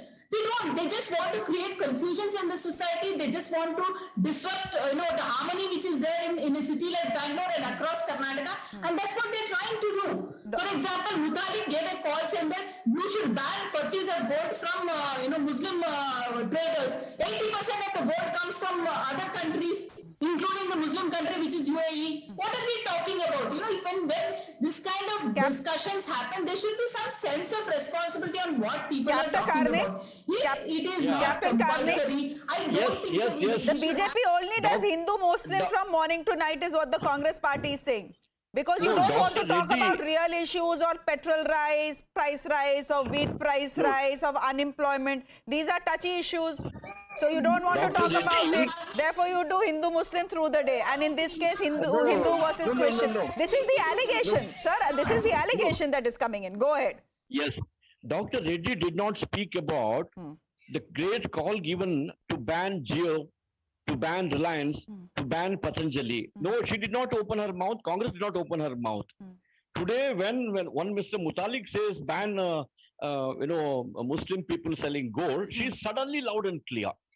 And she calls educational institutions managed by Christian group as Christian institutions. They are not Christian institutions. Of course, they are Christian institutions, Captain Karnik. The Constitution gives minorities the right to have their own institutions. No, established educational institutions, not Christian institutions. If you call a seminary institution, I agree, it's a Christian institution. It is a Christian educational institutions. Yeah, but the Christian minority has set them up, na? No, fine, that's exactly. Don't call them a Christian institution. They are educational institutions managed by Christian groups. I agree with that. Now, these institutions are supposed to conduct educational curriculum as advised by the state. Not that they are not running independent educational curriculum. Now, in that, yes, they have the right to propagate their religion among their group, not for others. You go to court and take a clarity on that. They cannot preach their Christianity to non-Christian students. They cannot do it. No, so let me tell you. Will they teach the same Bible to Muslim students? Can they do it? But there just think about it. No, but there are Muslim students in the school also, na? They are not only Hindu students, they are Muslim students also in the school. Will you teach them Bible? Well, the direction is for everyone. The admission form is not separate for Hindus and Muslims, na? The admission form is the same, Captain Karnik. The simple truth is, in an education institution managed by the Christian groups, yes, they have every right to propose their teachings to Christian students. For others, I told you I am from Bangalore. We have a lot of institutions managed by the Christian community here. Here they don't teach compulsorily. Okay. And if there are people like Dr. Reddy who want to go and learn, become wise by listening to Christian preachings, no objection, they can go. But you cannot force a student or a parent to force their children to undergo Bible study. Okay, now Captain Karnik and Dr. Reddy, let me get in a third voice and a fourth voice into this debate as well. Pastor Sunil Mahade is with us. He's the president of the Hubali Taluka Pastors and Christian Leaders Association. Pastor Sunil, please help me understand this. How is it okay, irrespective of what the rules say, how is it okay for any school to make it compulsory for every child who's coming to that school, Hindu, Muslim, Christian, Sikh or Isai, to come to that school carrying a Bible and attend scripture class? No. They actually cannot do that as a part of the curriculum. Can you hear me? Yes, I can hear you loud and clear, sir. Go ahead. Yeah. But they have the right to do those things, because if in any institution, whether that belongs to Hindus, Muslims or Christians, if they can ask their students to do some particular things related to their religion as a part of their right, and even Christian schools also have the right to do those kind of things. But sir, I went to a Christian school. According to you, they cannot force. I went to Loreto Convent in Lucknow. Nobody asked me to carry a Bible or go to a scripture class. Yeah. So is this school, according to you, in the wrong? According to me, they cannot carry these religious books. Okay, so you're saying it's wrong of the Clarence Public School in Bangalore to ask all its students to carry the Bible and to attend scripture class? Yeah. So why do you think... They need not do that. It is their left to their freedom to choose carry or not to carry, but the school cannot force them. The school cannot force them. Okay, so why do you think, this is a 100-year-old institution, Pastor Sunil. Can I ask you why the school suddenly decides to get up and make something like this compulsory?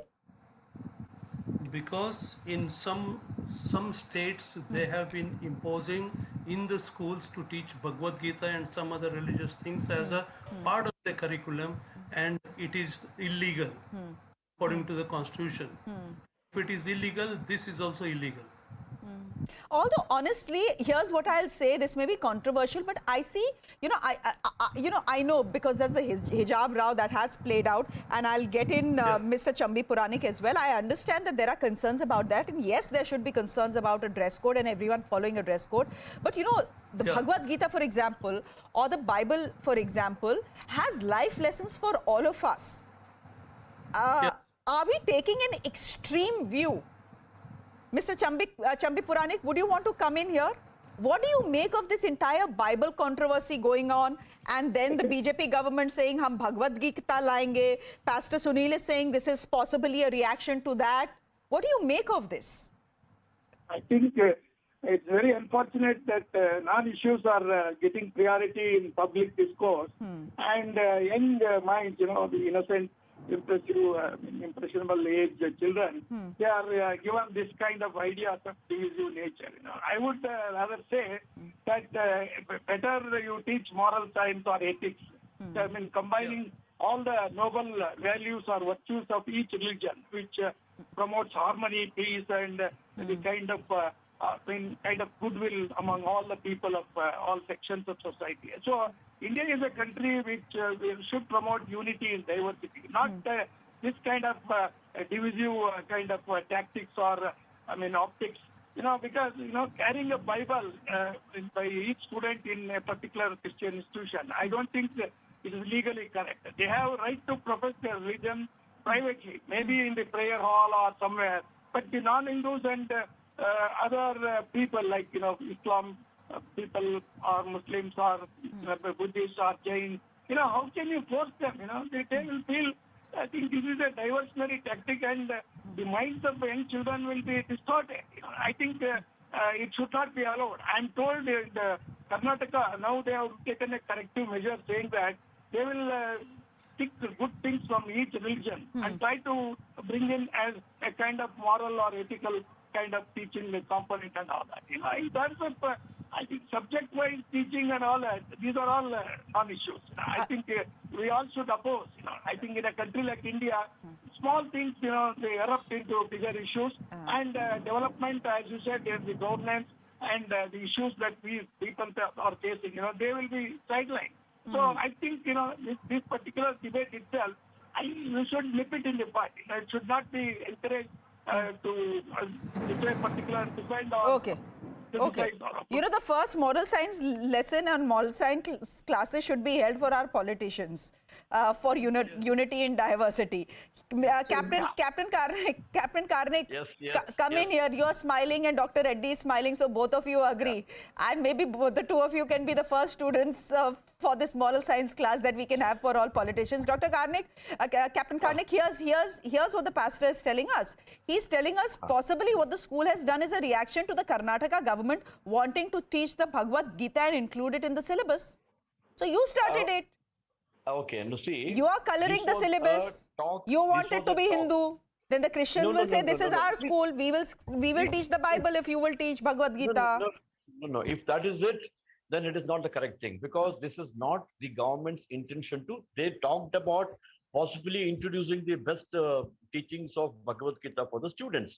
But when they said that, they never said that we will not include the best of Bible or best of But they only spoke about Bhagavad Quran. Gita, sir. In fact, our Honorable Education Minister will also teach Quran. He has mentioned it to come in newspapers. So, like Mr. Chambi Puranik mentioned, today the government is in line with what he suggested, what he said. The best preachings of each faith is being included in the moral science class or an ethical moral class or whatever it is. Now, my submission is, in fact, as I said before, see, teaching Bible for Christian students, teaching Quran for Muslim students, teaching for Bhagavad Gita for Hindu students, I don't think anybody would object. Or those parents who are willing to send their children to different classes, again, there will be no problem. But if you insist on, then there will be problems. People have been going to Christian schools, or like I said before, schools managed by the Christian authorities. Their sisters and the priests who come with the gown and broadly displaying or vividly displaying the Christian cause. Did anyone object? No. In every classroom managed by the Christian authorities and Christian Dr. Reddy, institutions. I have 20 seconds. What the pastor on the panel is suggesting is that this is possibly tit for tat. I mean, can you really get to a point where you say if the Karnataka government is asking for Bhagavad Gita to be taught in schools, then we will insist that every student carry the Bible and go for scripture class? How can education be tit for tat? There has to be a little more, a little more maturity when it comes to educating our children. I agree there should be maturity, and that maturity should come from the government, because the government is the one which has taken the oath on the constitution of this country.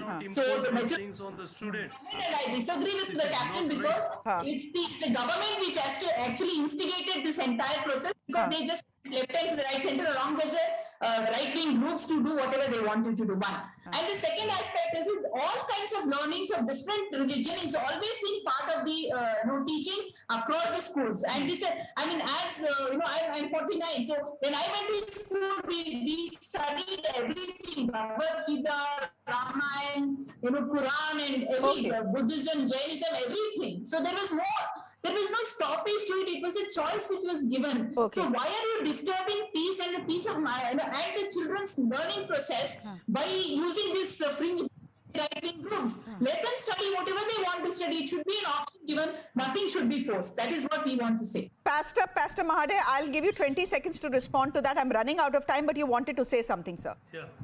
I wanted to say that the governments or the school authorities or the managements cannot impose upon the students to carry some religious books along with them apart from what has been prescribed for them to study in the school. Shouldn't be done. It's not right. Okay, I think everyone on this panel is unanimous in the fact that what the school has done is incorrect, because you cannot force a student to carry the Bible or to read the scripture or to attend class. But the other side of the story also is that, is it a reaction to the Bhagavad Gita possibly being introduced in the syllabus? Possibly it is. We don't know. We'll see how the story plays out. Ladies and gentlemen, thank you very much for this rather civilized debate. Captain Karnik, Dr. Reddy, Pastor Sunil, and Chambi Puranik, thank you very much for joining us. A quick look at what else has been making news across the country today and across the world today, actually. A Reuters report is now saying that Twitter is nearing a deal to sell itself to Elon Musk for $54.20 per share in cash, the offer that Mr. Musk had initially made. Twitter is likely to announce the deal after the board has met to recommend the transaction to shareholders, possibly should be through by Monday. Now, U.S. Secretary of State Antony Blinken and Secretary of Defense Lloyd Austin went to Kyiv to meet Ukrainian President Zelensky. This is the highest level U.S. visit to the war-torn country since Russia invaded it 2 months ago. Blinken said Russian attempts to subjugate Ukraine and take its independence has failed spectacularly. Another Ukrainian city has been devastated by 2 months of Russia's war. It's a city called Horneka on the outskirts of Kiev. Buildings have been flattened as a result of Russian airstrikes and shelling. The Ukrainian government claims Russia is trying to depopulate the east of Ukraine amidst heavy fighting there. With that, it's a wrap from me. Thanks for watching.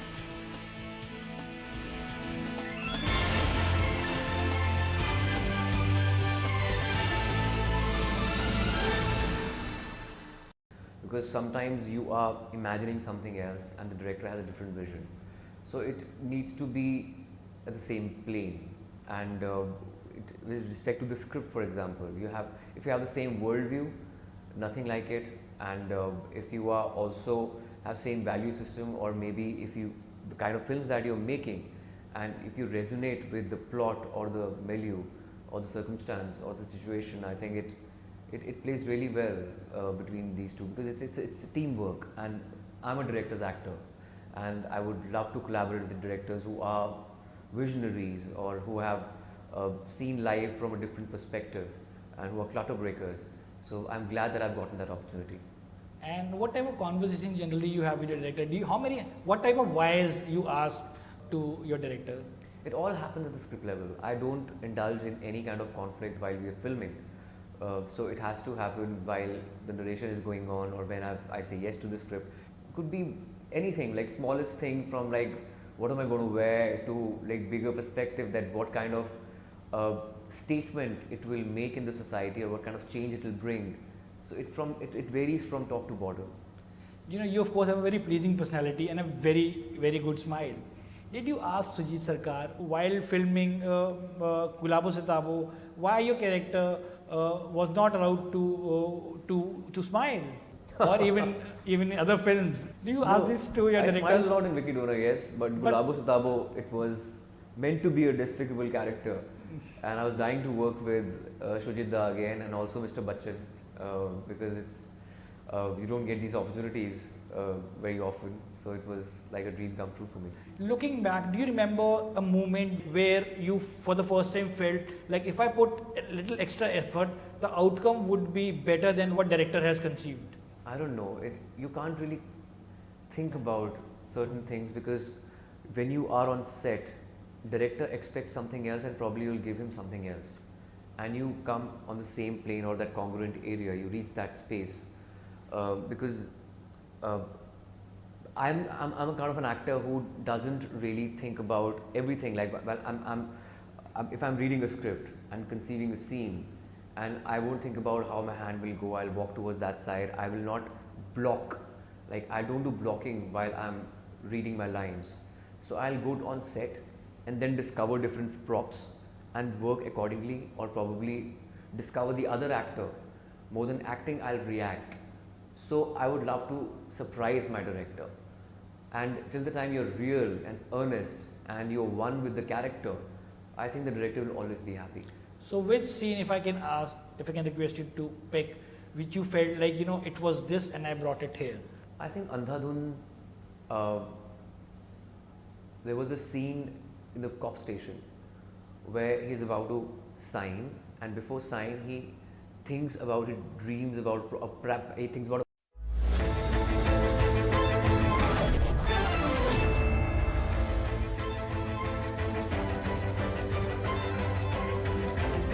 Thanks a lot for staying with us. I'm Shivani Gupta. You're watching Plain Speak. A Maha face-off in Maharashtra over Hanuman Chalisa. The Shiv Sena says that the arrest of the Rana couple is not because of Hanuman Chalisa, but with an eye on law and order. The BJP says this is because of Hitler Raj in the state and because of the earlier Hindutva party shedding its ideals. Meanwhile, there is a setback to the Rana couple, Navneet and Ravi, as their application to quash the FIRs against them has been rejected by the court. But let me first break down the genesis of this entire row. It didn't really begin with the Ranas, did it? It actually began with Raj Thackeray, because Raj Thackeray had in Maharashtra opposed the Azan and had said that he will play Hanuman Chalisa in front of mosque if the Azan on loudspeaker is not stopped. The state then responded by saying that no loudspeakers will be allowed for Hanuman Chalisa or no such protests are going to be allowed. The Ranas then, Navneet and husband Ravi, dared to recite the Hanuman Chalisa in front of Matoshri, which is the sitting Chief Minister's residence. Well, the state government clamped down on them. They've been arrested even though they couldn't quite carry out their threat. They couldn't even leave their house. They were arrested and even a sedition charge was slapped against them. And then, of course, the BJP has been raking up this issue, saying that this is because Shiv Sena cannot tolerate Hanuman Chalisa anymore. Meanwhile, some of their leaders have also been facing attacks allegedly by Shiv Senics, and they've sent a delegation to meet the MHA MOS today. So this is, of course, a very much a political row as far as the state of Maharashtra is concerned. But in all of this, the big question that is also emerging is why sedition charges to silence Hanuman Chalisa? What's the big deal if somebody even sits in front of a public representative's residence and chants Hanuman Chalisa? Why will it incite anybody to the extent that sedition charges have had to be brought in? So here's what has happened all day today.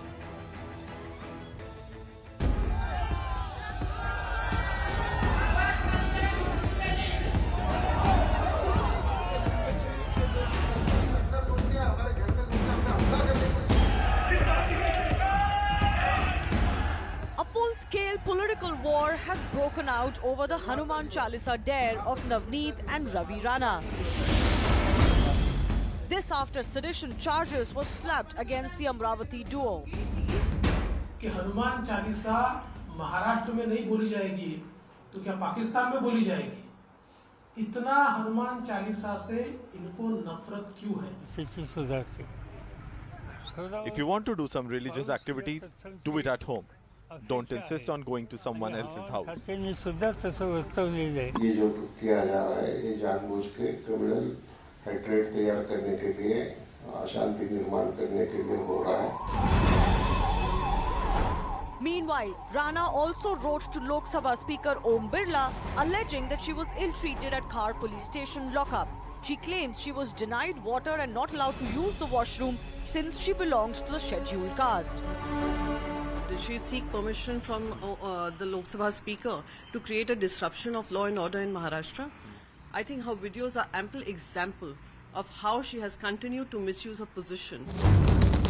The Aghadi government even called for an all-party meet, but BJP and Raj Thackeray refused to attend. Why should we go to a meeting where the CM himself does not want to come? Bulldozers on Kangana Ranaut's property after her criticism of Maharashtra government. Attacks on several BJP leaders allegedly by Shiv Senics. And sedition charge just to silence a Hanuman Chalisa recital. Is the Aghadi government going overboard against any dissent or critical voices? Or did the MVA walk into a trap set by the BJP?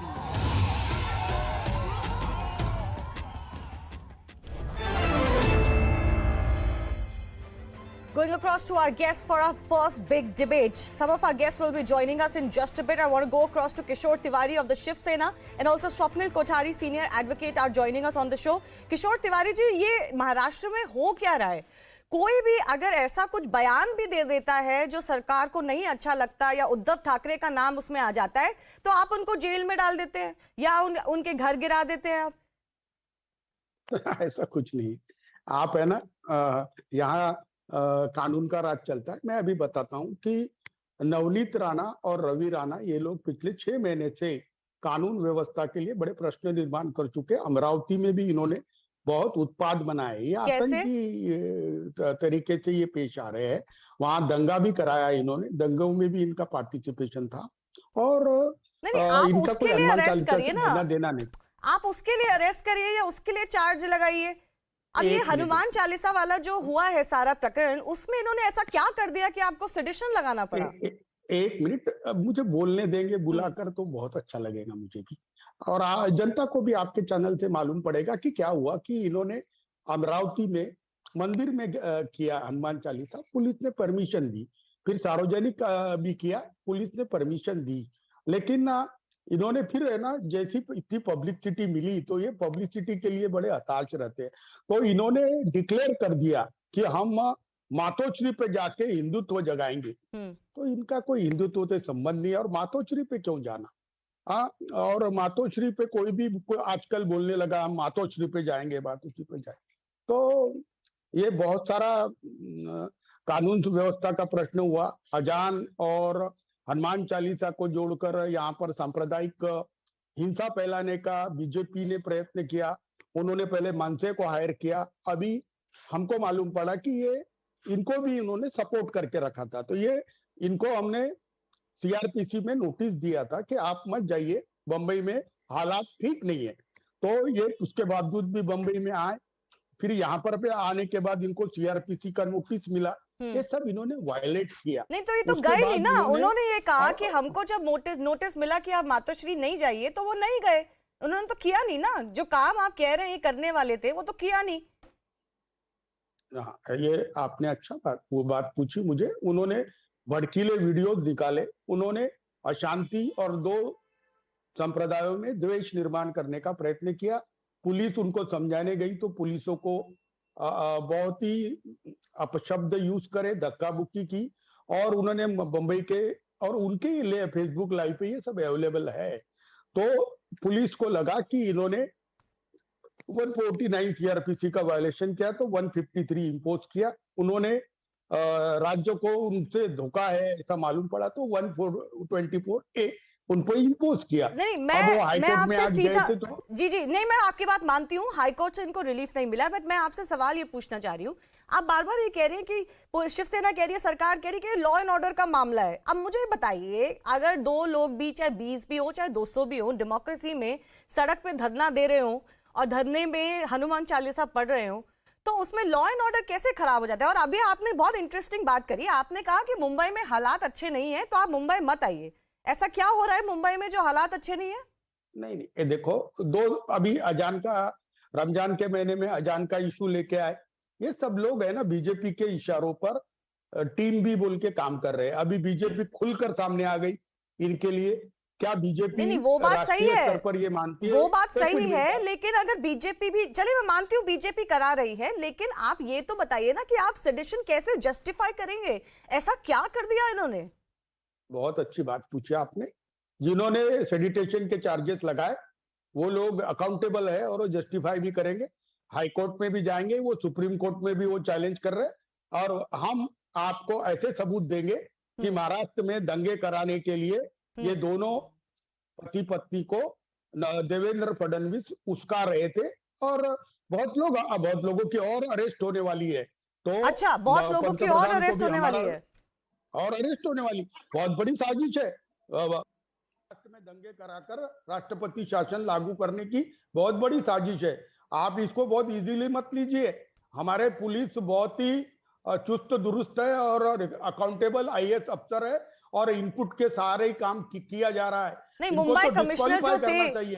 पहले Mumbai commissioner जो थे, उनके under जो inspector थे, वो कैसे काम कर रहे थे वो पूरे देश ने देखा है। Rahul Navrekar is the BJP spokesperson, he is joining us. Ashok Phankade, senior journalist. Rahul, please respond. The Shiv Sena spokesperson is saying that you are instigating riots in the state. This was all because of that, and there are further arrests in line. Well, Shiv Sena is known for its opportunist politics. That's known to one and all. They have deserted the issue of Hindutva in the lust and greed for power. Let the people decide. Rahul, let the people decide. Rahul, let the people decide. You were also Shiv Only there, it is only Mr. Tiwari. You know, you've had your word. Let me have mine now. Just hold your horses. If you have the patience and courage to listen to what I have to say, you are telling the lie. You should not tell the lie. You should not tell the lie. You are also Shiv Sena. We have not left anything as a Hindutva. Why are you behaving like your party that you represent? You all are getting nervous. You all are getting unnerved. Hold your horses. The truth shall prevail. So, coming back to what I was saying. You are becoming too much personal. You are becoming too much personal. Too much Either personal. this candidate should talk or he should be put on mute. Because there's no point participating in a debate where This only is one not person your pops up all the channel. time. This is not your channel. No. Nobody will The mute problem is when both of you speak over each other, neither of you is very audible. So let Rahul Navrekar respond. Mr. Tiwari, I'll give you an opportunity to respond to him. Yes, Rahul Navrekar. So coming back to what I was saying, Shiv Sena is known for its opportunist politics. They have deserted the issue of Hindutva in their lust and greed for power.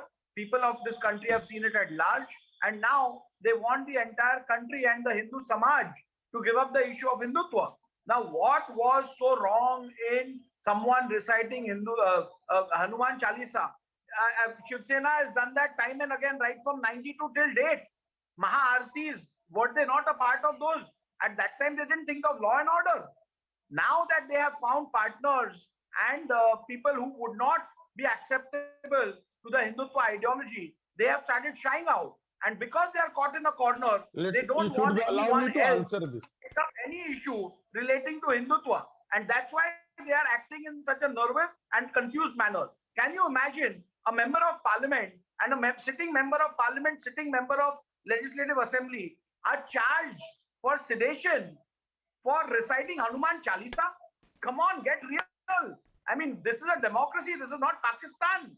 For heaven's sake, get your act together. Mr. Tiwari. Let me tell you that this government and the lawless situation in the city of Mumbai and the state of Maharashtra is unprecedented. You have people stoning vehicles of a Z category protectee within the premises of a police station. You have people beating up and assaulting guards installed for providing security to a Z category protectee. CISF and NSG has been hit and police has done nothing about it. All FIRs are being registered. Somaya goes to file register a FIR and that is manipulated without his signature and that is shown as an actual FIR. Whereas the contents of the FIR which he had registered were totally different. Okay, let Mr. So Tiwari there is respond one by one. Let him respond. Then let him